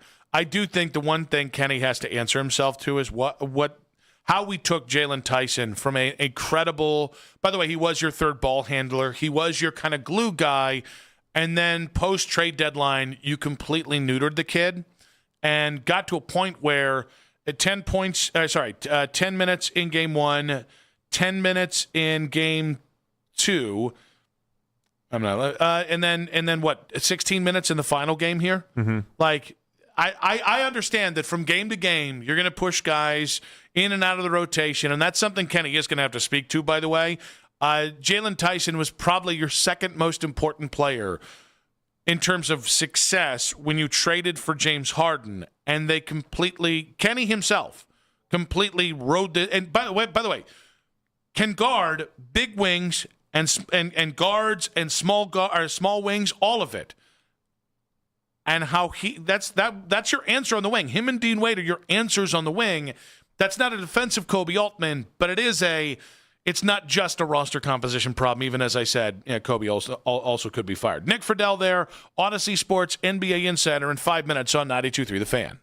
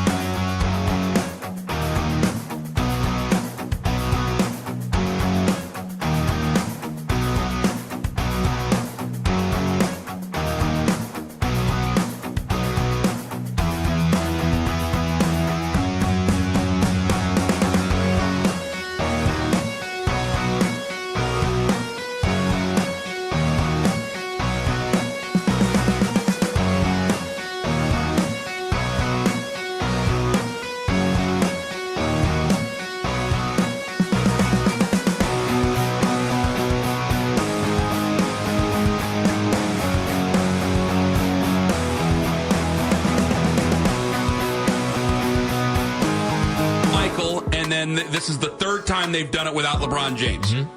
That's saying, and it's the first time they've done it since LeBron James. So these are all steps forward, but how do you get to the next step? You don't. It feels, and talking to the fans, like they didn't feel like it was a step forward at all. The Ken Carman Show with Anthony Lima. Weekday mornings starting at 6 a.m. We are Sports Radio 92.3 The Fan. It's a 3 o'clock hour. I'm not wavering. I might be wavering. On Afternoon Drive. Nick Wilson, Jonathan Peterlin back on Afternoon Drive. We got quick hits coming up in just about 40 minutes time here, but Cavs are out of the playoffs. It's quick. I don't think we can say it was painless. A lot of pain in there, actually. But it did happen, and we continue to do the post-mortem today, talking about the Cavs, Kenny Atkinson saying the dumbest crap, and what's next for this team on the Wise Heart Right, We Make It Right, Call Kyle Wright hotline. On the line, it's Odyssey Sports NBA insider Nick Friedel. Insider calls brought to you by Hyundai. Now you can buy a new Hyundai at Amazon. Visit HyundaiUSA.com for details. Nick, welcome to the show. Guys, it's great to be with you, and I know there's a lot of pain because my college roommate's from Strongsville, so I've been listening to him the last week and a half, and I know there are a lot of people that can't believe what they just saw. So I don't really know where to begin because there's so many damn things we can get to here. But maybe we'll get to the simplest explanation for why this series went the way it did. Is it as simple as the Cavs had the best chance to win this series with that game one, and then because they blew that game, the rest of the series went downhill from there?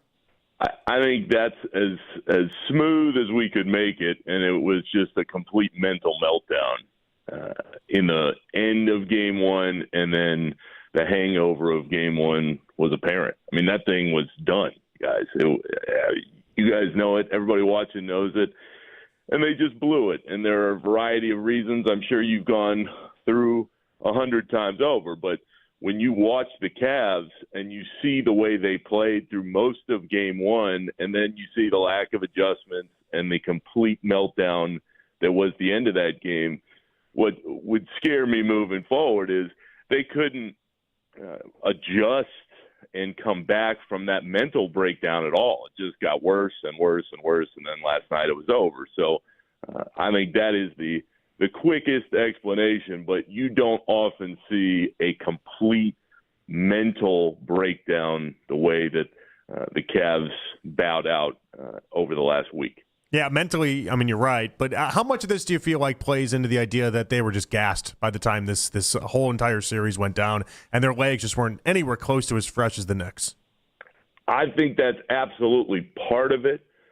But as I watched the way the series went, you can have gassed teams that still play hard through the end and still give whatever team they're facing better games than the Cavs did in 2, 3, and 4. So I think the accumulation of the games and what it took to get by Detroit, that all factored into it. But to see a team just fold the way they did is not something that anybody's used to seeing on that kind of stage.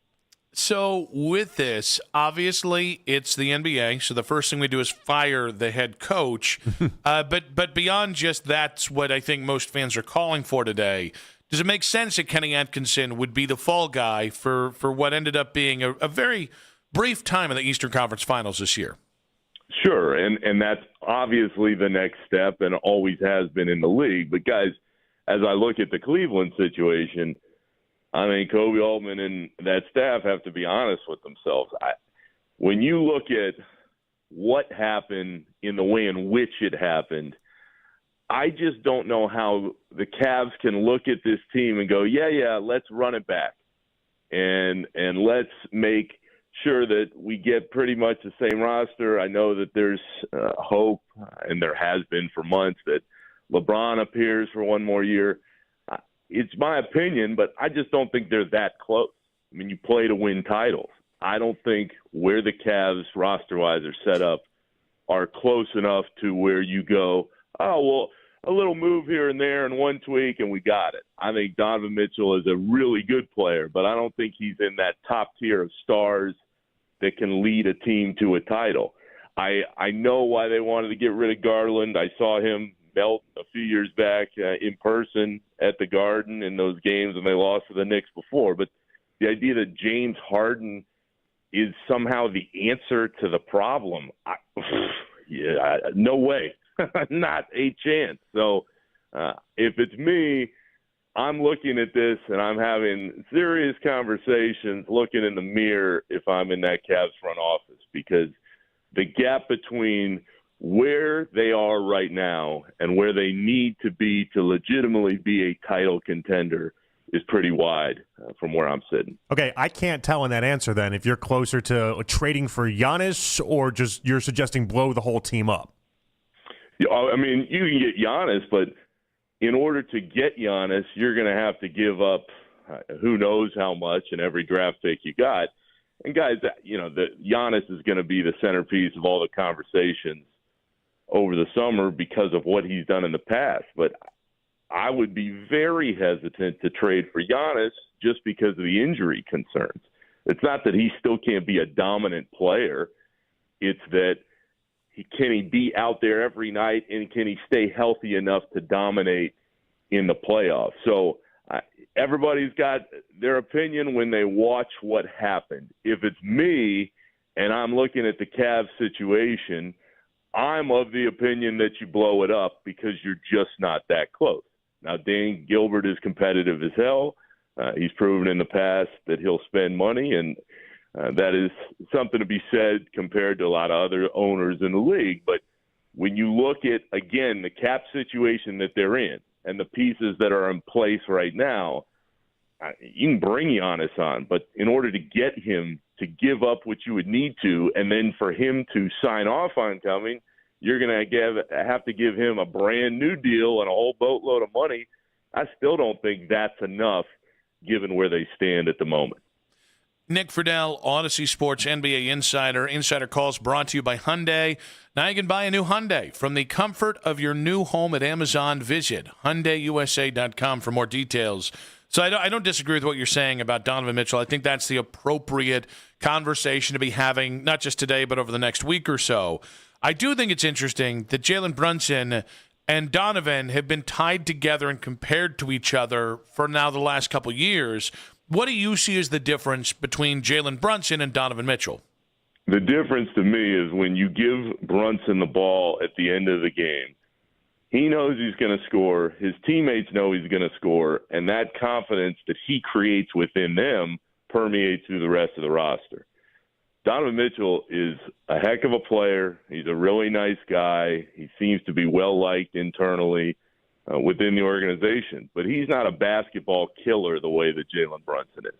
And that's the difference. I mean, when Brunson has the ball, he's one of the most clutch players in the game right now. When Donovan Mitchell has the ball, he's had his moments, and certainly in the regular season, there's plenty of times where like, hey, he was great. But time and again in the postseason, when you need him to not only score, but carry the rest of the team across the line, it doesn't happen. So that's the difference between those two guys is very clear. It's in the perception. When Brunson has it, there's a feeling that he'll find a way to make everything happen. And the same just can't be said for where Donovan Mitchell's at. So do you buy that now at this point in the years we've seen of Donovan, him being a number two, him being like a Robin role is probably the only way he wins a title? I think so. I mean, I look at where he was. Let's go back to Utah. You had that moment in the bubble. You're like, the progression is there.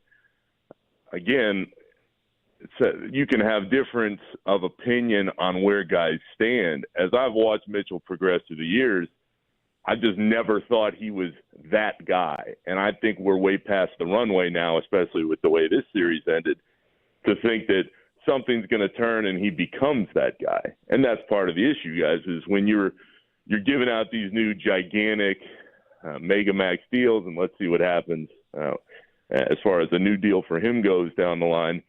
You have to count on that when you give out those deals, that those players are who you need them to be. Donovan Mitchell is a hell of a player in the regular season, but time and again in the playoffs, he's getting beat by guys that are just at a different level. So I think he is best suited in that 1B role, and I just don't believe that his time as the guy needs any more kind of experience. I mean, we've seen it over and over and over again.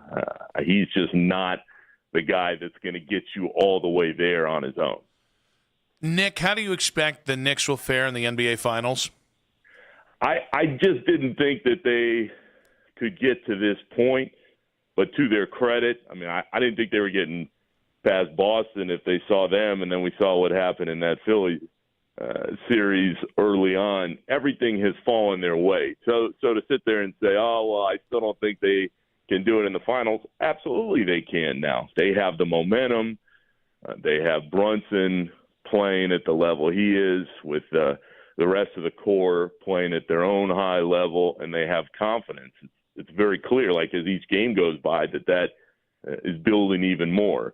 Guys, if we were betting on it right now, though, I would still not only bet that the winner in the West ends up winning the finals, but I would bet it's the Thunder. I mean, I might be completely wrong on that. I just think they're a little bit better and they're a little bit deeper than everybody else.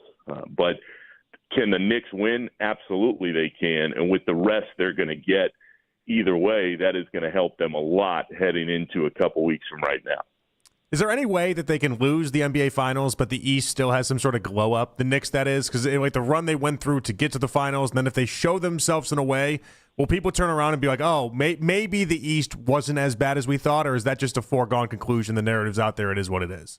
I think it's already been cast. I think people are already like, "All right, well, the Knicks came out and they had a hell of a run, and let's see how it ends here." But there's just a feeling that OKC and San Antonio and some of the other periphery teams, they're just a cut above everybody in the East. I mean, and that's certainly where I stand as well. But, I mean, if the Knicks can come out of this and they can roll through the finals and keep this historic pace going, then sure, people are going to look at it a little differently. But I'd say the general feeling within the league is there's just a higher quality night to night, especially at the top of that West.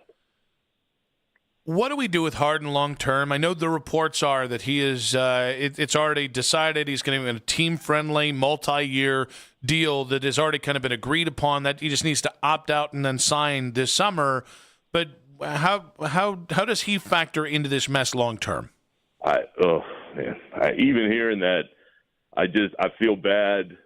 I feel bad for any of the millions of Cleveland diehards that there are out there, just because we've seen it. We were talking about Donovan Mitchell. You know, he's not Batman, he's Robin. How much more do we need to see of Harden?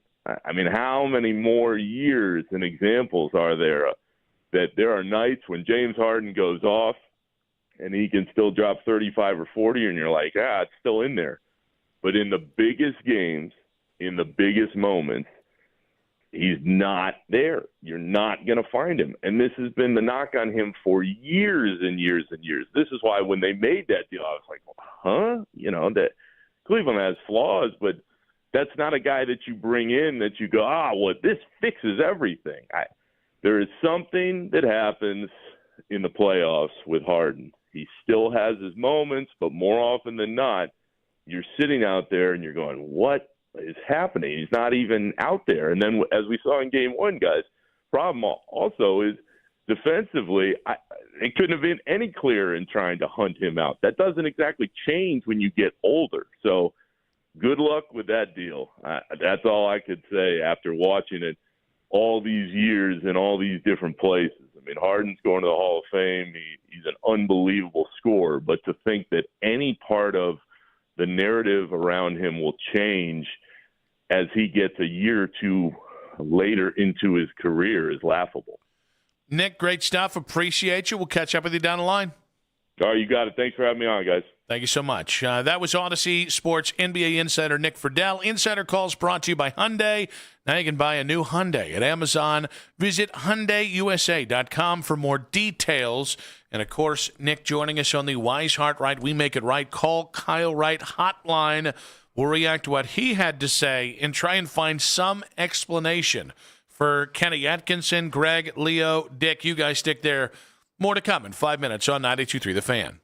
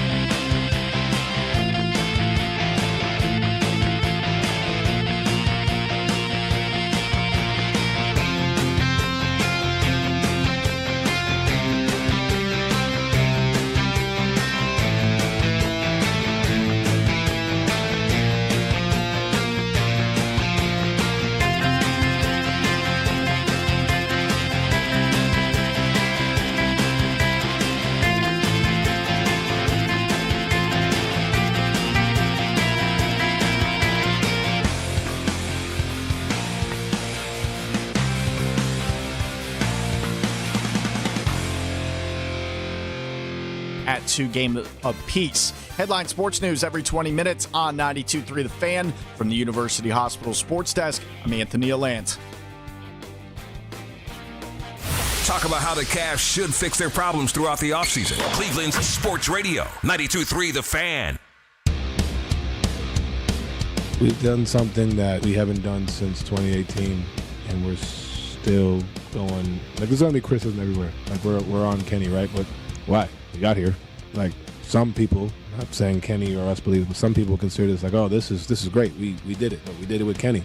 We didn't just go out there and coach ourselves, right? So then people are gonna be people.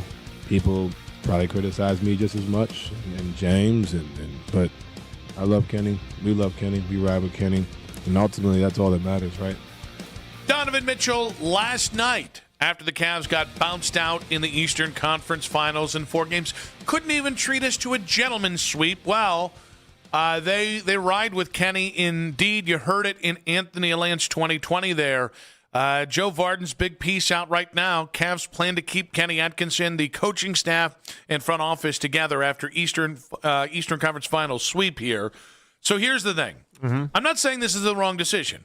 I understand it on some level, although you are dangerously close to hearing linear progress at some point this linear week growth. from the Cavs. Yes, you got linear growth. We've never made it to the conference finals before without LeBron. Congratulations. This is a absolute read the room moment here, which is a day after you got swept. There is no possible way you can sell you really thought about what went wrong, what went right, how to get where you need to be, if less than 24 hours after you got embarrassed on national television, you've decided you're going to keep your coach and keep your front office.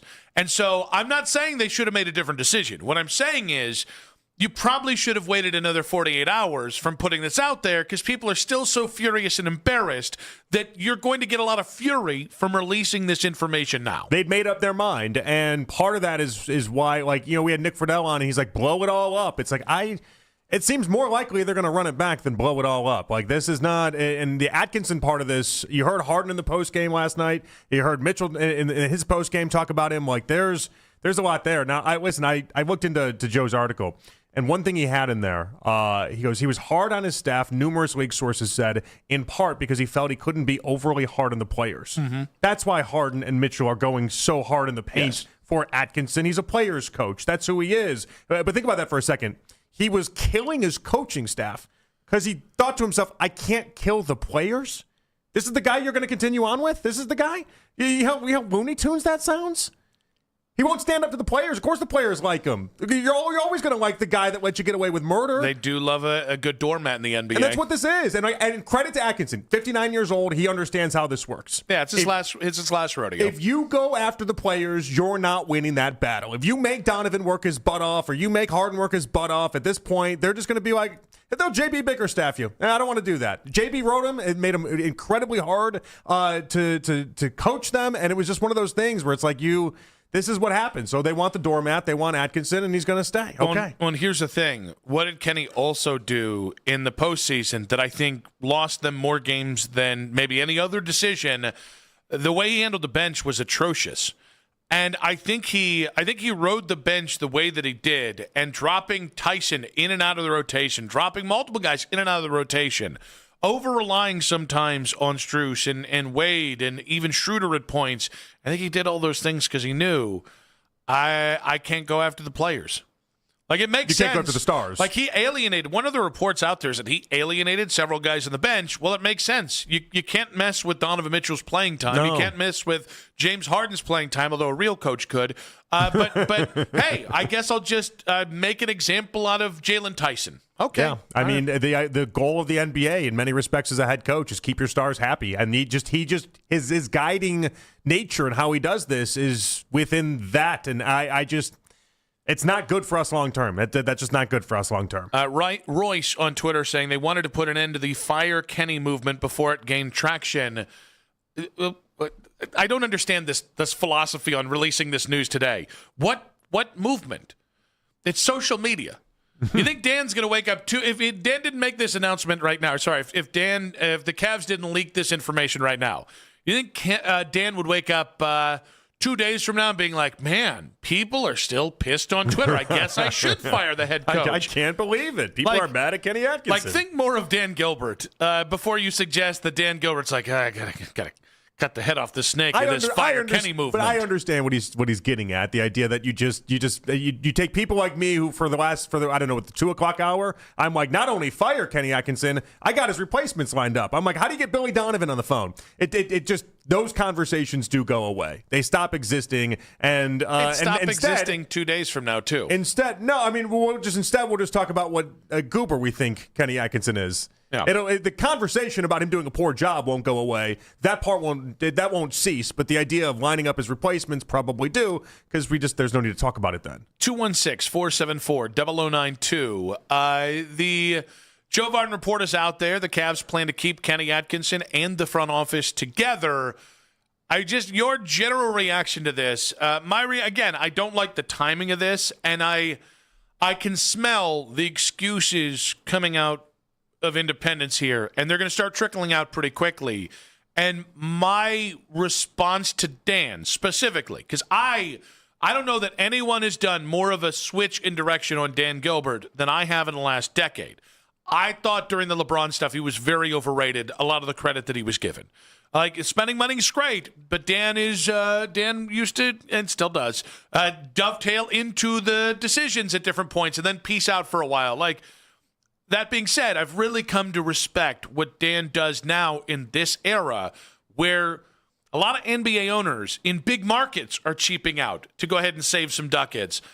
I like what Dan has done. Dan has finally done something with Kobe Altman and post LeBron that he had never done before LeBron or without LeBron, right? So this is directly to Dan. Okay, you're going to make this decision. That's fine. I don't want to hear a damn excuse. I don't want to hear circumstances. I don't want to hear linear growth or linear progression. No. Oh, they're going to talk about it. No. Give me the straight dope. They're going to talk about it. We didn't get it done. We just, quite frankly, we failed. But we've had enough success that we think we can have success again. And that's ultimately track. what it's going to be. They're going to try to sell you on that idea. We've had enough success. We were this close. We're right there. We just need to make a couple tweaks. Now, the tweaks have to be, I think, more extreme than maybe they realize. But they have an off season to figure it out between LeBron and Giannis and everything else. Shams, by the way, also saying he's back for another season. What a coat-tail rider. So we got that multiple guys, jerk. I guess. That absolute. By the way, no credit to Vardon, by the way. No credit to Vardon. I didn't see any credit to Vardon. No wonder everybody hates Shams. Like, is there anybody out there that actually, like, listen, nobody really liked Woj either. Dirty secret. Okay. Nobody really liked Woj. But, man, Shams took the whatever Woj playbook was and somehow became less likable. Yeah, he at least does have video of him talking about it for a minute. Oh, that's good. Try to make it seem like, oh yeah, we did this on TV. Yeah, we did that. Of course. Yeah, I don't know when this was recorded. Okay, between Shams and Adam Schefter, can we fire both those jagaloons into the sun? Shams with this. By the way, Joe Vardon had it first. Shams is taking a lot of heat, and then Adam Schefter for basically just just aping the McNeil tweet. Yeah, I saw and that. being like, saw it on Inside. Adam. Michigan men are supposed to have integrity. We know they don't, but they're supposed to have integrity. When people call it out to you, you can say, oh, didn't see this. Got to give my man Credit McNeil some credit. Could have done that. Wouldn't you also think if you're Schefter, like you don't just find that on the internet, someone's going to come calling for their respect or their at least credit in making such a thing? Yeah, you would think so. But he's Adam Schefter. Just dumb. Just dumb. Just a robot of a human being. So, all right, so you hate this or you like this or where are you with this? I just, to me, it's just... I'm pretty dissatisfied, all things considered. To me, the timing is the biggest boo-boo. There's no way you can know whether you should fire Kenny Atkinson today or not. There's just no way. And, oh, by the way, I wouldn't make a decision on Donovan today. I wouldn't make a decision on Evan today. Like, sometime, when you lose... Guys, you got cornholed by the Knicks. I mean, you just got railroaded by the New York Knicks in a 4-game series, and you're just confident? Oh, Kenny's the right guy. Oh, Kobe. I mean, look what he's done in the 8 years he's had the job. There's no way you can make a clear and objective and a clear-headed decision today about this. It means you made this decision before you lost yesterday's game, which probably meant you made it before this series, and that's what I have the problem with. Yeah, we'll never find out. I do think you can come up and make your mind about whether or not you want him fired. I don't think because you already tried firing him. I don't think we need all day on that. I think it's like watching someone try out for American Idol. I need 12 seconds. I can tell if you're the next Kelly Clarkson. Some things we don't need time to bake with, okay? With Atkinson, I don't need time to bake with. He's baked enough. The way that he maneuvered himself throughout this playoffs and then in the press conferences, you're a schmuck. I don't need a schmuck. It should be studied. Whatever's happened to Kenny Atkinson. I don't know if he just neutered himself because the players, and he just wants to keep his job. Again, that might just very well be it.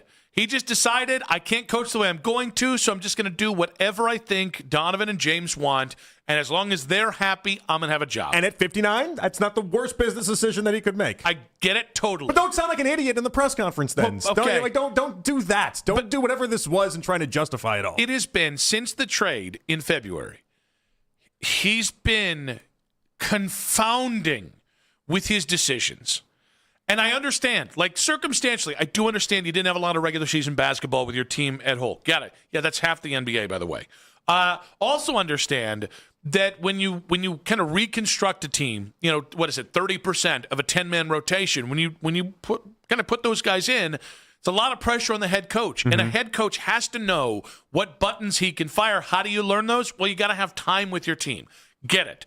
Yeah, teams get blown up all the time at the deadline and then still make better headway than they did in this series. So I don't really have an excuse for Kenny. He was outcoached by Darko, he was outcoached by JB, and he was outcoached by Mike Brown. There was 3 straight. Yeah. You're 0 for 3. You're gone to me. It's not that hard. I already know what they're going to try to do though. They're going to try to sell everyone on the idea that it was just a couple months of Harden, and this team with more time is going to be much better, and will probably fall for it hook, line, and sinker. But with Atkinson, the dating world, they're like, oh, I got the ick with a guy, right? I got the ick, something that you see that immediately just makes you be like, I know, I'm good here.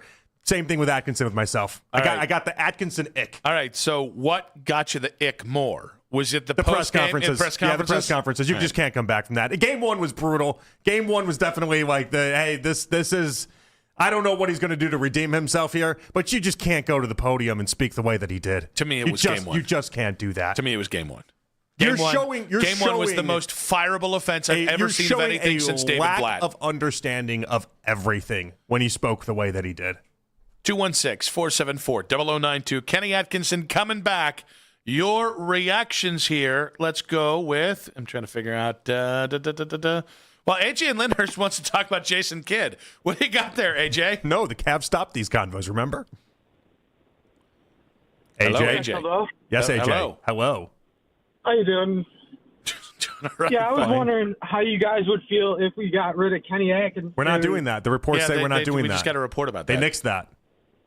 Please, no next. Okay, I just got off of work, but damn, I didn't see the report. But were you listening for the last 10 minutes, AJ? What's that? You can just hang up on AJ now. It's okay. Buddy, it's good. We'll try It's somebody good. else. We appreciate you. That was Jonathan that hung up on you. That's right. Well, you actually pressed the button. Did I? Yeah, you did. I don't recall. I don't really remember there. Let's go with Jeffrey in Cleveland. Jeffrey? Yeah, I would rather Kenny get caught in the Eastern Finals with one leg than in the first round or the second round with one leg. So that was the right choice to keep him there. Huh? Even though Mike Brown went blacktop on him, right? He went playground, street ball, hard fouls. You see how they was doing the Cavaliers? I mean, the game was too fast for the referee. They looked back, the Cavs complaining about fouls. The Knicks already down the court scoring points. Well, go Cavs. I didn't understand any of that. Two really good calls there. I didn't understand. Would have really propelled the segment forward in a real meaningful way. Voice of Cleveland kind of stuff. But we got those 2 calls. Yeah, that's what we deserve. It's not AJ's fault. He just got off work. I give him the pass. I don't know what the hell Jeff was on about. I don't know. Game was too fast for the refs. I would like it if I did know what it was, but I don't know what it was on. Mac? He tried earlier. I screened him earlier when he called in, but he dropped off earlier. But he was saying that Kenny Atkinson wasn't outcoached by Mike Brown. Okay. That it was just blacktop basketball and that they were just fouling a ton. And that was about it. Like he didn't get outcoached in the series. I Was might what he was start trying making to your say. life more difficult, Mac. We might have to do like a star rating off of these screen calls. Well, I do like that. Where you like it's like a 1 to 5 type thing, and then you put 5 stars for the guy we must take, and 3 for the guy that sounds drunk. All right, now Zach. I'm just going based off how this is. He's angry about all the Kenny caps move. and the angry. Yeah, we respond right, to all Zach. caps. We do like all caps. What you got for us, buddy? Dude, this is a shotgun reaction. Like, obviously, after watching this series and like JP just said, like the things that he was saying in the press conferences and stuff, it just was giving me like super, super David Blatt vibes. Like I was like, dude, what happened to this guy? Oh, David Blatt. But winning changes all that, right? Like he said some funky things in the first 2 series too, and nobody really had much to say about it. So I'm a little conflicted. I guess we'll see. I mean, we just gotta wait till the fall, I guess, and see what happens. I mean, being realistic, obviously, I would have liked to have Jason Kidd here if we had the money to potentially bring LeBron back. But that's a pipe dream. Like, I mean, that's probably what I'm going to dream about tonight.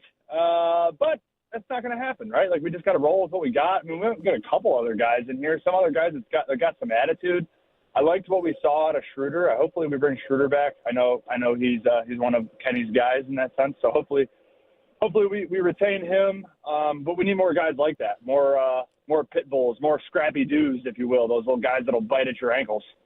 But overall, terrible outcome after last night. I mean, I was hoping they would at least get one, but and then they dropped this news on this Kenny bomb on us, and all right. We'll see what happens, guys. Thanks. All right, thanks, Zach. We appreciate you.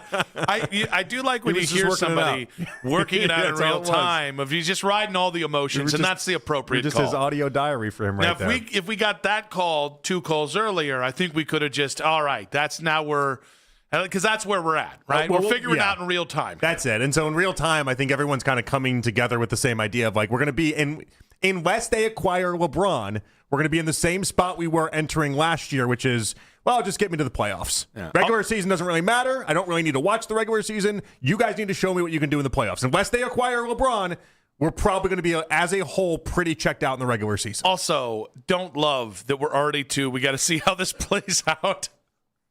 That's where we're going to be. It's a repeat of last year. One day after they got eliminated in really embarrassing It's going to be. fashion. It's going to be a replay of last year, is it not? No, it's worse because people don't like this team. It is so much worse. Like the amount of people that are just like, I'm not that upset. I mean, I'm upset that they got bounced because we got embarrassed again. We got embarrassed by bing bong bastards out of New York. But you know what? I don't have to watch this team for the rest of for the next month anyways. I know, we just add it to the list of people we already don't trust in the playoffs as is, right? We don't trust Donovan, don't trust Harden, don't trust Mobley. Just add Atkinson to that list as well. You know, no solve idea. this? Great coach in the regular season, just completely just craps the bed in the postseason. I'm going to use some Kobe Altman logic. You know what would solve this? Paul George. Yeah. Let's get as many guys who don't show up in the playoffs. Let's get them all here. And maybe their yings will turn into a yang somehow. I think we just tried that. No, get double down. Double down. Yeah. Hit me. I'm at the blackjack table. Let's do this. Paul George is only making $60 million this year. Come on, let's do it. He's already hitting on 18. You That's might as well true. go up to 19. At 216-474-0092. Kenny Atkinson and the front office will be back. Your continued reaction from that in 5 minutes on 92.3 The Fan. 92.3 The Fan, 2020 Sports. Well, it looks like Dan Gilbert will be keeping the pink slips blank this year. Multiple reports now saying that Kenny Atkinson, along with the coaching staff and entire front office, everybody's going to be back for another year. Questions around Atkinson's job security mounted after the Cavs were swept last night in the Eastern Conference Finals, but now the band's all back together. Shams Charania of ESPN is reporting he expects the team is going to be opportunistic in roster building this offseason. More big words with your Cavaliers. Guardians are back in action tonight over Progressive Field. Travis Bazan is going to lead off. Joey Cantillo will be your starting pitcher. Hopefully you can do a little bit better than Tanner Bybee did last night. Low bar to clear. First pitch is at 6:10. There will be a new face in the clubhouse today as well. Rookie Will Dion gets the call this afternoon. Cleveland sending Logan Allen back down to AAA again. If you're a Jersey guy, he's going to be the first player in franchise history to wear number 89, so at least that. Headline Sports News every 20 minutes on 92.3 The Fan. From the University Hospital Sports Desk, I'm Anthony Allant. From the Kissling, Nestico, and Reddick Traffic Center, call 1-800-HURT-NOW. This traffic report is brought to you by Pella Windows and Doors of Cleveland. This month, take 15% off Pella products or no money down.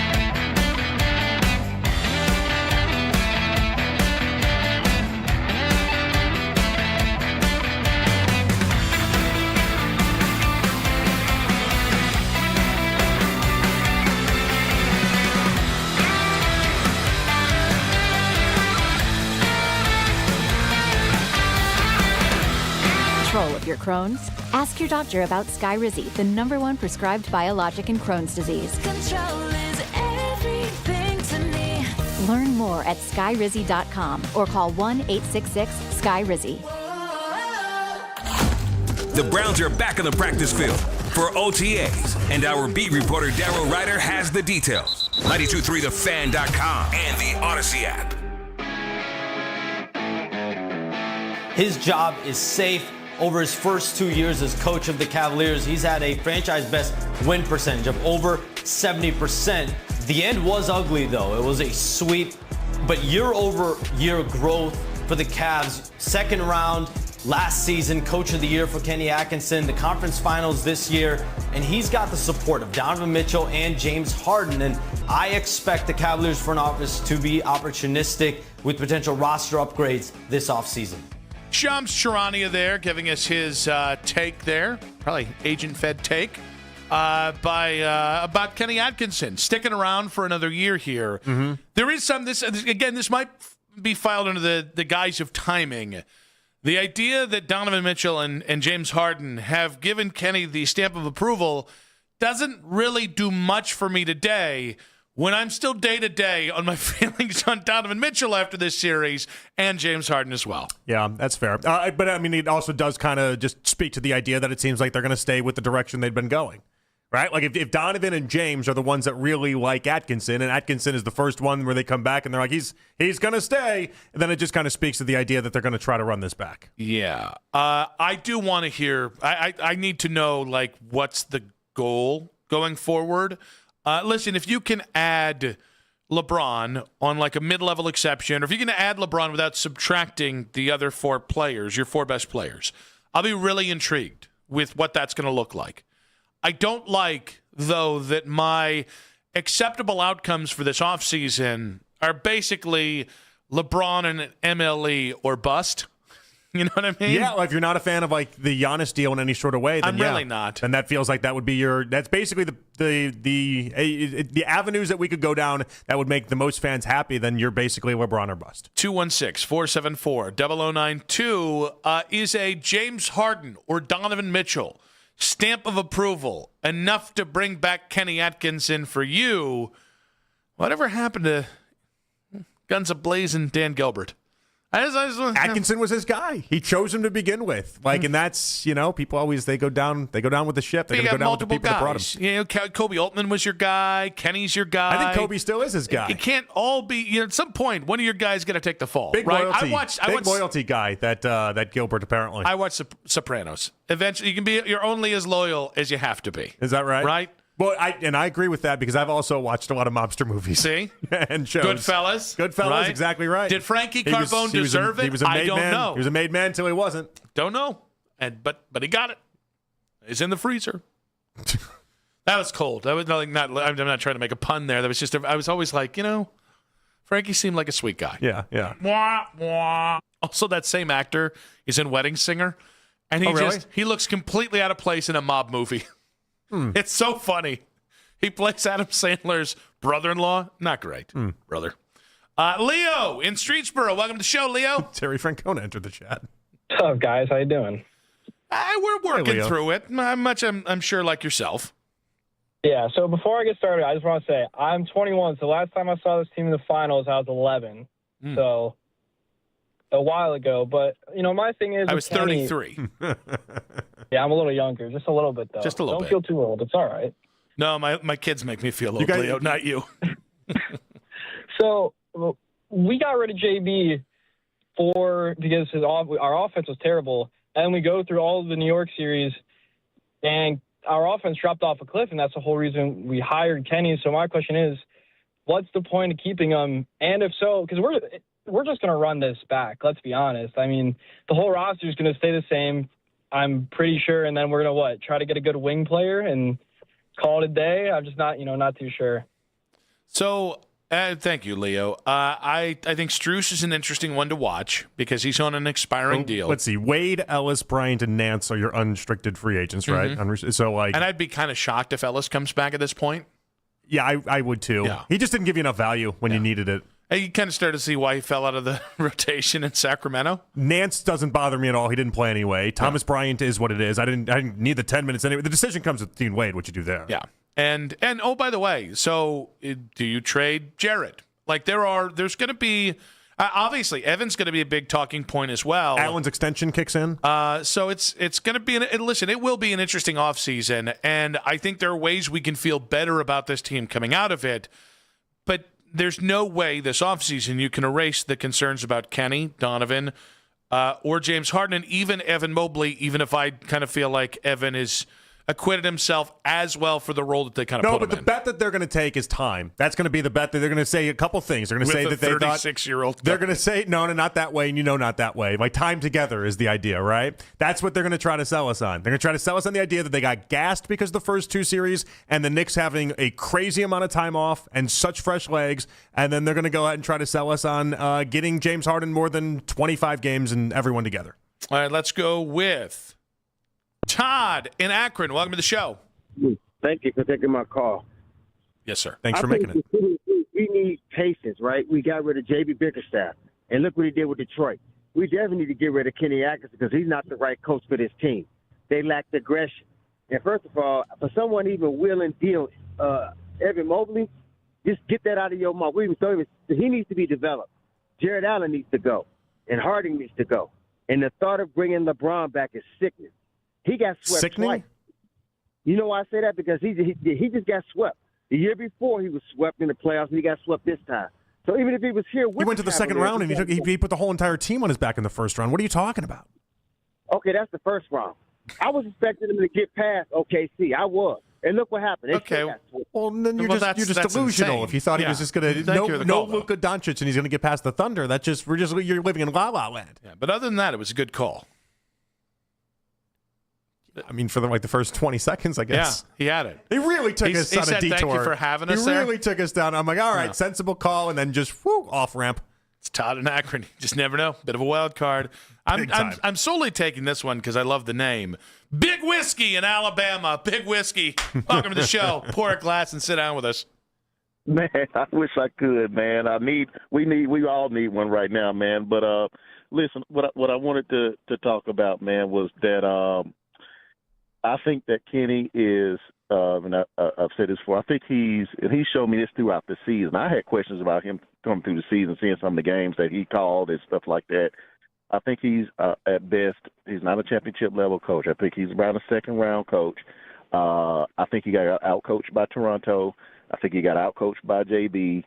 I think the Cavs getting to the conference finals was based on talent alone. I kind of feel like Kenny kind of held them back this year. So the question is, who else is out there? Is there anybody better that you can get, that can possibly lead this team further? So just want to get you guys' thoughts on that, man. I think he's maxed out at the second round coach. Big Whiskey, man, we thank you very much for your call there. That's a vibe. We like Big Whiskey. I wish he was drunk. Yeah. And then I could be like, Nick, you took a guy named Big Whiskey. Like, what'd you think was going to happen with that phone call? He was like oddly sensible. Yeah. Like oddly with it and coherent. But also didn't acknowledge that the Cavs have, it's pretty much already put out there that the Cavs are going to bring back Kenny Atkinson. And it's just minor details. Yeah. You just don't get bogged down in those. To his point, do I think you get a better leader than Kenny Atkinson? It's a little tough a day after getting swept out of the Eastern Conference Finals, when the last two games at home, by the way, were absolute boots to ass. It's a little tough to disagree with him on that take. Yeah, but that's again, this is part of what they're building towards, that idea, and I want to know how many people, Atkinson included, around the Cavs agreed with James Harden's assessment last night that the Cavs, in fact, are the better basketball team. Because I would bet, based off of what we're seeing already, I would bet a large majority of them actually believe that. I do want to know as well, and then I want to trade every one of those people. Is that right? Yeah. I bet if you ask Donovan, he feels the same way as Harden. Harden didn't just originate that convo out of nowhere. I think you're right. I bet he believes that. And I bet Atkinson believes that, as evidenced by all his analytics that he brought to the table. I got to be honest with you. If I hear Kenny Atkinson say it, or if I hear Kobe Altman say it, or if I hear literally anyone with that organization say it out loud, then you've answered the question. You're just a bunch of losers. I mean, the reasons That's why we had the Harden report today and now followed up with the Atkinson report today is because more people than not in that building believe that not only are they right there, they believe they're the better team than the Knicks last night. And really throughout that entire series. Yes, but then we watched this series. I know. Like we watched it, I know. But because if you thought you were miles away, you would do what Nick Friedel suggested when he joined us earlier this hour, and you just blow it all up. They don't think that at all. They think they think they're right there. I'm going to go to break because I'm not ready to say what I want to say right now. You want to get him some Big Whiskey?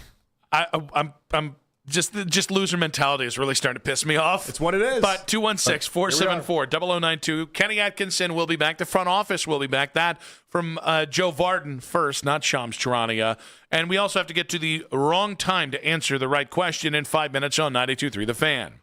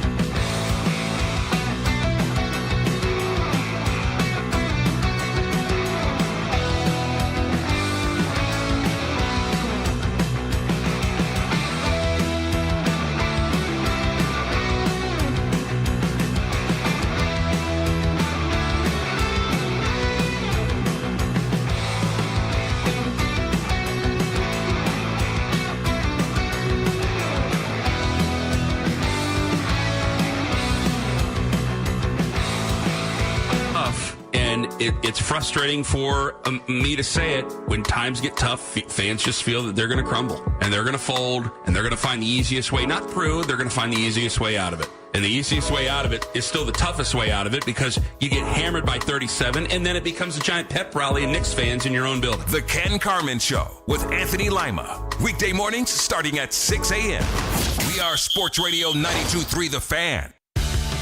You can listen to The Fan anytime, anywhere on the free Odyssey app or by telling your smart speaker to play 92.3 The Fan. And now you can find The Fan on YouTube, including The Ken Carman Show with Anthony Lima. 6 to 10 a.m., Baskin and Phelps, 10 a.m. to 2, Afternoon Drive. Nick Wilson, myself, Jonathan Peterlin. We go from 2 to 7 each and every weekday on The Fan's YouTube channel. Subscribe to our channel for free. Watch all the best content from your favorite shows in The Fan live and on demand now. John Fanta, NBC Sports, in about 20 minutes here.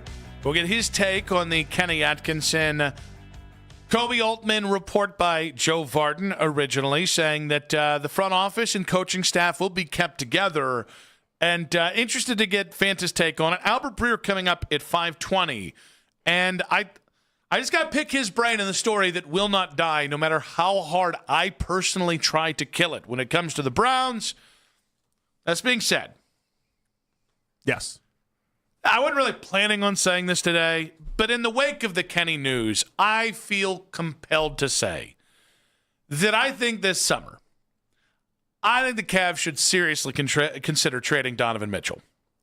And this has very little to do even with this postseason and just the fact that in totality, Donovan is an incredible regular season player that has not done enough to get you where you need to go as the best player on this team.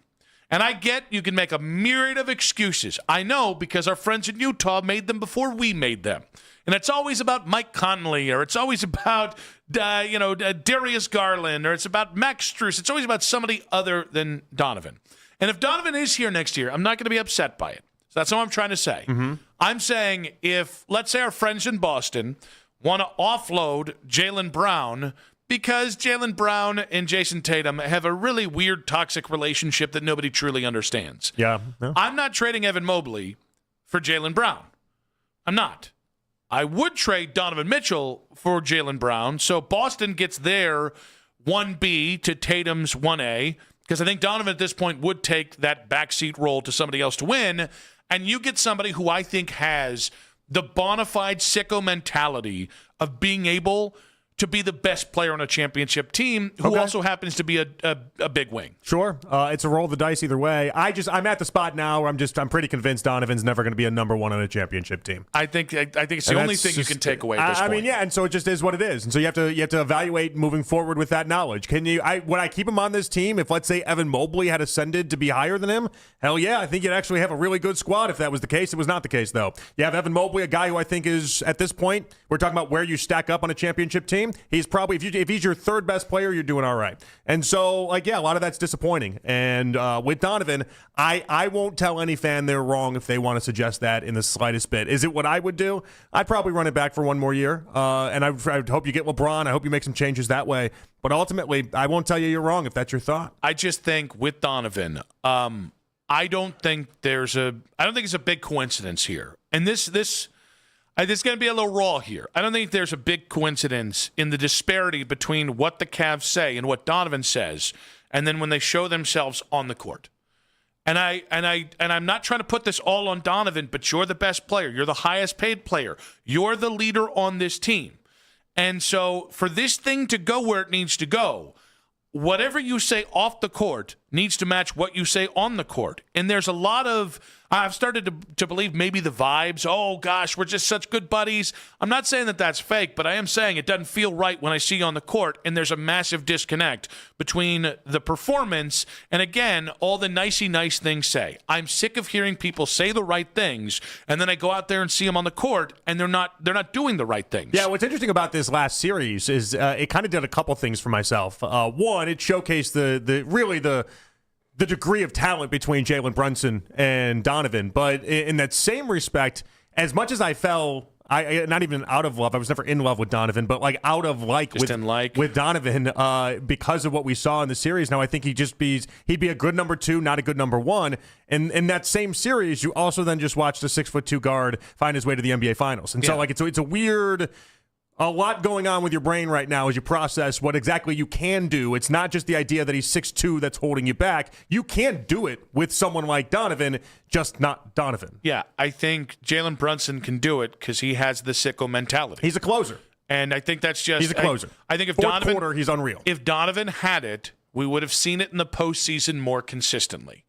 And I think there's always going to be a catch-22 with the amount that Donovan needs to dribble and have the ball in his hand to put up the numbers that he does versus running a fully functioning offense around him. And it's, again, I've enjoyed Donovan. I will enjoy Donovan if he's here in the future. But the idea that the Cavs have already said, yep, Kenny's back, Kobe's back, we're just going to run it back, then you better make better changes to this roster. Because a year from now, if Donovan, James Harden, Evan Mobley, and Jared Allen are still here, and you're just expecting a year from now the results to change, I hate the definition of insanity cliche, which has been used infinitum and is so annoying. No, it's not that. It's stupid. And Dan Gilbert is too smart for this, as are everybody involved. As are Cavs fans, by the way. Don't insult my intelligence by saying I should expect something different if you've brought back the same head coach, the same GM, the same head of president basketball operations, the same 4 guys who are your best players.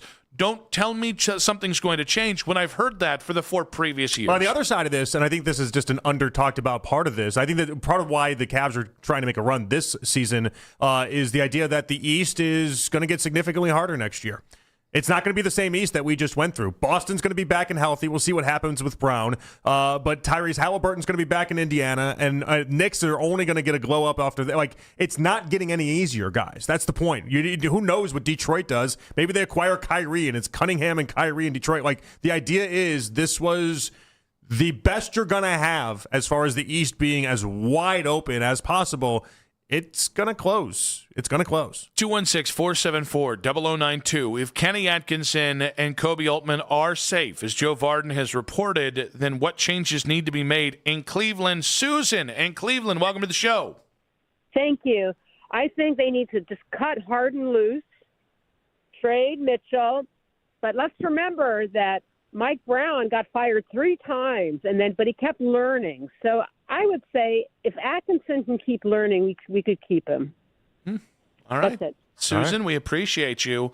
This is where I don't necessarily disagree on the Harden point, but given how the NBA works, the Cavs and his representatives have already agreed to him opting out of his contract this summer and then signing a team-friendly multi-year deal this summer. Yeah, that'll help getting him under the second apron is the key there. And so they can actually make other flexible moves. It would actually hurt the Cavs. Unless James, and listen, what could happen is James gets wind that somebody in the NBA wants to offer him $40 million a year next year. I would be surprised if that happened. I think that's the only way that this gets blown up is if it's from the Harden side. The Cavs can't really afford the optics of blowing the Harden deal up. They can't. What do you mean? You around the NBA, if you get a guy someplace because of and agree to a deal ahead of time, and then you mean the blowback from that? Yeah, no, definitely, yeah. Like Harden's going to be here. By all accounts, Harden's going to be here. All right, let's go with Mark in Warren. Welcome to the show. Hey guys, I like your idea of getting Jaylen Brown. And even if you got to get rid of Donovan Mitchell and some of the other pieces like Strus, even Wade. I don't know what the idea was behind getting rid of DeAndre Hunter for Ellis, who didn't even play. And, I mean, I'd rather have Hunter than Wade, who never scored, and you get 18 points out of Hunter, even if the defense wasn't as good. I mean, I'm completely on with Jaylen Brown. If you could get Jaylen Brown and LeBron James and you still got Evan Mobley, you can find the other pieces that you need. And Harden could just be like, veteran minimum as just an extra scorer, facilitator, point guard. But the real thing was they let go of Ty Jerome last year, and that's where they were trying to make up for losing Ty Jerome. That's the reason they got rid of Hunter, because they needed Schroeder. And I think Atkinson he's very immature as a head coach. He's been a assistant coach for a long time, he's very immature as a head coach, and that's why he's such a goober. But do I think he can mature into a good head coach? I really don't know. Mark, we appreciate you, buddy. Yeah, it'd be impossible to know right extra points for use of the word goober. That always, anytime somebody, it's like when you say Muppet, I giggle. I'm an immature man. 2, he's 59. And by the way, he's 59, and he's been a head coach in the NBA for 5 or 6 seasons. I understand that Mike Brown was like 33 when he got hired by the Cavs in 2005. He's had 2 decades to grow into it. Kenny doesn't. And so if you're not going, I just think it's as simple as you can't come back with the core 4 that you have and act like the attitude of the team is going to change. You just can't. And the easy guys to say are Evan or Jarrett, even Harden to some degree. I don't think anything's going to change if Donovan's the best player on this team. I just don't. Yeah, it's interesting. And even when you bring up like Jarrett, now Jarrett's being talked about as one of the pieces. If there was like some sort of LeBron trade, he'd be one of the, because LA could use a guy like him. It's interesting all the directions they can go. And the report from Shams that they're going to be opportunistic about it all, I find to be incredibly fascinating. Because in one breath, they're telling you that basically they're running it back, and then in the other side of it, they seem like as open as anyone to try to make sure that they can mix and match and make this all work. I hear what you're saying about Donovan. I don't disagree. I've already established I think he's a number 2 at best on a title team. I don't get the sense from them that they feel that way at all. I agree, and that's what probably bugs me about the Kenny thing most, is that you've given Donovan the power to keep the head coach. You're giving Donovan some LeBron-esque powers, and he hasn't earned them. And I'm not the first person to say that, but this is the first time I've said it. I've thought it for a while now. Donovan has not earned the right to put all the pieces around him and conform this team. He is a very good player. And honestly, he's a great player, future Hall of Famer. But there's a gap between what he does, what he has done, and what guys like LeBron or other players of his ilk have done. And now there's even a gap, not even between him and the very best in the NBA. There's a gap between him and guys like Jalen Brunson. Yeah. Like that second tier of guys where you're like, well, you can still win a title with those guys, and they're closers, and they do this. Donovan's not doing any of that right now. John Fanta, NBC Sports in 5 minutes on the Cavs' failures on 92.3 The Fan.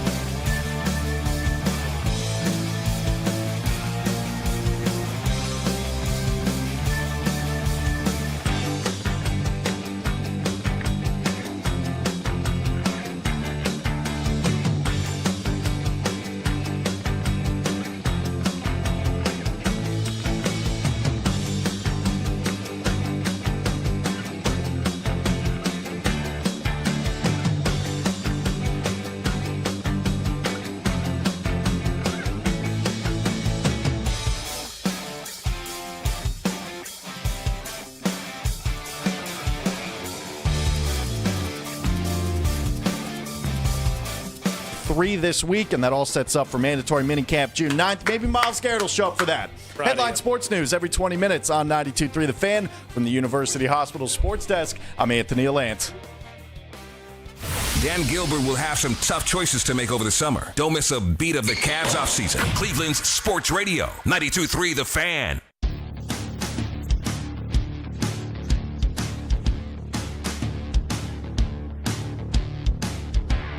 Back on Afternoon Drive, Nick Wilson, Jonathan Peterlin. I thought he recovered nicely. You bailed him out. Had to. If you didn't, he was just going to sit in it. There are certain He'd still be talking right now if you hadn't done that. There are certain update anchors I just kind of like to watch squirm. Anthony's not one of them. We like him on the confidence side of things. Had to do that for our guy. Yeah, that was nice of you. He refused to answer a real simple question off air, which is a D move. But that's fine. That's neither here nor there. Oh, we'll get it out of him. Oh, we're going to get it out of him. Better believe. We always We'll get it out of do. Nothing gets by Nick and John. Nothing. John? Tried it, didn't work. Albert Breer coming up in 1 hour's time. But right now, we head back out to the Weishart Right, We Make It Right, Call Kyle Wright hotline. The Joe Varden report that started it all about an hour and a half into the show. Kenny Atkinson, he back. The coaching staff, they back. The front office, sure, why the hell not? Let's make it 3 in a row. They're back as well. Let's see what John Fanta of NBC Sports has to say about that. John, welcome back, buddy.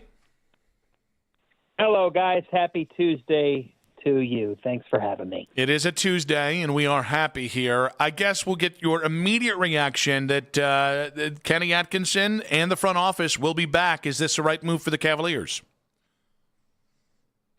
Well, I'm surprised at how quickly this news comes out off everything.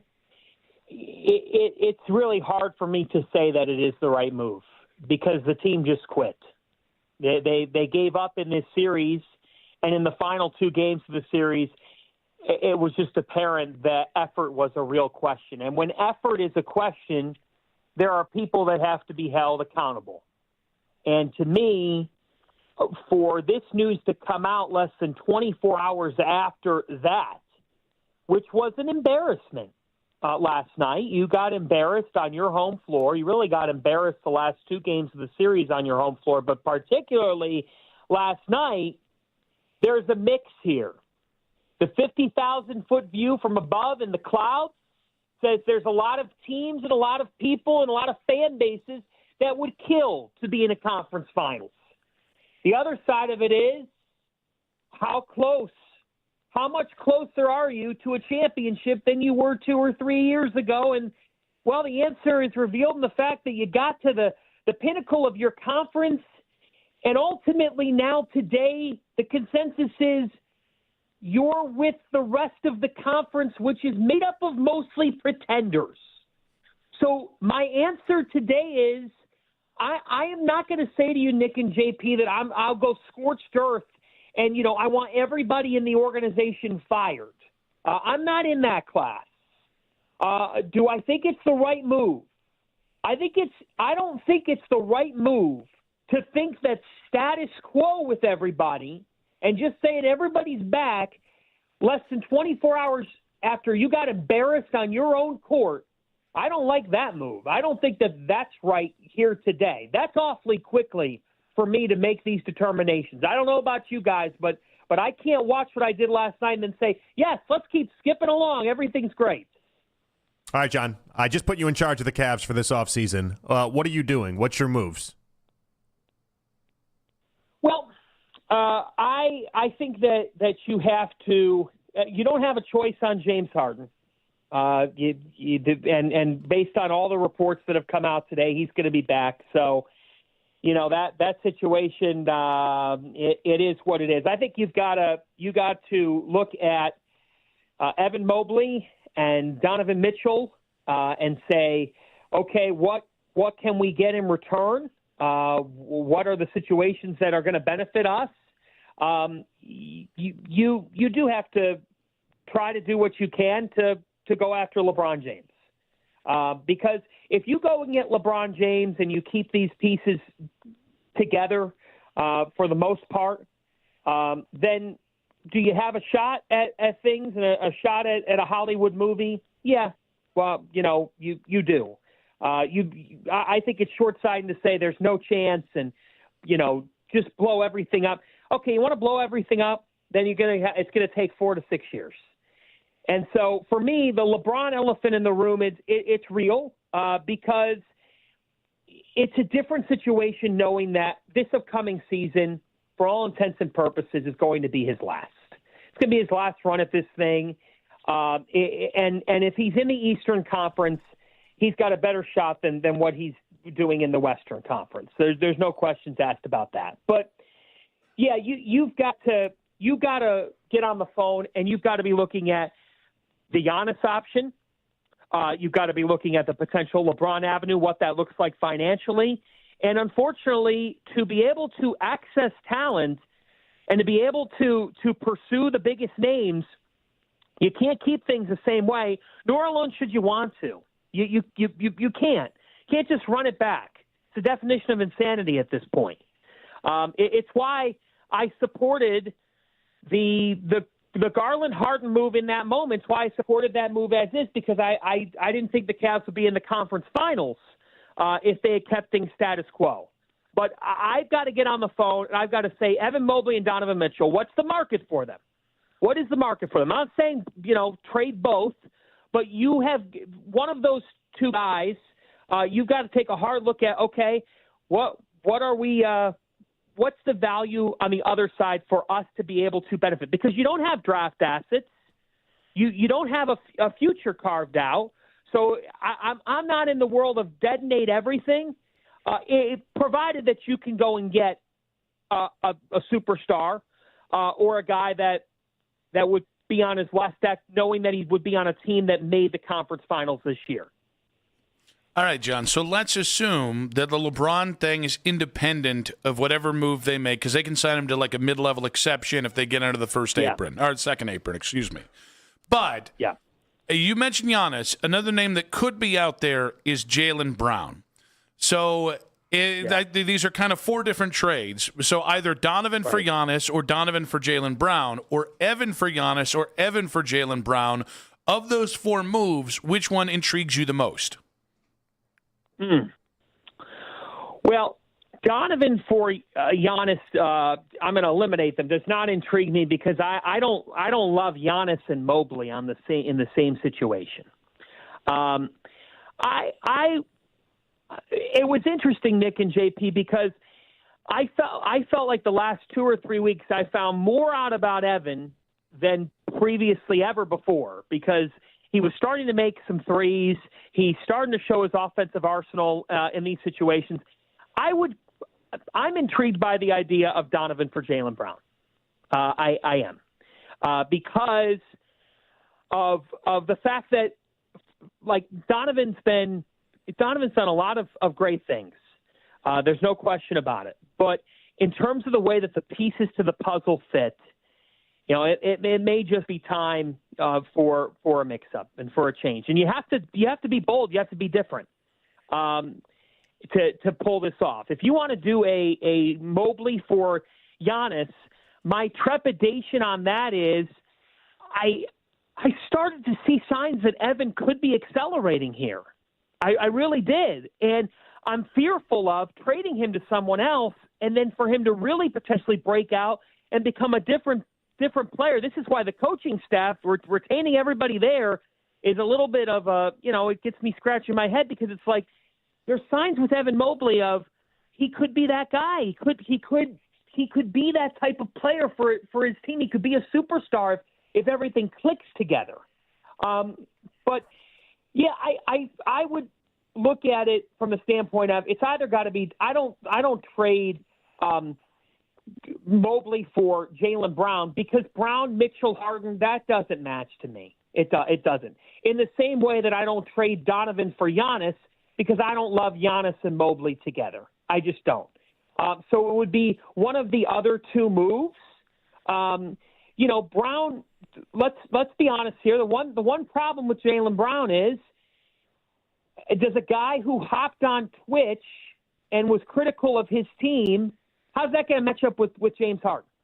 How is that going to match up with James Harden culturally? How's that going to match up in the locker room? I don't know the answer to that question. it's that Brown and Harden are going to coexist better than Mitchell and Harden, and that's your argument on that front, okay, I'm intrigued by it.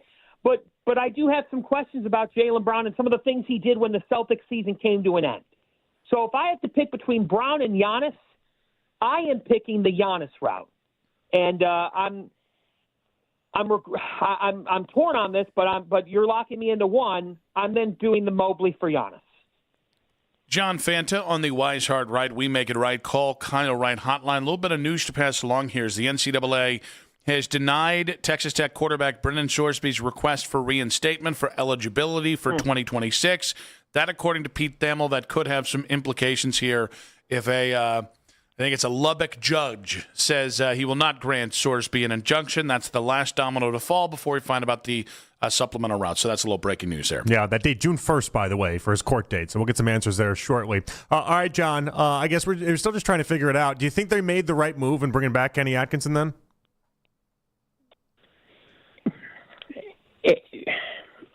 I don't think so. Not after last night and the last couple of nights, guys. That is a real indictment on your culture. A real indictment. The last couple of nights. That was hard to watch last night. If you're a Cleveland fan, that's as depressing. If you turn, I'm normally not like this, but if you flip the game off last night, I wouldn't blame you. Because the effort was really it was rough to watch, and the head coach and whether or not he is getting through to his guys, like that's clear as day that it wasn't happening, and so that's where I got to vote no on it. I know it's really difficult because it's one of those things where you still made it to the conference finals, and he didn't in fact get you the step further. But when the step further then entail the 4-0 sweep, in which you're making some statements about analytics, which have no sense of real proof and no sense of legitimacy, and then your guys are making statements that that they were actually the better team, guys, people are laughing around the country at the Cavs. They're laughing. Come on, man. Like you can't say that you were the better. You got your ass kicked. Oh. I mean, let's just call it what it is. They got it handed to them last night, and to make matters worse, they're making statements that don't back any of that up. And that's a reflection on leadership, lack thereof, and a reflection on the tone that you're setting in your locker room. So. You didn't hear me go, say right away because I know these decisions are hard. This is a hard one because he did make it to the conference finals. But it's one of those things where I can't unsee what occurred last night. And you two can't either. And I don't know. Mm-hmm. I genuinely don't know where you two side, if you would have brought him back or not. I fired him in the 2 o'clock hour, John. My vote is no. What did Nick do? Is Nick retaining him? I hadn't made my declaration yet. Yeah, he didn't really say it one way or another. I don't love the idea of using. You asked me. Well, yeah, because you're the guest. And Jonathan we both said it at the same time. I didn't think they were going to put out the 320. At some point, I was going to get around to it. By the way, I think the problem is I think you should have fired either Kenny or Kobe, and I think Kobe has really not gotten nearly enough tongue lashing today across the station and across Cleveland. And why do you say that? Because he built a team that has no heart. And he has seen this team in real time in 4 years. And his solution to your team has no heart was to trade for James Harden. Yeah. Well, and exactly. And that's a very good point by you. And also, I would say this. This is a guy who it's not like he's in year 3 or year 4. Like, he's been part of the organization since 2012. And, you've been in this capacity since 2017. So the fact is, like, you've been at this here a long time, and you've been given several rounds, several chances, several dollars. So I am with you. I'm with you on that, Nick, of you got to look at at Altman hard here, and perhaps harder than Atkinson, because here's the thing: the Cavaliers' problems and the lack of toughness and the lack of sort of edge. Like, this team they beat the Pistons, but they beat the Pistons because the Pistons roster has flaws of its own. Their front office totally mishandled the trade deadline, didn't get Cade Cunningham a proper number 2 or anything close to that, and eventually it did them in. The Cavs, their lack of toughness and lack of heart, this is not the first indication of it. It's been a real thing. And that's why the Donovan Mitchell question is real. Because if you're going to be a top 10 to 12 player in this league, and I get it, there's people out there today who are like, well, those guys don't grow on trees. And, that's why when you ask me the question, like, I go Mobley for Giannis because I still like Donovan that much. But still, you're the leader. You're the leader. And, yeah, you scored a lot last night. But the best in this league, everybody rallies around him. Everybody rallies around him. And so, to your point, you go and get James Harden as a front office, a guy who I understood why they did it for Garland, because I thought they were lost. Like, we're not debating that trade anymore, okay? You want to debate it, we can, but, like, I don't want to do that today. But a guy who has a notorious history for not being able to do it this time of year, and also who has a history of doing some things that hurt his team, like Kenny Atkinson didn't make that trade. He's not the one who acquired him. I actually thought he used Harden up until the conference finals. I thought the way that he used Harden, sometimes hit Harden, benefited the team. So I don't think you could bring both back in this situation. I think somebody had to go. Running it back is really curious, and you better have some things cooking in the kitchen to justify that. John, you're cooking in the kitchen. We appreciate you, buddy. Thank you, John. Thank you, guys. Tough day. We'll be all right. Thanks. John Fanta there, NBC Sports on the Wise Heart Right. We make it right. Call Kyle Wright hotline. We'll react to what he had to say about the Cavs and lack of changes, and more from you guys in 5 minutes on 92.3 The Fan. When there's news that affects the Cleveland sports fan, Daryl Ryder is on top of every headline. Listen to his reports on the station with the most local sports talk.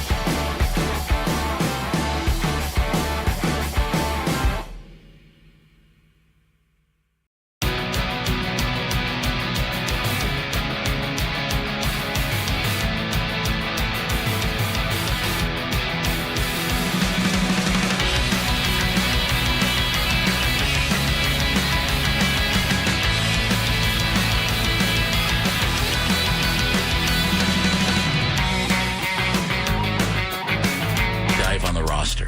And I think Kobe Altman is a good general manager. And he and Mike Gansey, I think, have done a nice job on this roster. And I'm okay with the idea of them being the guys to change it.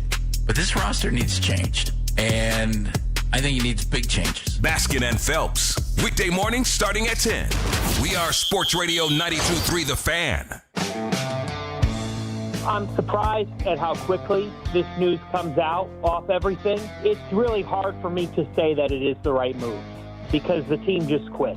They gave up in this series, and in the final 2 games of the series, it was just apparent that effort was a real question. And when effort is a question, there are people that have to be held accountable. And to me, for this news to come out less than 24 hours after that, which was an embarrassment, there's a mix here. The 50,000-foot view from above in the clouds says there's a lot of teams and a lot of people and a lot of fan bases that would kill to be in a conference final.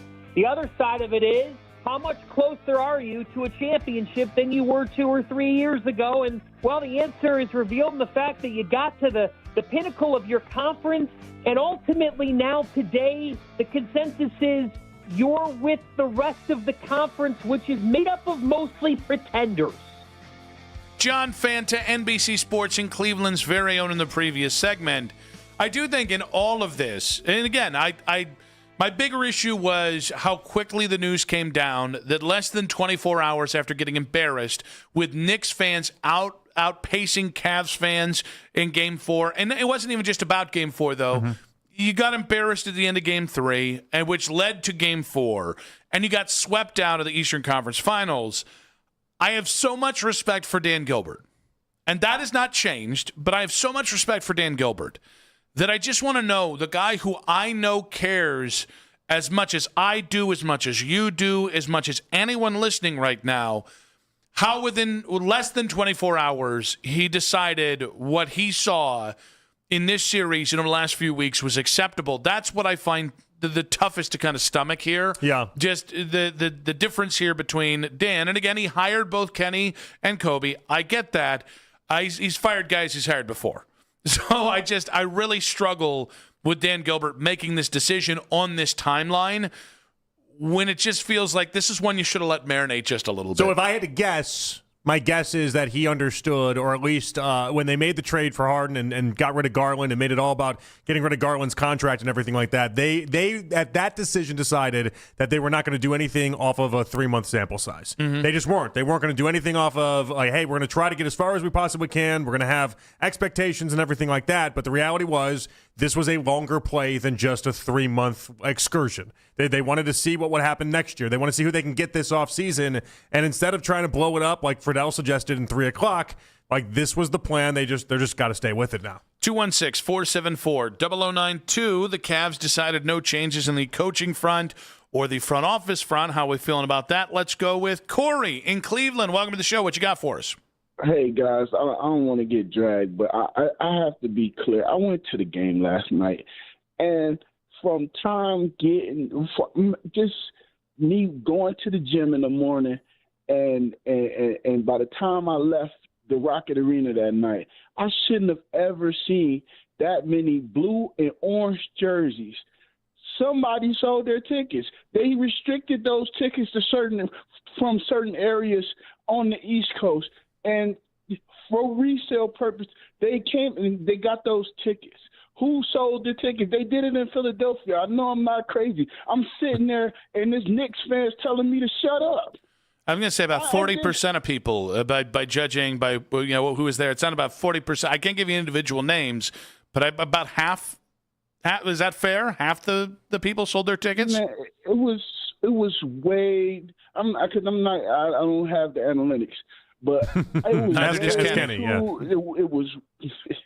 It was way too many Knicks fans there, and I'm looking at the situation like this. I remember Stephen A. Smith copping, pardon my slang, but copping deuces when we beat the Golden State Warriors. When he said that series was over, Calvin Deuces is saying, well, I have to give it to Cleveland because they would not let this team lose. You telling me we came back from a 3-1 deficit, we're in a 3-0 deficit in the conference finals now, or and you telling me the best option you could think of getting back at a team where you're mad at Harden because they traded for Harden at the point in the conference finals where it seems like he's doing what he always does, but in the process, Darius Garland, who we had to get rid of, was doing what Darius Garland always does.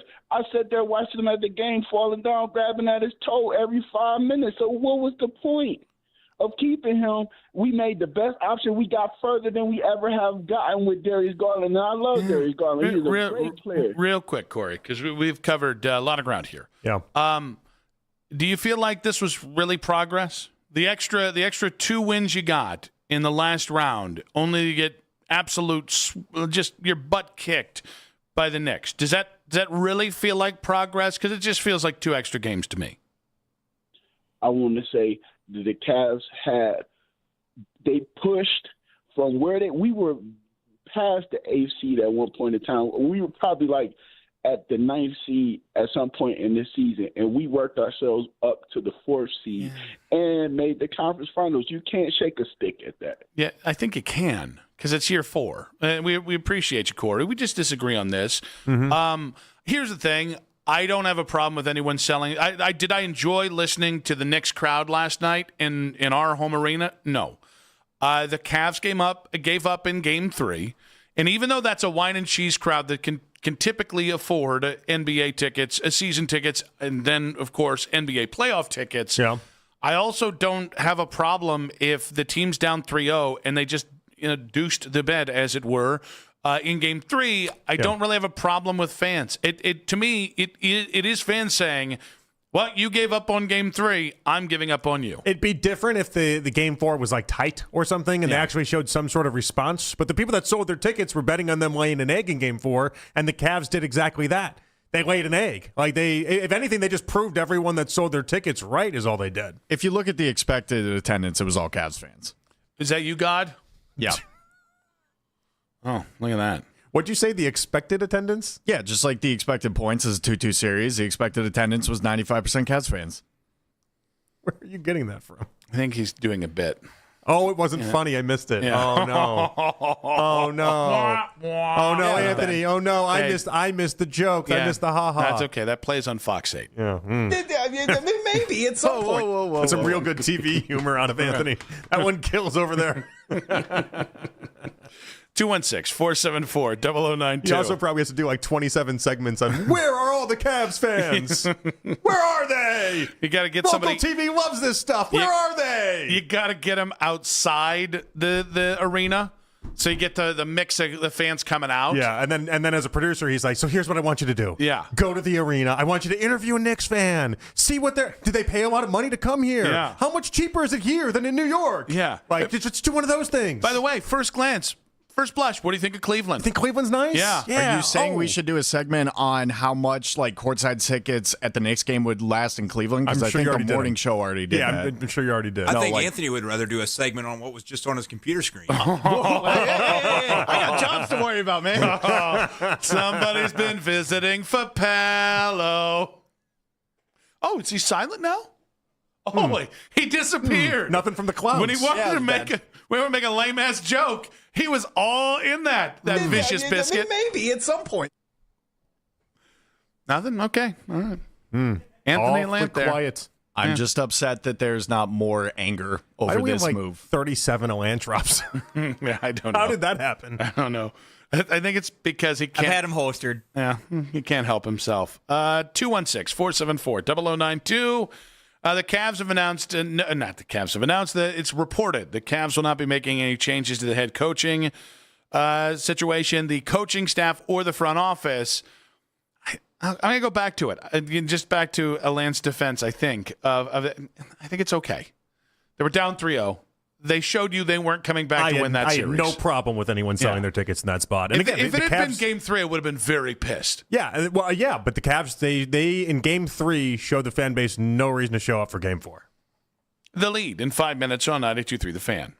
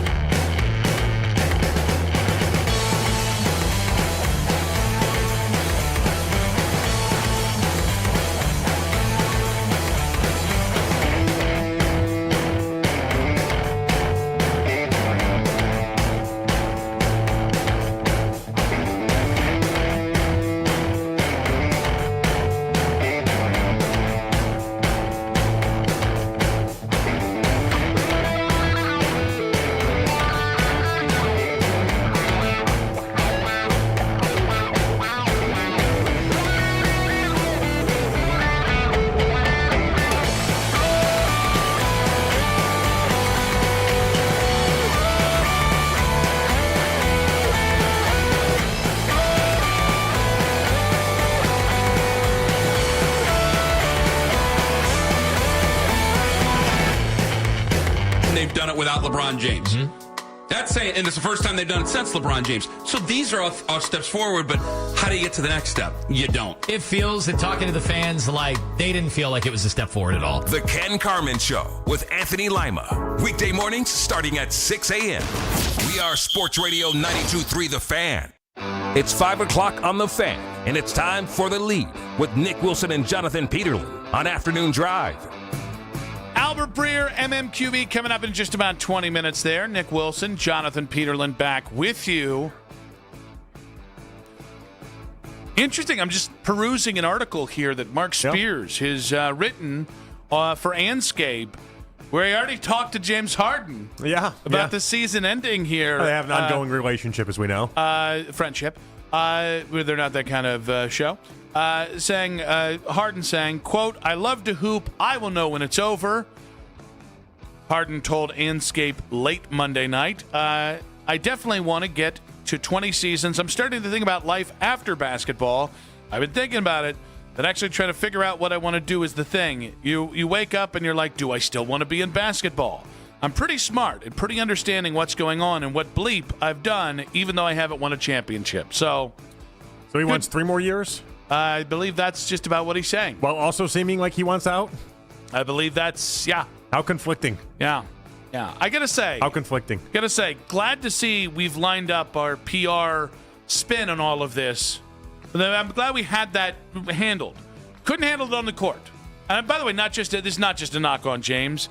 The whole Cavs organization seems willing to just flush this whole last little bit and just move on. That's so nice of them. That's so nice of them to do that during the Eastern Conference Finals instead of putting up a fight. I don't know. Because I would have liked to see a team put up a fight. I would have liked that as well. I would have liked to enjoy this. Maybe earn a little bit more trust in this team. Ultimately, there's a chance they were going to lose this series no matter what. But instead, you made it easy on us. You got swept. You look like a bunch of bees out there. But hey, it's okay because everyone's cool with losing. James Harden, we're the better team. Dan Gilbert, Kenny keeps his job. It's the feel good. Everybody makes their money regardless, right? We're just the schmucks.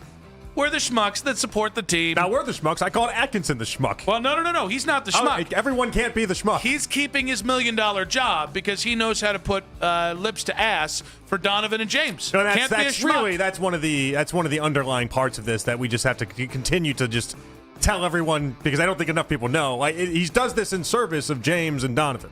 And the idea that he was going so hard at his own coaches because he won't coach the superstars, I just have a problem with it. I just think it's really a bad. I don't blame him for doing it. He understands how the league works. The league works. You kiss up to those guys, you get to keep your job. I just think it's awful that we have one of those coaches that just bends over backwards for these guys. I have a team.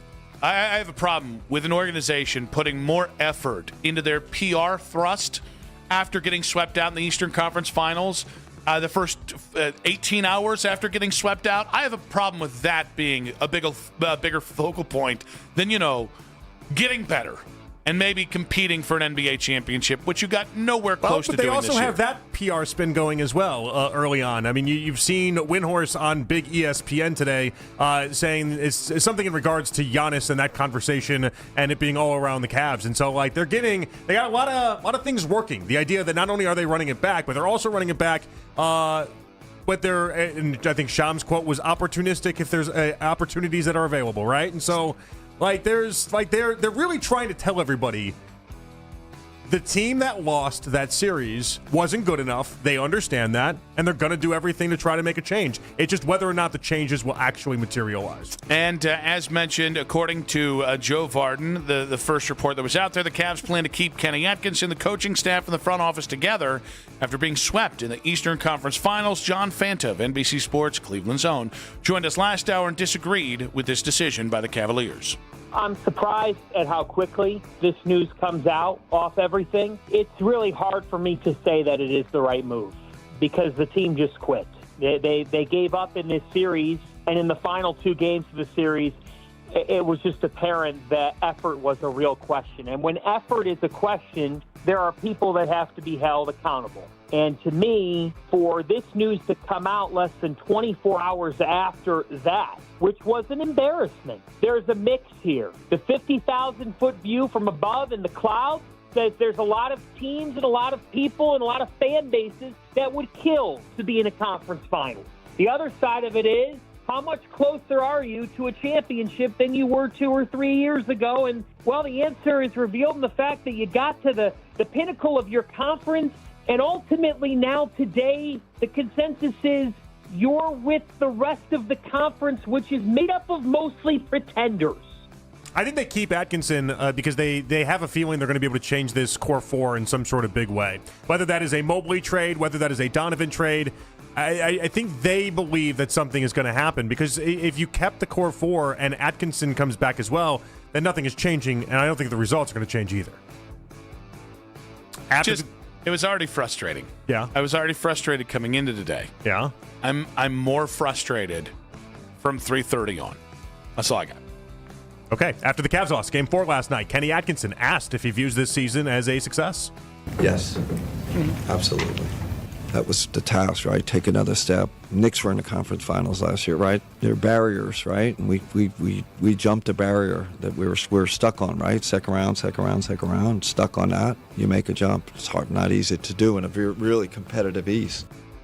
All right. That is his linear growth. Yeah. The thing I detest, the thing I don't want them to do when they have their big end-of-season press conference, that was that, in a sense. It's a competitive East because it sucks. Everybody pretty much sucks around the same level. No, you are one of the 3 most talented teams in the Eastern Conference, have been for 4 years, and you've made the Eastern Conference once. You did it by going 7s against Toronto and Detroit, and worse yet, you can't call it a success when you then didn't show up to the Eastern Conference Finals. Did you make the finals? Yes, you did. You made the Eastern Conference Finals, and then you didn't bother to show up. And post what? Game 1? So no, rejected Kenny Atkinson. You still get to keep your job because I don't get to say about that. But no, that was not a success. That is weak-ass spin from Kenny Atkinson. I think I could find a way where I'd consider it success in a 4-game sweep if it felt like they were there and competitive, and it just whatever it happened. They got the doors blown off of them, and that's a real problem. And the idea that in this postseason I learned something that I feared for a while, the idea that Donovan just can't be a number 1 on an NBA title team. That's a real problem they have to address. Like that, I don't know how you move forward. I don't know how you answer for that. And so between Mobley not ascending, between Harden sucking in the conference finals, like there was a lot that was just underwhelming. And so it's a pretty obvious no for me. And that's just where we stand. Odyssey Sports NBA insider Nick Friedel joined us today at 3. Now, this was 20 minutes before the Joe Vartan news broke.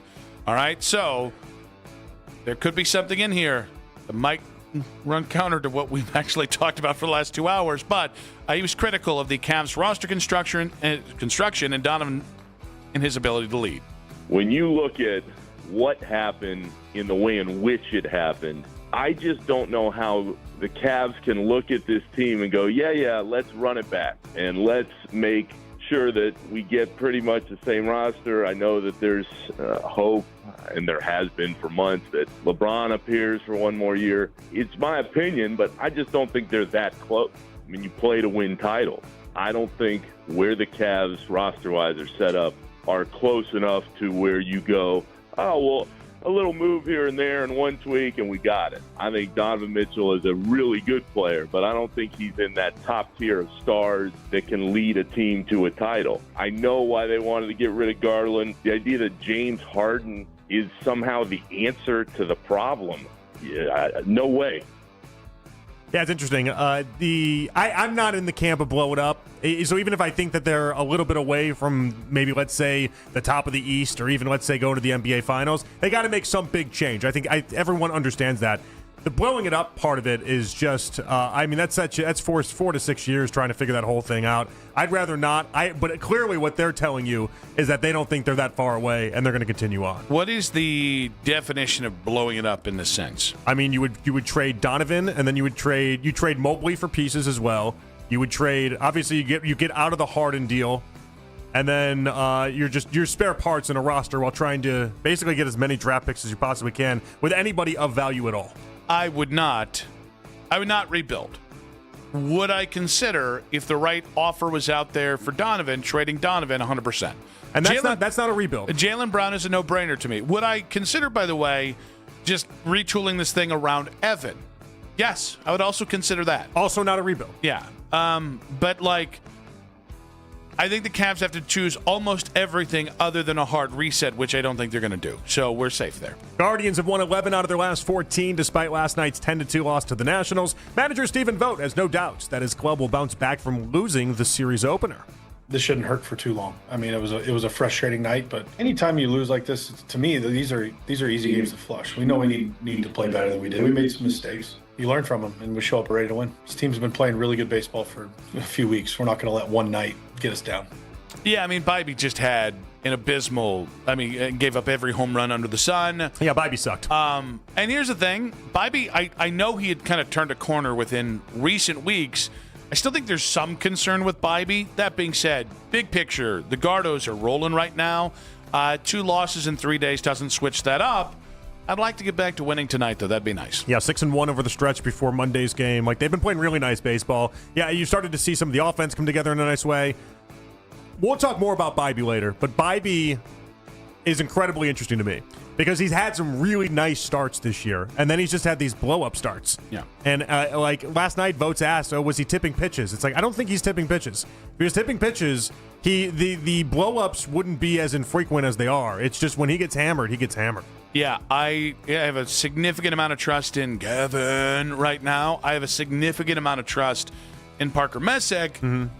Bibee, if you started a ALDS series tomorrow, I think Bibee would be my third starter, and I don't think it'd be even close. Yeah, and that's the guy that started opening day. I mean, think about it. We're not even into June yet, and I got 2 guys that I think jumped the line ahead of him. It's interesting. Mary Kay Cabot of Cleveland.com was on with Baskin and Phelps today. She got into what she's seen so far from the Browns quarterbacks in OTAs.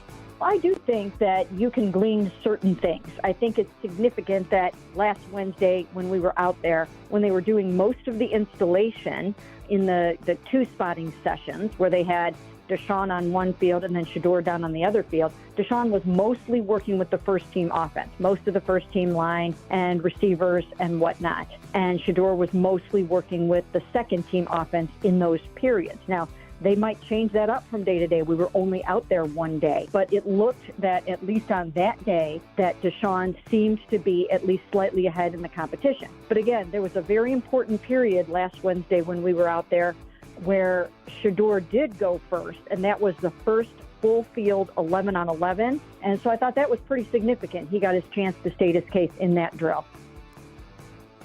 All right, Nick.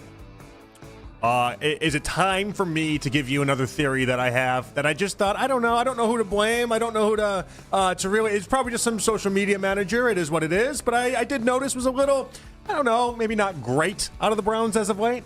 I'll allow. All right, 4 o'clock hour. You told me, you said, Jonathan, oh, look, they showed Shedeur throwing a touchdown. Hey, go check out that video, right? Yeah. And so I go to myself, I'm like, oh, I like Shedeur touchdowns. That's a lot of fun. You know, they post a lot of these Deshaun Watson touchdown videos. I've seen a lot of them lately. Fair. I've also seen a lot of just, they post a lot of stuff on YouTube that you can see as well. I've noticed a lot of Deshaun touchdowns just get splattered and thrown in there.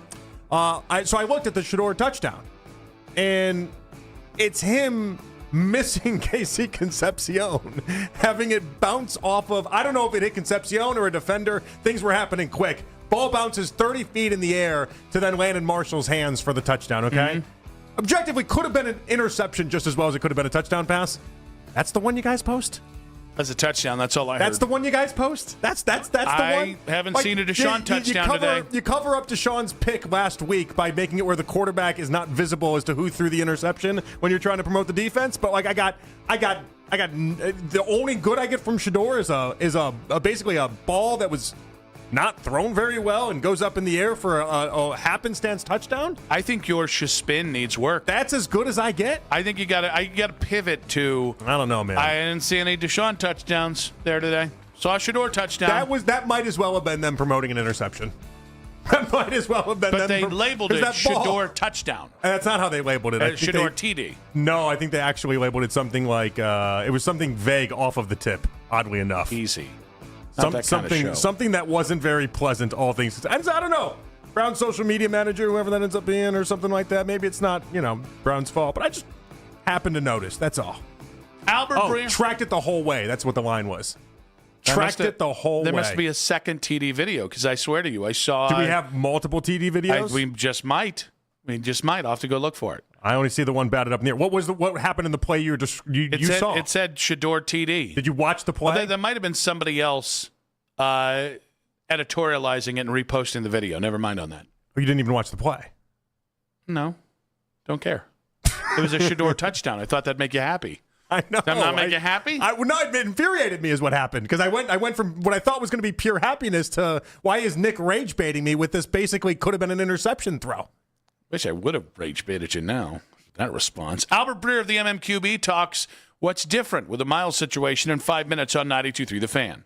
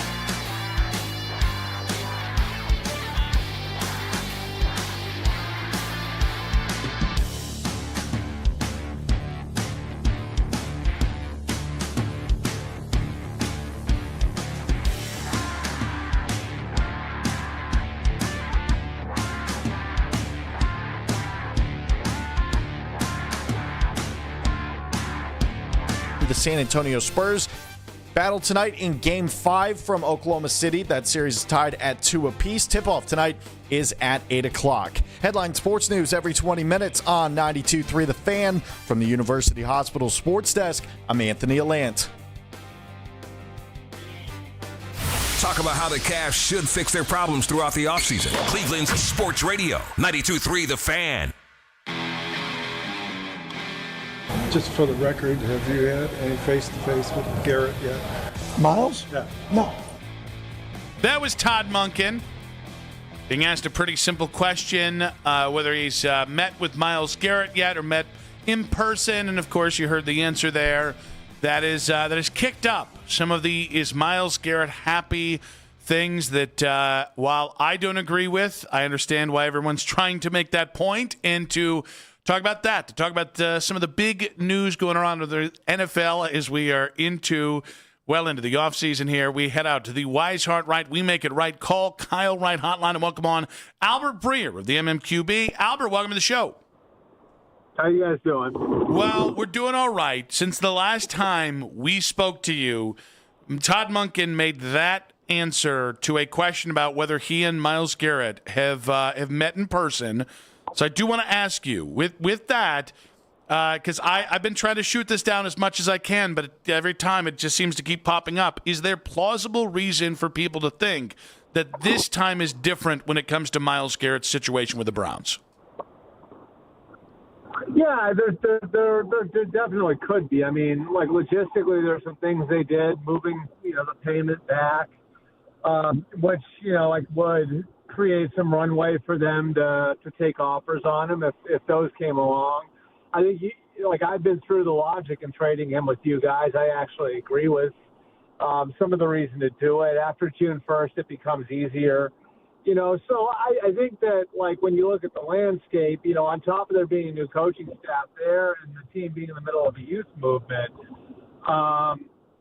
certainly I think that, things are TBD, until you hear otherwise. That could be next week. That could be the trade deadline. I just think when you're talking about after 6 years of Kevin Stefanski being in charge there, after a bunch of years of Jim Schwartz running the defense, and after doing what the Browns have done the last couple of years to try to stock the team with young talent and get younger all over the place, this does feel like the type of time when you would entertain that type of thought. Yeah, Albert, all I asked for from Nick when we were doing this topic all throughout the week was an acknowledgement. Nick gave it to me, an acknowledgement that this is weird. Just the idea that he hasn't even met Todd Monken. It's not like he hasn't been around. He's been to all sorts of Cavs games. He's been in the area, and they haven't met yet. At best, it's just a little weird. Yeah. I mean, I would just,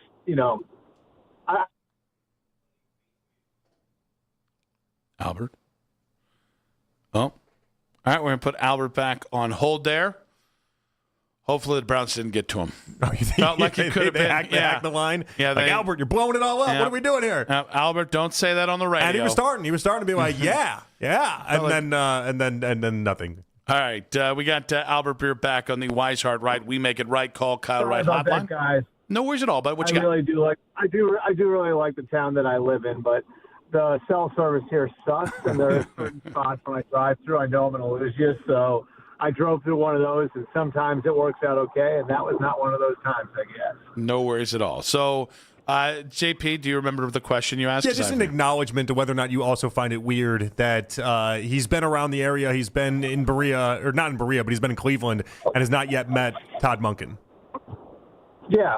I mean, I think, again, that's all stuff worth paying attention to. And we'll see what happens. But until, Myles Garrett shows up, and until, he starts working with his teammates towards the 2026 season, it's absolutely something worth paying attention to. It's the best player in your team. You know what I mean? I've told you guys the logic for, potentially trading him. I think it's solid logic. And this doesn't even have to be about him being happy, by the way. This could just be time, so we'll see what happens. Albert, another trade that is this thought to be just on the way here is A.J. Brown to the Patriots. And it's in a weird spot because it seems like everybody knows it's a done deal, but they can't talk about it being a done deal. What's the latest with A.J. Brown and his future in Philadelphia or New England?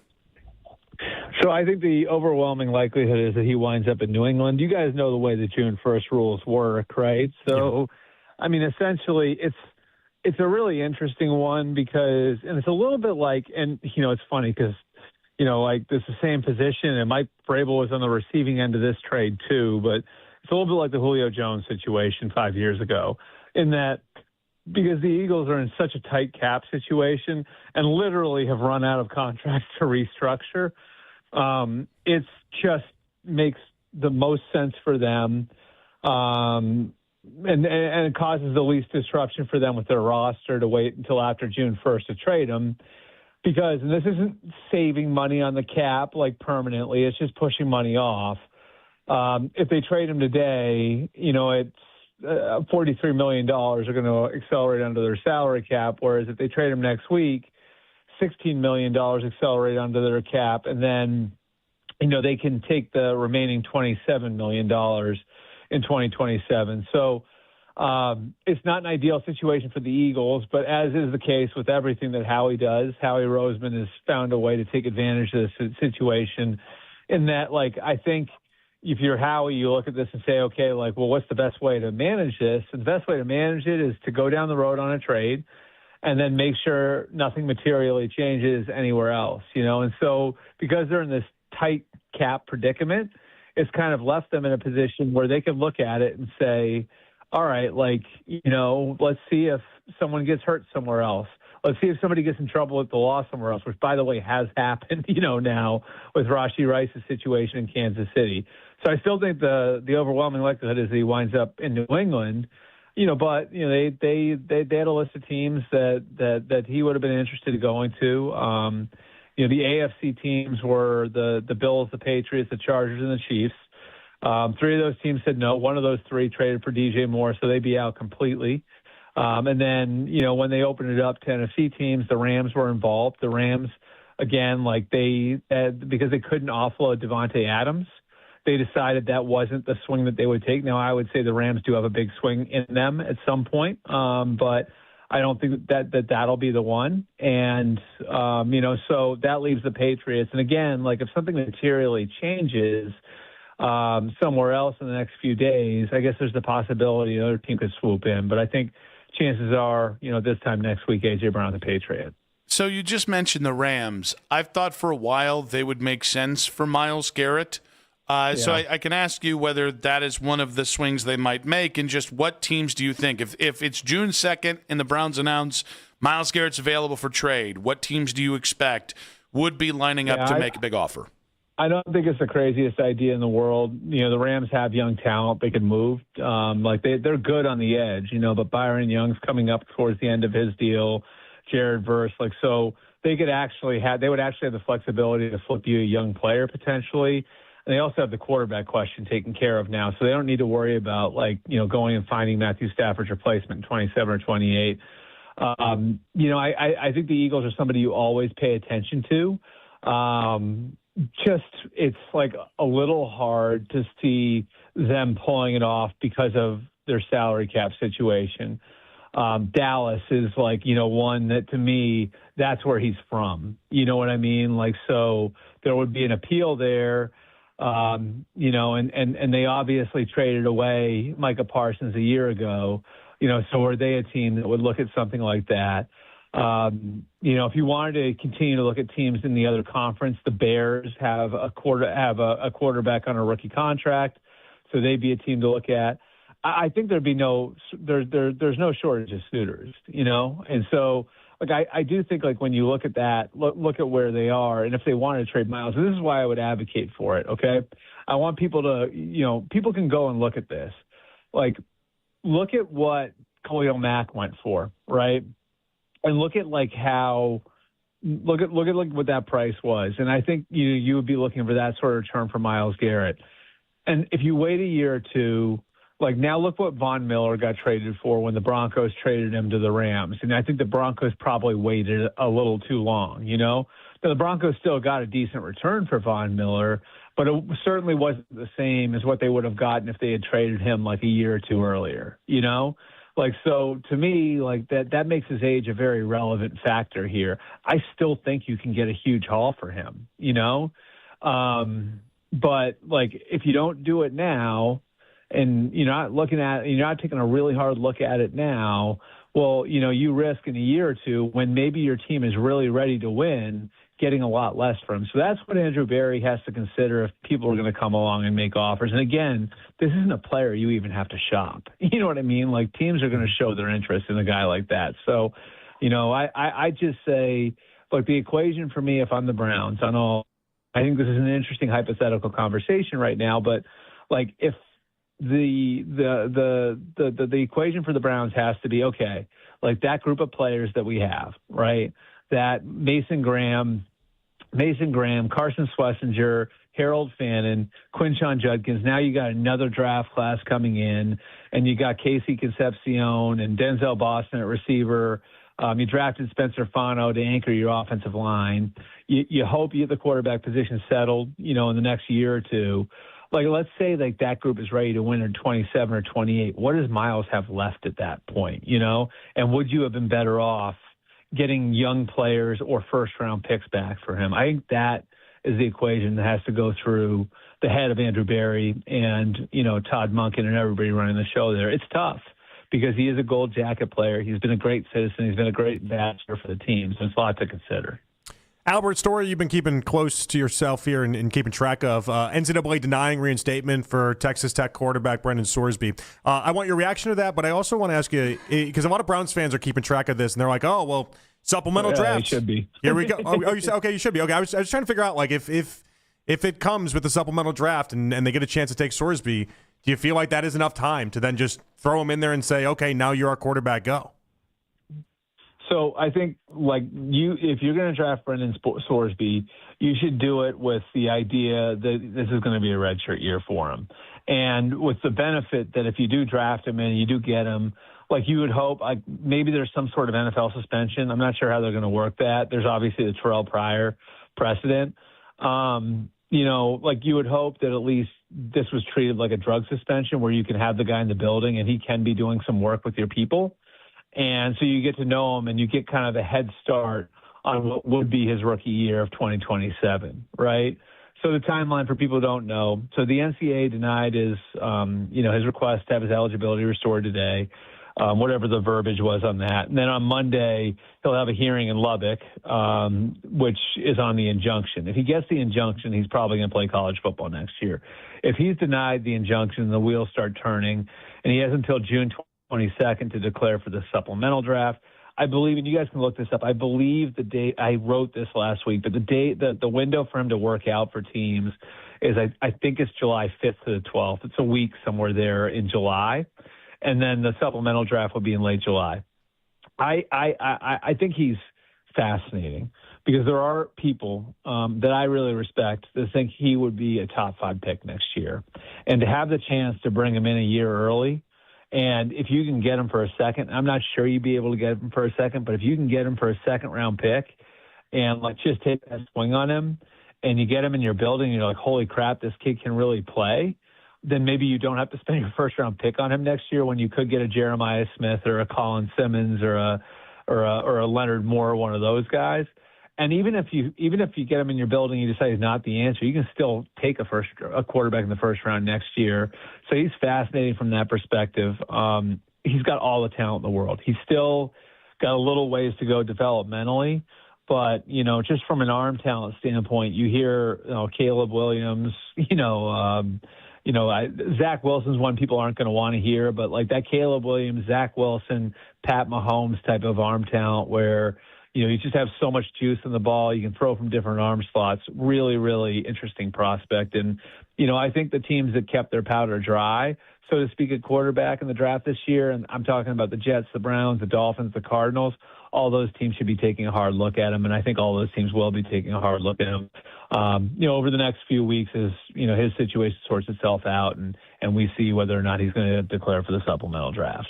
Albert, I saw this under your quick hits of one of your most recent pieces, and I saw the comment elsewhere, but I thought your answer to it was really interesting, which was Bears quarterback and Ohio State legend J.T. Barrett to the Chicago Sun-Times about his message to Caleb Williams for this next season, do less. I struggle with this because I saw Caleb Williams do more in the playoffs, so I kind of break this down for us because I thought it was a fascinating quote. I'll give you guys the best example, okay? So you guys know Brian Daboll, right? So he came in, when Josh Allen got to Buffalo in 2018. And I remember being at they were doing like a joint practice with I believe it was the Panthers. So I was at their team hotel down in Charlotte, training camp of 19, this would have been. And I was sitting with Daboll and I was talking to him about what he was doing with Josh. And, like his background, he had come up in the Patriot system, right? So, like, he explained to me how he had made a cut up of every easy throw Tom Brady made the year before. And I believe the Patriots had won the Super Bowl the year before, right? And, like, his point to Josh Allen was, look at how many layups this guy is taking. You know what I mean? Like, and it was like, it's literally like 80% of his throws on the year, right? Like, just look at what this guy is doing. He's just letting the offense work for him, And that, I think, is what J.T. Barrett means when he's saying do less. Take the layups, the outlet throw to the running back, the slant to the receiver. Get the ball out of your hands fast. Let the other guys do the work. And I think that's what happens with a lot of these young guys is, like, when they're, like, especially the guys who are, like, ultra talented, like Josh Allen, like Caleb Williams, like Patrick Mahomes, like, when they first get in, like, they have those superpowers. And so when things get jumbled on them, they rely on their superpowers, which, actually physically are harder plays to make. There are easier plays out there for them. And that, I think, is what J.T. Barrett is getting at. It's like, you don't have to do all that. Like, we've got plays in this offense that are going to develop for you in a way where the superhero stuff, maybe instead of doing it 15 times in a game, you're doing it 5 times in a game, and everyone's better off for it. So I think that's sort of what J.T. Barrett was getting at when he delivered that message to Caleb Williams. Albert, great stuff, buddy. We appreciate you. We'll talk to you next week. I believe, let me do a little schedule here. I believe we'll be June 1 by the time we talk to you next. So we might have something to talk about. We'll see. All right. Thanks, guys. I appreciate it. Albert Breer there. MMQB on the Weishart Right. We Make It Right. Call Kyle Wright hotline. Give us plenty to react to on the story that won't go away in 5 minutes on 92.3 The Fan. 92.3 The Fan, 2020 Sports. Guardians are looking to get back on track tonight after a pretty bad game, but Joey Cantillo is going to take them out for Cleveland, and he's had a really great season so far.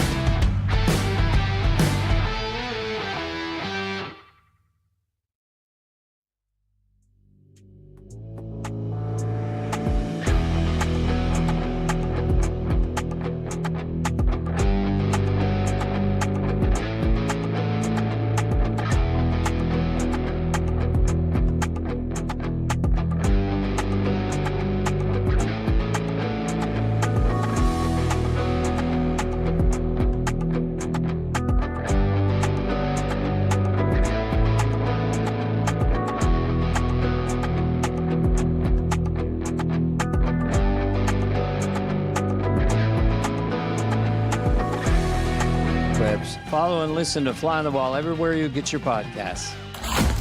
The Browns are back on the practice field for OTAs, and our beat reporter Daryl Ryder has the details. 923thefan.com and the Odyssey app. Logistically, there's some things they did, moving, the payment back, which, would create some runway for them to take offers on him if those came along. I think, I've been through the logic in trading him with you guys. I actually agree with some of the reason to do it. After June 1st, it becomes easier, So I think that, when you look at the landscape, on top of there being a new coaching staff there, team being in the middle of a youth movement, certainly I think that, things are TBD, until you hear otherwise. That could be next week. That could be the trade deadline. This does feel like the type of time when you would entertain that type of thought. Albert Breer of the MMQB. I asked, is there plausible reason for people to think that this time is different with Miles? Because I don't see it. And I keep trying to put the kibosh on this. I put the June 3rd statute of limitations on it. Yeah, but in that window, you opened it wide. How so? Oh, yeah, no, you're right. I said...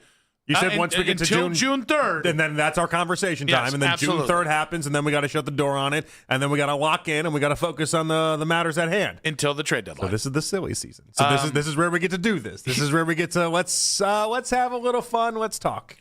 I still just don't buy it's going to happen. I understand every bit of logic. I understand why for everyone, the Browns passing up on Jim Schwartz and Miles probably not being happy with that. The fact that Miles hasn't met with Todd Monken.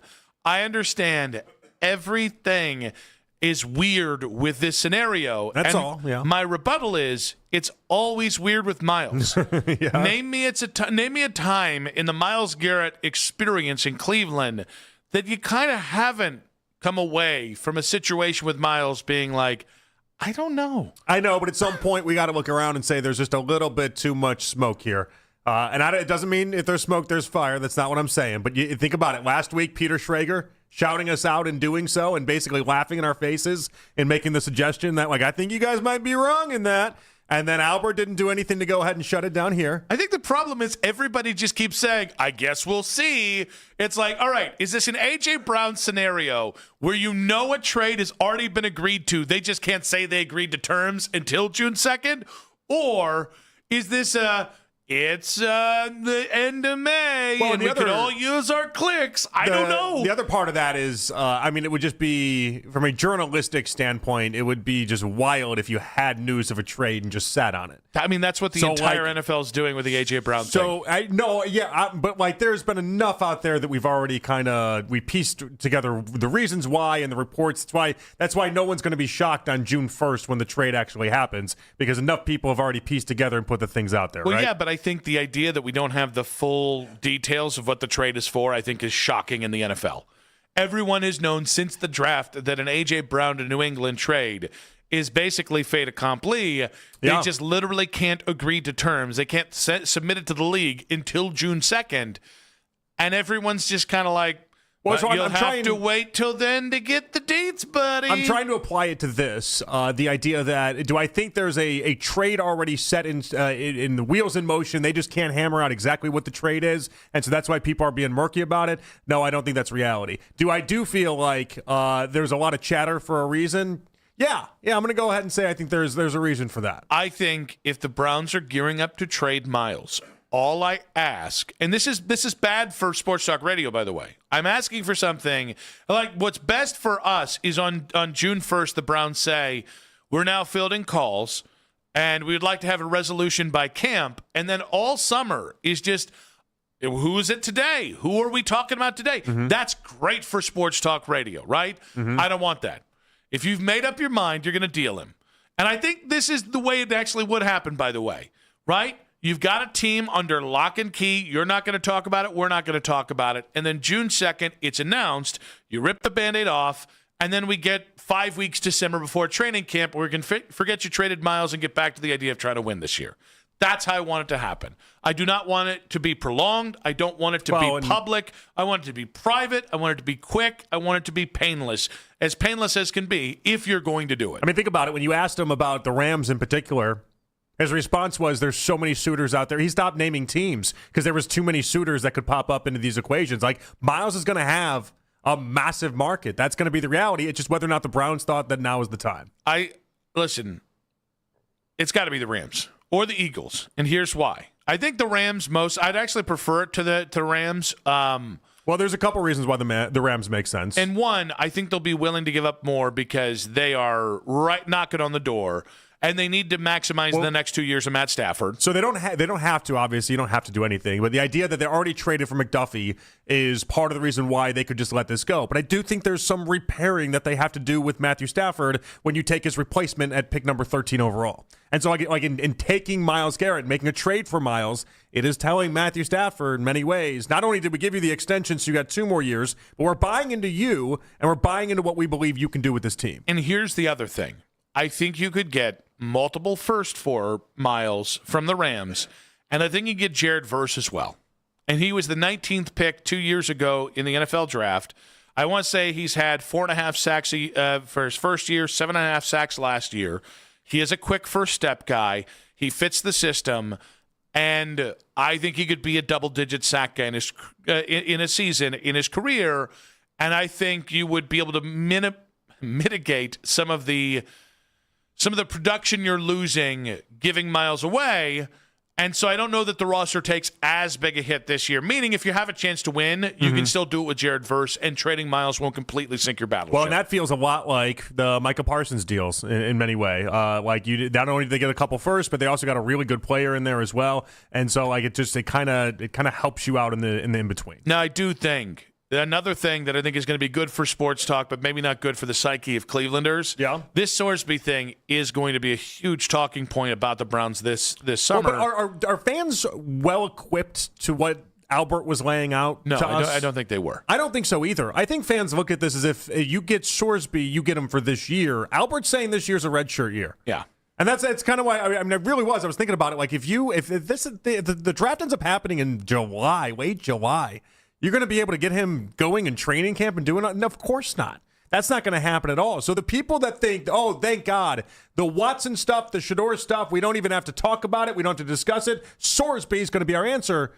No, this is just replacing the idea that you're not, more likely than not, you're not going to take a quarterback in the 27 draft. It's interesting because Albert even said you could take Albert Sorsby. said it's on the table. I just don't believe that. Well, I mean, if you only spent, let's play this out. Let's say June 2nd, you trade Myles to the Rams for Jared Verse and a bunch of first-rounders, and then a supplemental draft with your second-round pick, you take Brendan Sorsby. You're still going to have multiple firsts next year, plus, I'm assuming, first the next year after that.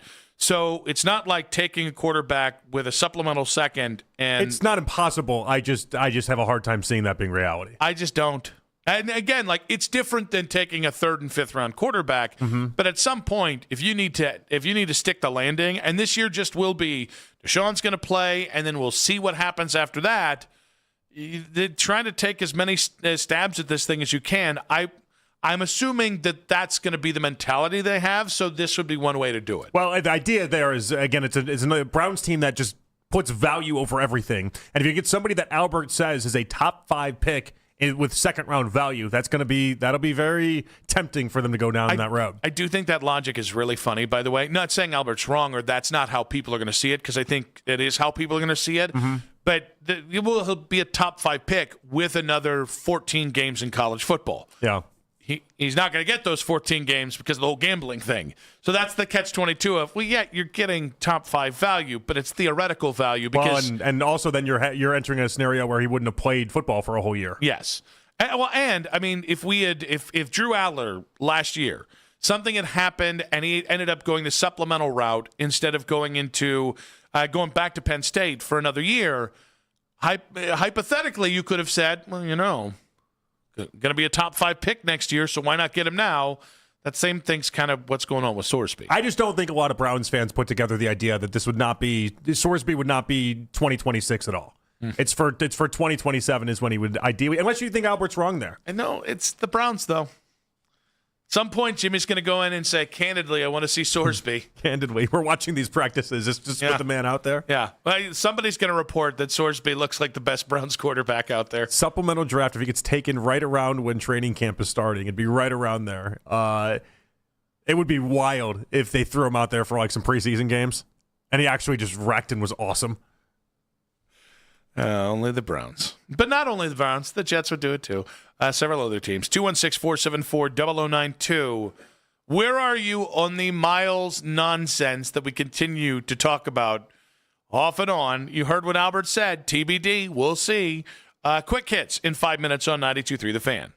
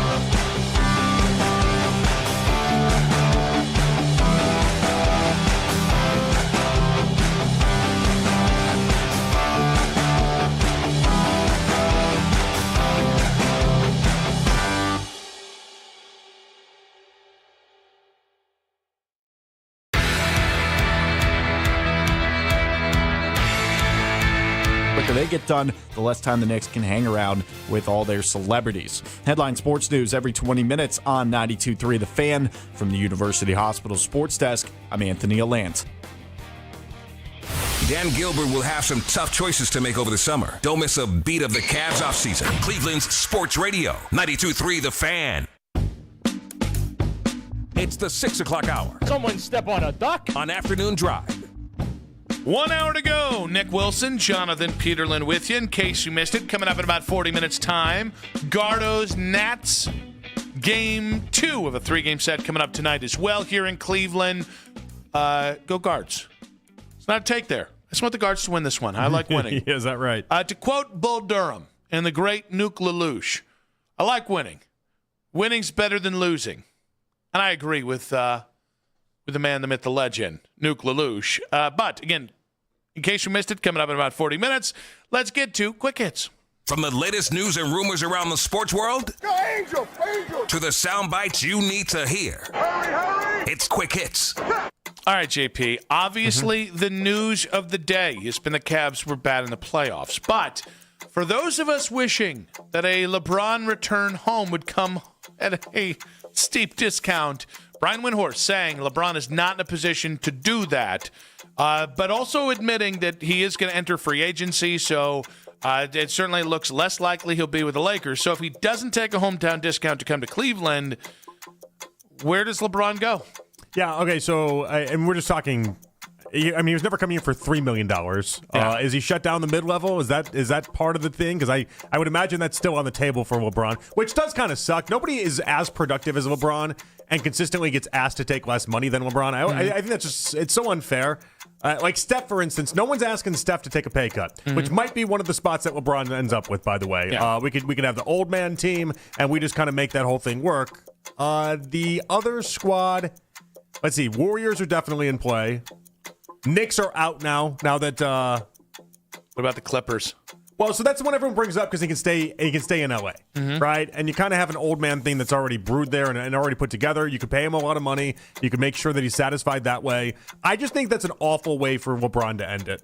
It's miserable. If I were him, I would play for dirt cheap for the Lakers than go play for $20 million for the Clippers. What about $20 million from the Clippers and then maybe some tree money? There's always money in the banana stand. There's always tree money around. I hate it for him. If he ends up with the Clippers, it's obvious he wanted to stay in Los Angeles and to test the Lakers so much, and Luka had all the power. So I would understand why it happened. I just think it's awful. I'd rather see him go team up with Steph Curry and charge for a play-in game than go ahead and try to see what happens with the Clippers. I need LeBron to understand. I need LeBron's camp to explain to LeBron the kind of kudos and legacy points he's going to get for coming to Cleveland on the mid-level exception. I need him to especially if this team were to then punch through to the NBA Finals next year and even win it, it would. I don't even know. There's no equivalence in sports of the story. LeBron loves his stories, right? Loves his daytime soaps. That's what it's all about. He loves the story. Again, taking less is so much a part of this story. If it means you don't break up Jared Allen, Evan Mobley, and the two guards. Well, you probably have to trade Jared Allen. Are you okay if trading Jared Allen is the cost of business? I don't know.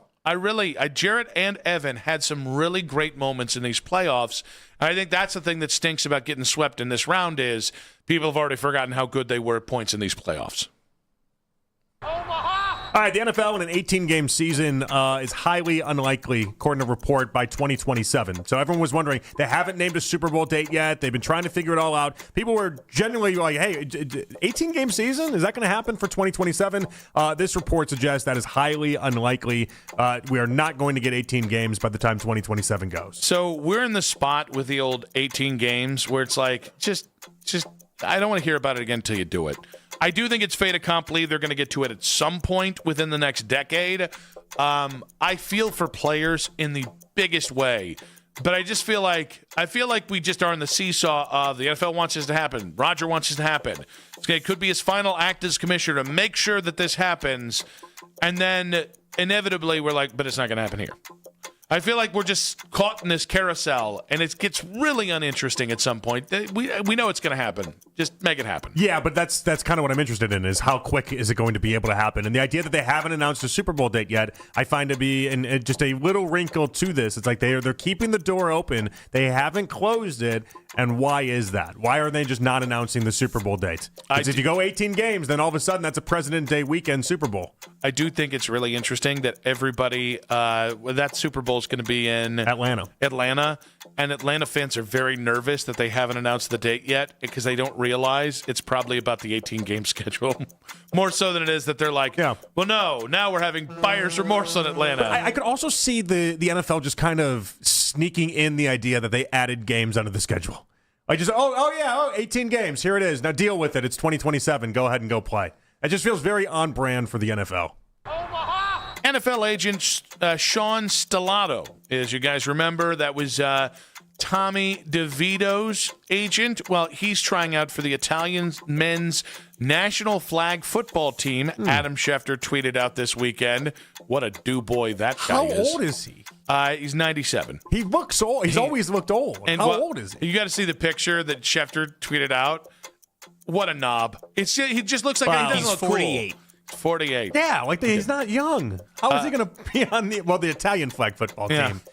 What are we doing here? I mean, that's... You saying Giuseppe can't cut it? Yeah, I don't know that they got it. But Stellato is aiming to make... Hey, I'm 5%. I can make that joke. That's true. I believe you. I want to see your 23andMe. I think I showed it to you. Did I not actually show it to you? I think you did. Trying to make Italy's roster ahead of the 2026 World Games. Maybe I should go for the flag football team. Is this a cool dream to chase or a fame W move? No, it's not cool. No one ever. No one's ever thought flag football. Wow, how impressive! Now, so this is going to be the Olympics, though. I think this is for the World Games this year. I don't know that that's for the Olympics. Look at this fame W. Okay, because if you make it, he's just a John Jastrzemski looking guy over there. But all right, so if you he looks like he's juicing too. That's not helping. I'm so torn on this. Not for the World Games. World Games is lame. Nobody cares about the World Games. But like. You think he's going to make it to the 2028 Olympics? Remember the Australian breakdancer? 50. You remember the Australian breakdancer though? Sure do. Yeah, like the idea that I don't really World care. doesn't I don't really forget. care how you get to the Olympics. Getting to the Olympics and then getting to do all the festivities, Olympic Village, like all those different things that's pretty cool. Like that. I don't know if it's worth giving up being an NFL agent and your entire career and everything in the process. He's not giving up. He wants to do both. That's great. I'm sure his clients are very happy about the idea that he's off trying to train for flag football while also trying to get him, the most amount of money possible. But like the Olympics are pretty sweet. Like if you die, even if it's a lame event, the head of your obituary is still Olympic athlete. All right, so that's pretty sweet. There's two things here. One, fame W move, just all the way. Well, everything he does is a fame W move. Two, Adam Schefter is such a yutz tweeting this out. Well, you're going to get the breaking scoop on Tommy DeVito if you go ahead and tweet this out. Like, there is servicing agents, and then there is whatever this is, and we can't talk about it because we're not that kind of show. What kind of clients has he gotten since Tommy DeVito? I'm sure he's had a rise in the Italian football community. Which means he probably has like really bad options. He's actually got two brothers. They're actually blue collar guys. They're plumbers. Their names are Mario and Luigi. Is that right? Make a tackle. Okay. No, we weren't done yet. Yeah, we're having fun. Is it lame? Is it lame to go to the Olympics if it's for the Italian flag football team? Yes. Well, is it lame to get beaten by 1,000 points in the Olympics? You're still in the Olympics.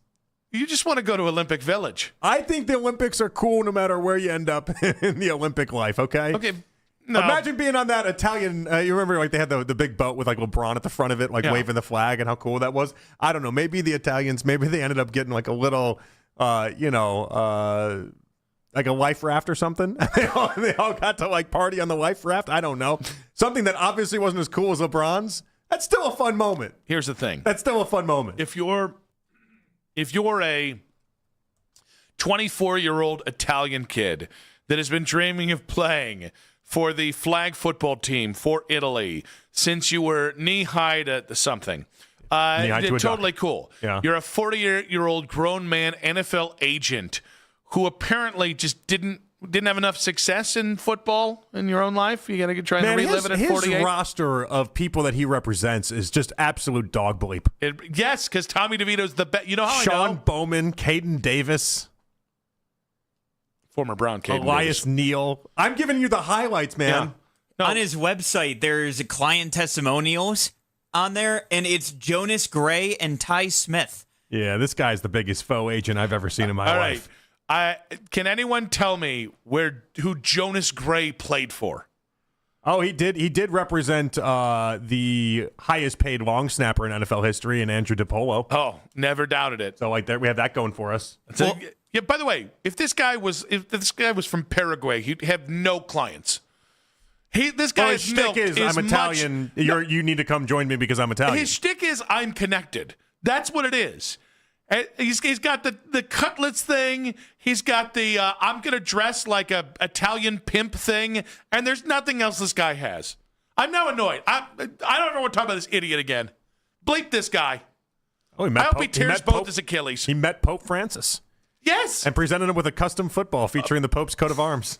What a riot this guy is. No. By the way, what a riot. You said Pope Francis? Yeah. He'd meet with anyone. Everyone knows. All Catholics know. Francis was like, oh, I don't think, John Paul II would never meet with me. Gotta go see Francis. I mean, he's a mark. It's not Pope Leo. I'll tell he's you a that real mark. Right. Chicago Pope? That's Pope Leo, yeah. Yeah. I don't know his name. I just know Chicago Pope. Yeah, it's a new series coming to NBC this fall. It always does. All right, I want to Bryce Harper. I want to ask you about him for a second. Yeah, weird knob. Have you seen his Instagram video / TikTok video? He's big in TikTok. Okay. Have you seen the video, the recent video? Teeth brushing? The teeth brushing, exactly right. So rather than applying toothpaste to his toothbrush like a normal non-serial killer, he squirts the toothpaste directly into his mouth and then shoves a damp toothbrush in there to follow. What do we think about the technique? Someone's trying too hard to be different. He's like, listen, he's had all the breaks in life, right? Number one pick in baseball, just a slingshot to the big leagues. And along the way, it's kind of like the Bull Durham thing, not to mention that for the show. Like at some point, because he's a big leaguer, we get to act like this isn't weird and him trying to be different and trying too hard to be different. So you don't think he does this in his day-to-day? I think somewhere along the way, he decided to do something that was funny, and then he just kept doing it because he thinks it's funny, and somebody needs to come up and just smack him in the face. There definitely is a world of the internet that exists where you just do things you wouldn't even normally do, but you just know everyone's, like, the takeaway from that video is going to be he puts the toothpaste and he just goes straight directly into his mouth, and that's how he operates. Like, that's going to be the takeaway. Yeah, this is a Fame W moment from him. This is like the quick hits of Fame W's, by the way. Yeah. I don't love it. It's too look at me, Louie, for a guy that's made $300 million in his career as a future Hall of Famer. I just don't know why he'd care. Why would he care to do this? Wait, what is the benefit of this for him? Because he's a knob. I'd like any time if there's not like a plausible explanation, like why does he do this? It just comes back to he must be a knob or a yutz or a chud. He did wear that the Ohio State bandana this weekend. Yeah.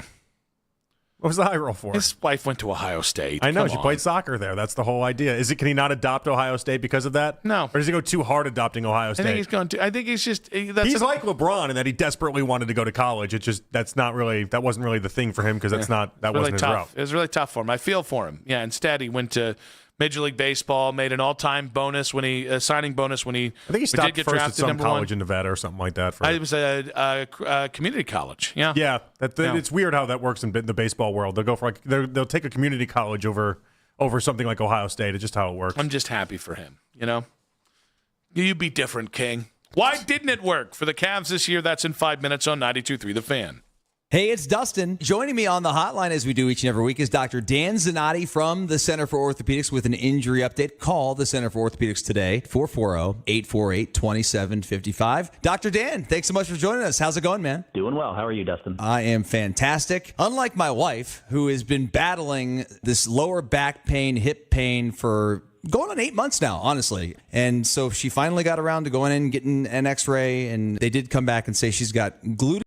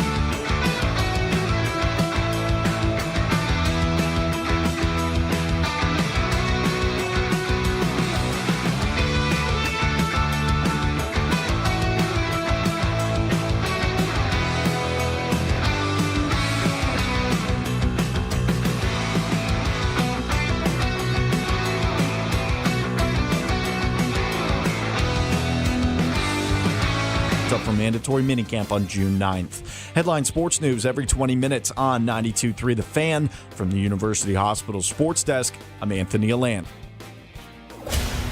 Talk sports deep into the Cleveland night. Overtime with Jake Volnick. Weeknights at 7. Sports Radio 92.3 The Fan.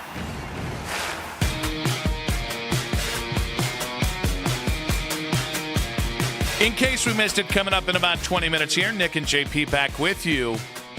Talking a lot of Cavs today. You guys still have time to get in if you want to. 216-474-0092. Why didn't it work out this season? Something we'll get to here in a minute. I got to say, kudos to Anthony Lima. Yeah? Seriously, the Slippery Wizard has been doing this bit the entire year that when the Cavs are up in a series, he hands out I told you so's left and right like you wouldn't believe. Okay. So just going to shock you. The morning show laid down today when talking about the Cavs. Really got after the Cavs today, guys. Way to give them hell. And then Lima's already moved on to the Cavs offseason. Okay. So I saw him tweet at 4:20 today. Wow, what do the Cavs have up their sleeves this offseason? Brilliant, I got to say. Brilliant by Lima. He's the guy that when things were up, he got to go ahead and tell everybody how right he was. And now that the season's over and the Cavs were an abject failure in the Eastern Conference Finals, he's already moved to LeBron or Giannis. It is brilliant. No, seriously. Well, it's what the Cavs are going to do too, are they not? They are following. This is what the Cavs are going to do as well. It's almost like the Cavs have given him the playbook. Oh, yeah. Right? Like they've slipped before. him those stats, those analytics that only Anthony got, nobody else in Cleveland got. They must have gotten the playbook from the Cavs of just, hey, if you act like you didn't go hard in the paint for this team for 2 months, and then it turned out to be the most embarrassing series we've seen from the Cavs in 4 years, just move on to the big name porn. It was the numbers that only he and Kenny Atkinson got That's to true. see. Yeah. Only two guys got to see, literally. Your eyes only. I mean, it's exactly what the Cavs are going to come out and say. They're going to do the same thing. They're going to talk about the leak stuff they had to Shams, the opportunistic trades that could become available. Yep. I don't think it's an accident that Windhorst has been out here all day long talking about a Giannis Cavs trade. And I mean, that's the playbook, 100%. You got to act as if this everything is longer than just a basically a 3-month trial with Harden, and you got to act as if this was really they're giving themselves a year and a half or 2.5 years to figure it all out. If you just that's got to be the play. If you keep zooming out on any picture, you can just save your ass in the NBA, I guess. If you just keep saying, "Hey, you're thinking too small here with the last 3 months," let's just pull back a little bit. Think about the next 2 years. Okay, what about the 4 years we just went through? What about those? No? Anything? Okay, you're right. Bleep it. I don't know. I mean, that's the obvious play, is it not? Yeah, but here's the thing. I think the only people who want to move on from this season quicker than Lima and his Cavs organization, only people are Cavs fans. Seriously, I'd like Cavs fans are done. I mean, they're just done discussing it all. They're done having the convos about it. They don't really like this team to begin with right now. Well, but I think that's the point. I mean, nobody showed up in any sort of meaningful way. I think people are saying, I think a fair amount of Cavs fans are saying, it's 24 hours, let's move on. But I also think a lot of them are having the same thing that I have, where it's like, all right, what we learned in this postseason, if we didn't already know it in the back of our mind somewhere, is the idea that Donovan's not a number one. He's not a number one. He's a number two on a winning team, winning title team. He's a number two, and he got wildly outplayed by Jalen Brunson in that series. That's why I think if you want to prove to me you're serious about winning and that this isn't just about, continuing to keep the coffers full for Dan Gilbert and making sure that Donovan gets his money. You got to get him his, and James, you're going to get your money. If the Cavs really want to show me that they're serious about winning a championship, there's one trade they can make, and it's not for Giannis Antetokounmpo. It's Donovan for Jaylen Brown. That is the most obvious trade. It works for Boston because you get somebody who I think probably fits a little bit better with Tatum and somebody who's probably willing to play the Robin role to Tatum's Batman, which Jaylen Brown is not willing to play. And from the Cavs standpoint, you finally solve your wings issues. You get a year younger. I think it's just a year younger. And I think Jaylen Brown is one of the most impactful two-way players in the NBA. And this, by the way, this is the only trade I'm willing to throw in an extra first or two if we have to. Yeah. Because I think Jaylen Brown, James Harden, Evan Mobley, and we'll see what you do with Jared Allen. I think that is I think that's a team that could be in the NBA Finals next year and might even have a chance to make a run at OKC or San Antonio because Jaylen Brown is insane, clinically insane. And that's the exact kind of insanity you need. Well, one thing we did learn about him, as I kept keeping track all season long, I'm like, he's got I think I said 3 too many, how great this season is going and how much fun he's having, and like 3 too few of the, hey, really miss Tatum out there. And I would imagine, since I've been keeping score of all this, I would imagine Tatum didn't appreciate his live stream at the end of the season where he talked about this being the best season he's ever had playing basketball when you end up in a first-round exit. I would imagine that probably ruffled the feathers of Tatum. So do I think Brown will become available? I don't know. But would I think the Cavs are crazy if they made that trade? Of course not. Yeah, and I think if you had this conversation a year ago, I don't think the Celtics are making the trade. No, you'd be laughed out of the conversation if you tried to have it a year ago. But I think now they might be in a position where you were with Darius, that getting something that appears to be close to commensurate value is worth getting away from Jaylen Brown, because you chose Jason Tatum 4 years ago. Well, and again, what you're doing that would be impressive in this is the idea that you're trying to change the math just a little bit. You're trying to give yourself a different look. And really, it's what you're doing is showcasing a lot of belief in Evan Mobley and a lot of belief in Allen and a lot of belief in Harden and all these other guys. But, yeah, ultimately it'd be saying Donovan can't get it done. Brown we think can, but we have to shake it up. We have to give this thing just a different look. Why didn't it work this season for the Cavs? I don't know. I mean, I want to go back to the idea that maybe they just weren't talented enough at the end of the day, but I don't believe that to be true. I think they were close in talent to the Knicks. Knicks had an historic shooting series. There's no other way around that. I need, before I can definitively say, no, here's a problem. I don't think any Cavs fan listening can definitively say why it went south the way that it did. Mm-hmm. I don't think we have those answers.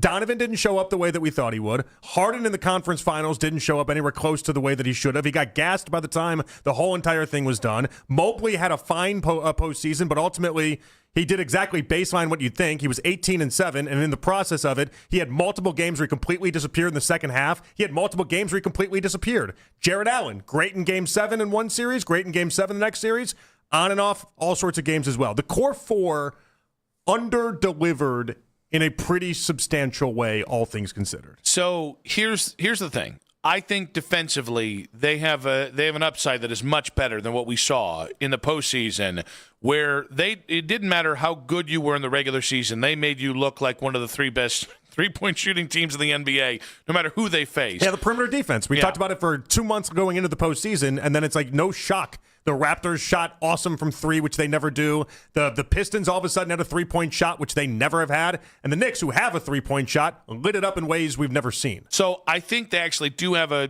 better ceiling than what we saw as currently constructed. I think they can be better just by coming back and being healthy. Offensively, I think they can be a night and day better team than we saw offensively. And that might ultimately be the truth, and the heart of the answer is just offensively, they underwhelmed. They were one of the best offensive teams in NBA history at parts of the regular season, and then we watched them get to the playoffs, and whether that's the core four, Nick, or whether that's the bench, they just got nothing as far as help was concerned that way offensively. But here's my concern.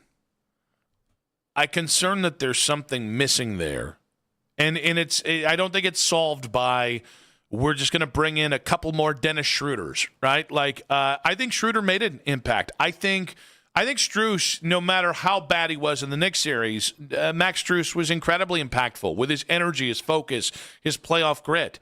I think Evan Mobley and Jared Allen showed that they can give you the kind of grit that you need in the postseason, but for some reason this team never gelled. And in fairness, they were not gelling before you traded for James Harden. So it's not like, that's part of the reason why you made the trade. Well, you traded for James Harden. It was a risk that didn't pay off. No. The thing wasn't gelling previously. They started 16-15 to open up the season, and then they had that big conference call with everyone in January where they basically said you have to do something. Something was broken in the Indiana series. And honestly, it might not have even been broken. Something never existed with this team that is missing. And my problem with running it back, or, hey, we're going to have an additive offseason, meaning we're going to go ahead and just add pieces to this, including like LeBron, and we're just going to see if it gets better. The problem is, like Boston was able to add guys like Derek White, guys like Jrue Holiday, like guys who ended up making a big enough difference, but But Jaylen Brown always had that dog in him. So did Jason Tatum. OKC. SGA is their best player. They're never going to go ahead and dog it as long as SGA is your best player. You start to look at the teams that are consistently in the playoff hunt making a difference, and it's their best guys leading the way. And I don't know that there is a true alpha amongst any of the four guys. None of them are bad guys. Even James Harden, goofball, lacks self-awareness like you would not believe. But I also think he can be a brilliant player at times still. But there's something about all four of those guys that's missing something. And then you have a head coach who can't bridge the gap. Mm-hmm. I don't think Kenny is an alpha either. So you have a bunch of guys who say the right thing, but then when it comes time to back up your actions by showing it on the court, they're just not doing it in the postseason. I know. That feels like a fatal flaw to me. That doesn't feel fixable if you're bringing back everybody as constructed. I know, but you mentioned like Tatum, for instance. Tatum for years had that same label to himself. And then when he finally did break through, it was when Brown won the Eastern Conference Final MVP and the Finals MVP. It's funny. It's one of those things. It's like sometimes you are until you aren't until you are. And I think for the Cavs, I think the bet is that one day Donovan could get to be that. Donovan could be that closer that we want him to be. And I just haven't seen it. It's been too long and too many years. And for some guys, you pop through late. That's a reality for some guys. But I don't think it's going to happen. There's one more very plausible description of why the Cavs have not punched through yet and why this year was ultimately a disappointment. They're too guard heavy. And specifically, your two best players cannot be guards without the proper wing support. I don't think this is about the bigs. The bigs offensively are the third, if you're lucky, the third guy that's touching the ball. And I don't think, by the way, it's a coincidence that Evan Mobley played some of his best ball when he was bringing the ball up the court, even if all he did was then, turn around and kind of hand it off to James Harden. Like, I think with Donovan and James, and the same with Donovan and Darius, I think that's a lot of guys dribbling the hell out of the ball who are trying to get their shots off while helping everybody else. And I think this is a wing league. And I know SGA has Williams. And he also has Chet Holmgren, who's a weird alien-type creature. But, I think anybody out there that has a truly transcendent guard, even if it's a guard that plays the wing, you can then look at and go, well, they've got a big wing or they've got an impactful player next to them that makes their lives easier. I think there's a redundancy between Donovan and James, as there was with Donovan and Darius, even if they're a bigger backcourt than Donovan and Darius. Well, and even with the bigs, for instance, this is not something Kenny ever really wanted to do. He didn't want to do that in Brooklyn. His big MO in Brooklyn was he didn't want to do the two bigs the way that it's currently set up. And so you already have Atkinson coaching in a way he doesn't want to coach, all to try to make it work. Now, yes, are you right? They need wings. Of course they need wings. But part of the reason why I think the Knicks have so much success, even though their main players are obviously Brunson, and then you can look at Cat, and you can talk about some of the bigger guys, even Mitchell Robinson that way. But the reason why they win and have so much more is Bridges, Anunoby, and Hart. Yeah. You need the wings. You do. And it's just something that as the entire league has moved towards that in recent years, the Cavs have remained firm being against that. That kind of goes back to Kobe getting this Peterlin pass to just have a job. The Peterlin Pass. And I don't think Kobe's a bad GM, by the way. But at some point, if I look across a 9-year run here, and I'm like, all right, it's a wing-driven league. It has been that for a hot minute. What have you done to bring in impact wings? And Dean Wade is the best. Yeah, DeAndre Hunter was your best crack at it, giving up a couple second-rounders for him. That continues to come back to, all right, the guy that's building it has built it on a flaw. The guy that coaches it is maybe not the best equipped to handle the flaws. And then the players have flaws upon flaws, including just personality traits where nobody's really going to be that guy on a championship team. That's a lot to overcome when you're battling three levels of what the hell. Well, and that's why ultimately they just tried to win it through talent and talent alone. But you can have all the talent in the world. If it's constructed poorly, it's not going to work. 216-474-0092. Why didn't it work this season for the Cleveland Cavaliers? We've got many theories, but don't worry. Kenny Atkinson and Kobe Altman are coming back anyways. Yeah. Now I have to do the whole thing like I did with Stefanski, where I sit there for a whole year being like, I already fired you. I can't get more angry at you now than I am. I already fired you. Okay, but we got experience doing this. Experience what? Waiting another year to then have him be fired? I mean, in fairness, and by the way, we did it with JB Bickerstaff the year before. Well, every year it seems like we have a new guy that's like, well, I fired you, but I guess we'll just sit around and wait for another year until we eventually get through this whole thing. You know what we got to do? What's that? We got to see how it plays out. I do think that's part of it. That's exactly what we have to do. And that's what the Cavs are going to tell you, by the way. They're going to sit there and they're going to tell you, fast forward a couple years and see if you're still having some of the problems with this team the way that you guys are having it today. That's what they're going to tell you. Hey, I'm going to tell you right now, there's 20 teams in the NBA that would kill to have the problems we have right now. Get ready to hear that. I think Fana said, did he name off every team in the NBA that would be happy to be in the Eastern Conference Finals? I think he said that. I think he did. Yeah. 216-474-0092. Why didn't it work this season for the Cavs, in case you missed it, in 5 minutes on 92.3 The Fan?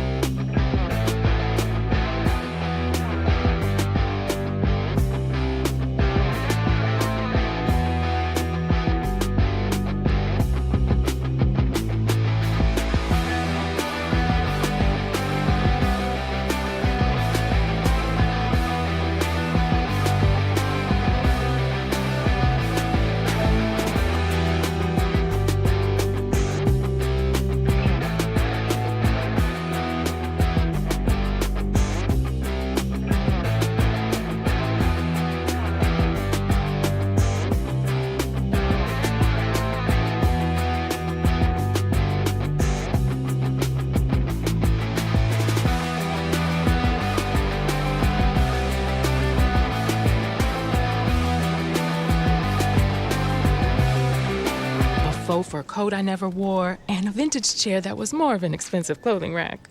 You know, I actually bought these on eBay. Wait, are you Kitty Sell Stuff from Brooklyn? Okay, quiet, please. Find what you love, sell what you don't. eBay. Things people love. Sign up to be a part of the fan club. Download the free Odyssey app and follow 92.3 The Fan to get all of the best audio and best stories sent straight to your inbox. 92.3thefan.com. As always, you can listen to this show and all of our local shows on The Fan on Apple Podcasts, Spotify, or wherever you get your podcasts. Final segment of today's show. Want to say a big thanks to Nick Friedel, Odyssey Sports NBA Insider. He joined us at 3 o'clock today. Very doom and gloom with the Cavaliers. He wanted to blow it all up. He wanted to blow it all up, and then the Cavs said, bleep you, Friedel, about 20 minutes after that interview. That is very much the type of move where you're like, all right, Nick, you don't have to live through 5 years of them sucking if you say those things. Yeah. Also, Nick's great. I like to say that before I then say this. He just seemed like anything involving James Harden, he was going to be out on. Yeah, there's a lot of people like that, though. And I get that, but when everybody has that opinion, it stops interesting me. John Fanta, NBC Sports at 4:20. I must be really interesting to you then. No. I mean the negative Harden thing. That's what I'm saying. I'm saying because I'm positive. I must be really interesting to you. You are. That's right, you know. Infuriating some days, but interesting most days. Naturally. Yeah. And other days, I'm just going through some stuff. Albert Breer at 5:20. Didn't help us kill the old Myles Garrett trade story. No, he kept it going. The amount of people that they just TBD, stay tuned. Like, oh God, I don't want to stay tuned. I want to answer this question, and then I want to move on. I want to be done talking Myles trade. The instant gratification of your life is seeped into the NFL world. Yes, 100%. Yeah, can't beat those allegations. If you guys missed a moment of our show today, you can watch the full 5 hours back on 92.3 The Fan's YouTube channel. Do not forget to ring that bell. Hashtag subscribe. No hashtag, just subscribe to 92.3 The Fan's YouTube channel. Except you, Cornlito. Suck it, Cornlito. Suck it, Cornlito. And, of course, like our videos, we need to be loved, and we need to be liked. Like our videos. Is Cornlito still even in the chat or no? Oh, yeah, he is. Okay, good. Yeah, All right. He's a ride or die I'd hate to be chatter. saying suck at Cornlito and him not even hearing it. Oh, I'm sure he's hearing about it. Good, I like they're that. getting to Cornlito there. I like that. But before we get to, in case you missed it, Tom in Independence. Welcome to the show there, Tom. Hey, Nick. Hey, Jonathan. Hey, Tom.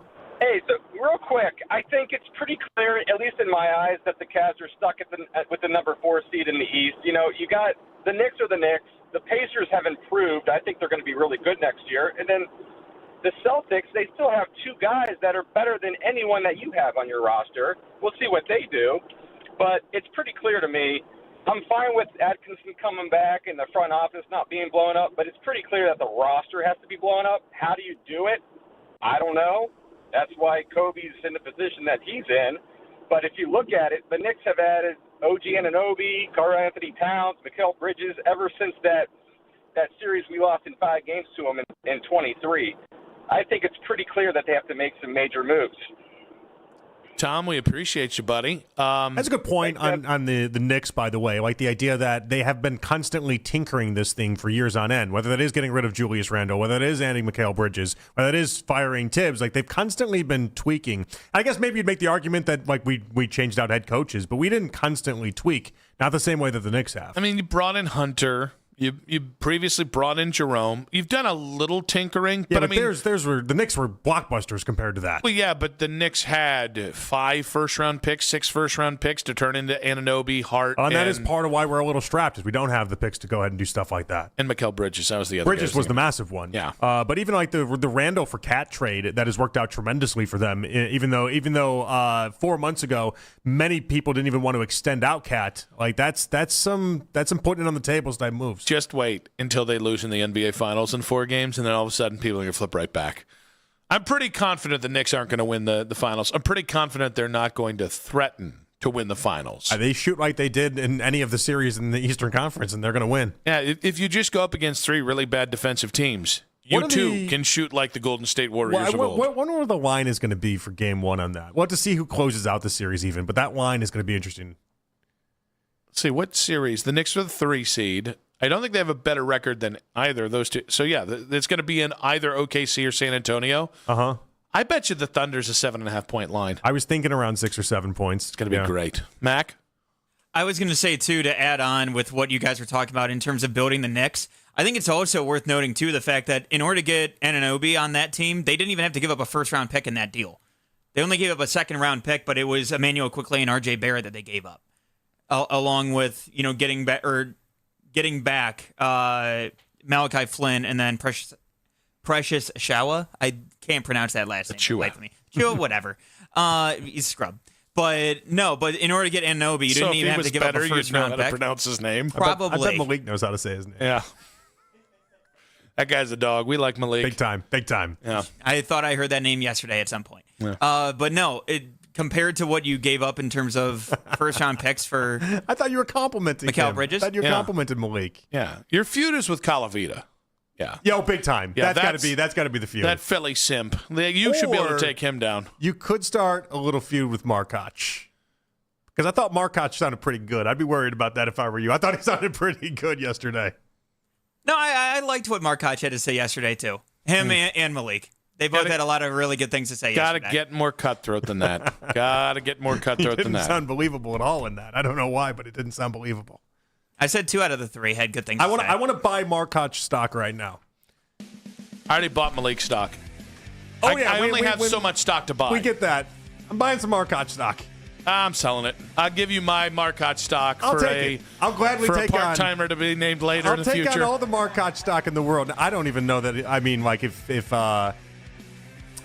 as a person, I'm not sure. I'm not sure. But as a host, I liked what I heard. Yeah, future morning show victim, producer. Sorry, Michael Markoch. Oh, no, that's mean. I wouldn't wish that on him. That's mean. That is mean. It just makes sense, right? You earn Keith's trust. It does kind of make sense. Calavito gets pushed out the door in about a year, and Markoch is ready.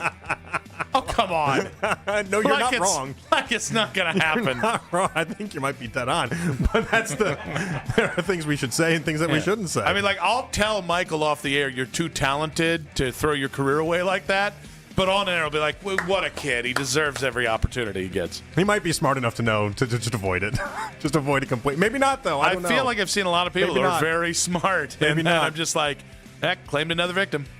See, that's where we differ. 100 Cleveland men. Haven't had that assessment of those people the same way you have. Losers! All of them!